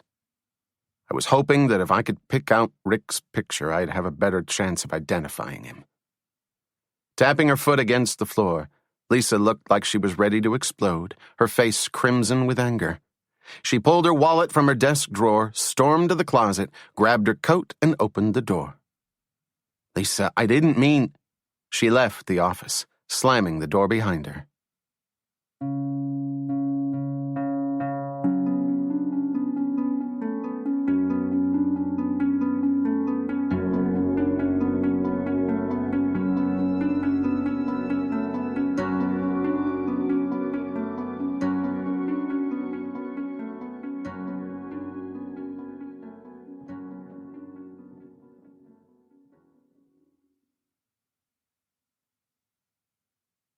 At 8 that evening, Ben pounded on the front door of his house. "Open the door!" he yelled. Struggling to carry 4 boxes full of yearbooks, Ben felt his grip slipping. "Hurry up!" "Hold on," Nathan called out as he rushed to the door. "I'm coming." When Nathan opened the door, Ben staggered into the house and dropped the boxes on the couch. "There are a few more in the taxi. Can you help me carry them?" Braving the cold without a jacket, Nathan ran to the taxi waiting in front of their house. He pulled 3 of the 5 boxes from the trunk of the car and ran back to the house, followed by Ben. Once inside, he said, "I assume these are the yearbooks." Most of them, Ben said as he took off his coat. We're still missing Harvard's and Michigan's. I saw Blake's anniversary party on the news. Were you there for it? No, I missed it, Ben said. I was too busy getting reamed by Lisa. She was pissed because she finally realized I wasn't telling her about Rick anymore. How could she realize that? Because she's smart, Ben said. Unlike those grunts at the State Department, I work with brilliant, deductive people. When she saw the yearbooks, she realized things were going on without her, and she got a tad irate with me. So you told her about the yearbooks? I had to. I thought it was the only way to show her I trusted her. And that didn't work? Are you kidding? Now she has concrete proof I was hiding stuff. And so now the one person we don't trust not only knows about our newest plan, but is also intensely mad at you? That sums it up, Ben said. Not a bad day at work, huh? Tomorrow I think I'm going to smash a few mirrors to see if things can possibly get worse. Ober walked through the door. I have the single best idea for a new restaurant, he announced. Better than Tequila Mockingbird. Looks like you don't have to wait until tomorrow, Nathan said. Here's the idea, he said, throwing his jacket on the dining room table. It'll be the world's first non-Jewish delicatessen. As his arms flailed through the air, he explained, there are way too many Jewish delis, and they all serve the same thing. But there are millions of people who don't want the typical pastrami and roast beef on rye. So I'm going to open, Christ, that's a good sandwich, the world's first non-Jewish deli. Every sandwich will be served on white bread, and everything comes with your choice of mayo or cheese. It'll be a gold mine. Rubbing his hands together, he said, if you guys want, you can be initial investors. Maybe you can get a cooperative crossover deal with Wonder Bread, Nathan said. That's not a bad idea, Ober agreed. Noticing the sullen expression on Ben's face, he asked, what's wrong with you? Lisa found out that we were planning against Rick without her, and now she thinks we don't trust her. She's right, Ober said. We don't. She also won't speak to Ben anymore. She hates him and wishes he'd disappear. Aw, don't let that get you down. Ober sat next to Ben. Lots of women hate me. It's not that bad. Why are you in such a good mood? Ben asked, staring at his roommate. I haven't seen you this manic since you ate that whole bottle of Flintstone vitamins. I'm just happy, Ober said, putting his arm around Ben. I have good friends, a good home, a good job. Ober noticed the boxes that covered the small couch. Are those the yearbooks? Those are them, Nathan said. The proverbial straws that broke Lisa's back. I really wouldn't worry about her. Ober turned back to Ben. You guys are good friends. You'll make up soon. It'll be fine, Nathan agreed. I mean, look at you and Eric. You guys are making improvements by leaps and bounds. An hour later, a large tomato and garlic pizza was delivered to the house. After everyone had grabbed a slice, the roommates turned their attention to the yearbooks scattered around the living room. Dressed in gray sweatpants and a black striped t-shirt, Ober sat with his feet up on the sofa. I don't even understand why we have to do this, he moaned, staring at an old Stanford Law School yearbook. I have no idea what Rick looks like. I've never seen him before. Just keep flipping, Ben said. I told you what he looks like. He has a really thin head and permanent bags under his eyes. That's half the people in here, Ober complained. No offense, but lawyers aren't the physical gems of society. You're looking because I need your help, Ben said. If you see someone that fits the description, highlight their name. That way there's less of a chance that I'll overlook them when I go through it. But you still have to look through them yourself, Ober said. Just shut up and look, Nathan said. These people are all starting to look the same, Ober said 2 hours later. Every class is the same. Bald guy, ugly girl, bald guy, ugly girl, bald girl. They're certainly not a pretty bunch, Nathan agreed. I think we should have a contest, Ober said. The person that finds the ugliest picture wins. What do you win? Ben asked. It doesn't matter, Nathan said, sitting up on the couch. I just won. Take a look at this freak. Passing the book to Ober, Nathan pointed to a picture of Ben from his days at Yale Law School. Look at you, Ober said. What did you comb your hair with that morning? A rake? It definitely wasn't my best hair day, Ben admitted, looking at the picture. I'll say, Ober said. It looks like you slept with a small box around your hair. It's almost a perfect square. We should try to find Lisa's picture, Nathan said, moving toward the Stanford pile. She graduated the same year as you, didn't she? He flipped through the appropriate yearbook. She's not in here, Nathan said after a minute. She's apparently camera shy. Really? Ben asked suspiciously. See for yourself, Nathan said, handing Ben the yearbook. She's nowhere to be found. Ben scanned through the last names that started with S. Finding no picture, he flipped to the back of the photo section and saw Lisa's name among the list of not pictured students. You know what I was just thinking? He finally asked. What if... Before Ben could finish his thought, Eric opened the front door, stepped inside, and shook the snow from his hair. It's almost midnight, Ober said, looking at his watch. This is an early work night, even for you. What are you guys doing? Eric asked, immediately noticing the yearbooks scattered around the room. If you don't mind, this is private, Ben said. Nice to see you too, Eric said to Ben. By the way, I wanted to talk to you about your note. There's nothing to talk about, Ben said. Just let me know what your decision is. I won't fight you on it. But what about... I don't want to discuss it now. So unless you have an answer, can you excuse us? I want to discuss something in private. Can we talk about it tomorrow? Eric asked, scratching at the 5 o'clock shadow on his chin. No, I already told you what... Ben, if you expect me to move out, the least you can do is spare half an hour. Now, can we please talk tomorrow? Fine, Ben acquiesced, grabbing a piece of pizza crust from his plate. I'll find you tomorrow. As Eric walked up the stairs, Nathan asked, What was that about? I left him a note that said I wanted his decision as soon as possible. If he doesn't move out after New Year's, I will. I just need to know so I can start looking for a place. Ben, please don't do this, Ober pleaded. You guys can work it out.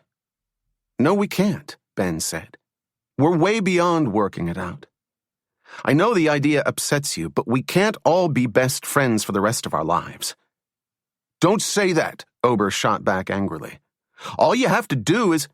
I don't have to do anything. Whatever Eric decides, I'm abiding by. I really don't care at this point. You don't care? Ober asked. How can you be so dense? I'm dense? Ben responded. This is coming from the man who wants to open a non-Jewish deli, and who thinks Mussolini is a kind of pastry, and who thinks it's a federal crime that the Air and Space Museum doesn't sell bomb pops. This is the person telling me I'm dense? Looking as if he had the wind knocked out of him, Ober was silent.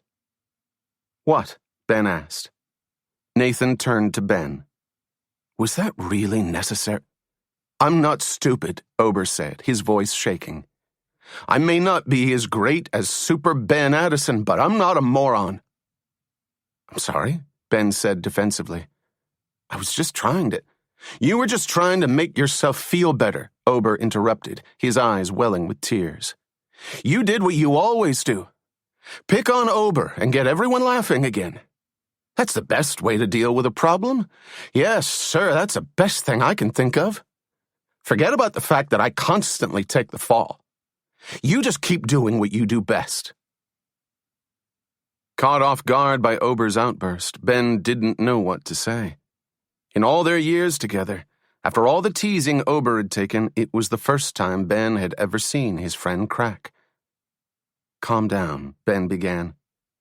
I don't want to calm down, Ober said, wiping the tears from his cheeks. You guys may get a big laugh out of it, but I'm sick of being court jester. I'm not a failure. Ober's face turned scarlet. I'm not a failure, and I refuse to be treated like one. No one thinks you're a failure, Nathan reassured his friend. Now take a deep breath and relax. Ober turned his head away. I'm really sorry, Ben said. I never should have taken it out on you. Yeah, you're right, Ober said. I knew you were upset about Eric moving out, and I shouldn't have pushed your buttons like that. I'll get over it. Silently staring at Ober, Ben wondered how a calm conversation had turned into such a disaster. He knew Ober was upset about Eric, but he could tell he had struck a deeper nerve in Ober's self-confidence. You know I don't think you're a failure. I know, Ober said. And I'm sorry for getting so crazy. It just really bothered me. Leaning forward on the couch, Ober took a deep breath and stared straight at the floor. It's not even about Eric moving out. It's about the four of us. If we're all going to be together, the two of you have to work it out. To be honest, I don't think that's possible anymore, Ben said, sitting down next to Ober. You have to be prepared for that possibility. Can't you just... Ober, I'm doing the best I can. No, you're not. We don't have to go through this again, Ben said. The choice is in Eric's hands now. Let's wait and see what happens. Fine. We'll wait, Ober said as he stood up from the couch. But if you wreck these friendships, I want you to know I won't forgive you. Without saying another word, Ober walked upstairs.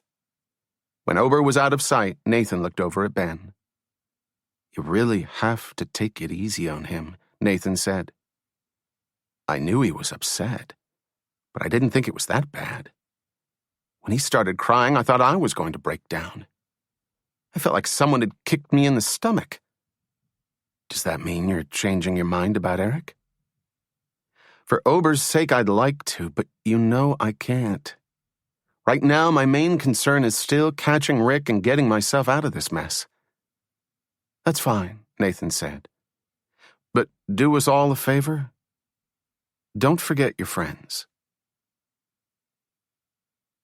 Early the following morning, Ben took the metro to Union Station and headed to mailboxes and things. As he approached the store, he wondered if everything would work out with Eric. It's the only way, he reassured himself. This is the best solution to the problem. Just sit tight and see what happens. At the store, he pulled an unsealed envelope from his back pocket, removed the typed letter inside, and reread it for the fourth time. Dear Rick, since we're almost 3 weeks away from decision time, I thought it would be appropriate for us to get together. As we discussed in the limo, I have what you requested, and you have what I want. Please pick an appropriate time and place as soon as possible. Stuffing the letter back into the envelope, Ben placed the envelope inside his empty P.O. box. He wondered if Rick would believe that he was interested in the money. After locking the box, Ben walked to the front of the store. Maybe we should stake out this place, he thought. Rick will have to come here to pick up the letter, unless he sends a messenger to get it. Deep in thought, Ben pushed open the door and accidentally bumped into an incoming customer. I'm sorry, the customer said. My fault. Ben recognized the voice with shock and looked up. It was Rick. Don't look so surprised, Rick said. It makes you look like a little kid. As Rick stepped into the store, Ben turned around and walked in behind him. You followed me here, didn't you? Ben asked. Ignoring the question, Rick pulled out his own key and opened the P.O. box. He removed Ben's letter, opened it, and read its contents. I agree, he eventually said. Now where would you like to meet? I asked you a question. Did you follow me here? Why so upset? Rick asked with a thin smirk. Because you piss me off. And don't think I've forgotten about Thanksgiving. I know that was you with my dad. If you ever go near my family... Can you please stop with the threats? Rick asked, waving Ben off. You're worse than the guys in my office. Looking past Rick's shoulder, Ben couldn't help noticing the other customers filling up the store. Following Ben's glance, Rick turned around. Makes you want to scream, doesn't it? You finally have me in broad daylight and there's not a single camera in sight. If you were really bright, you would have had one of your friends follow you here. Maybe I did, Ben said. Not even in your dreams, Rick said, amused. Face facts. Until you're able to ID me, you need me. Now, as far as where we're meeting, I'd like to do it in the airport. At 5 o'clock next Saturday, go to Washington National. Pick up the white courtesy phone and there'll be a message waiting for you. Follow those instructions, and I'll see you soon after that. I don't want to meet in the airport, Ben said, hoping to stall. It's too crowded. Let's pick someplace else. It's the airport, or it's not happening, Rick shot back. And if I were in your position, I'd stop screwing around. After that lie detector test, you're going to need a new job anyway. Rick slid the letter into the inside pocket of his camel-colored coat, turned around, and headed to the door. See you next week. Following Rick outside, Ben frantically looked around the parking lot, hoping to at least get a look at Rick's license plates. Damn, he whispered to himself when he saw Rick hail a passing taxi. Ben attempted to hail another cab, furiously waving his hands in the air. "Taxi!" he yelled. Watching Rick's taxi fade down the block, Ben struggled to keep it in sight. When it eventually made a left-hand turn, he knew Rick was gone.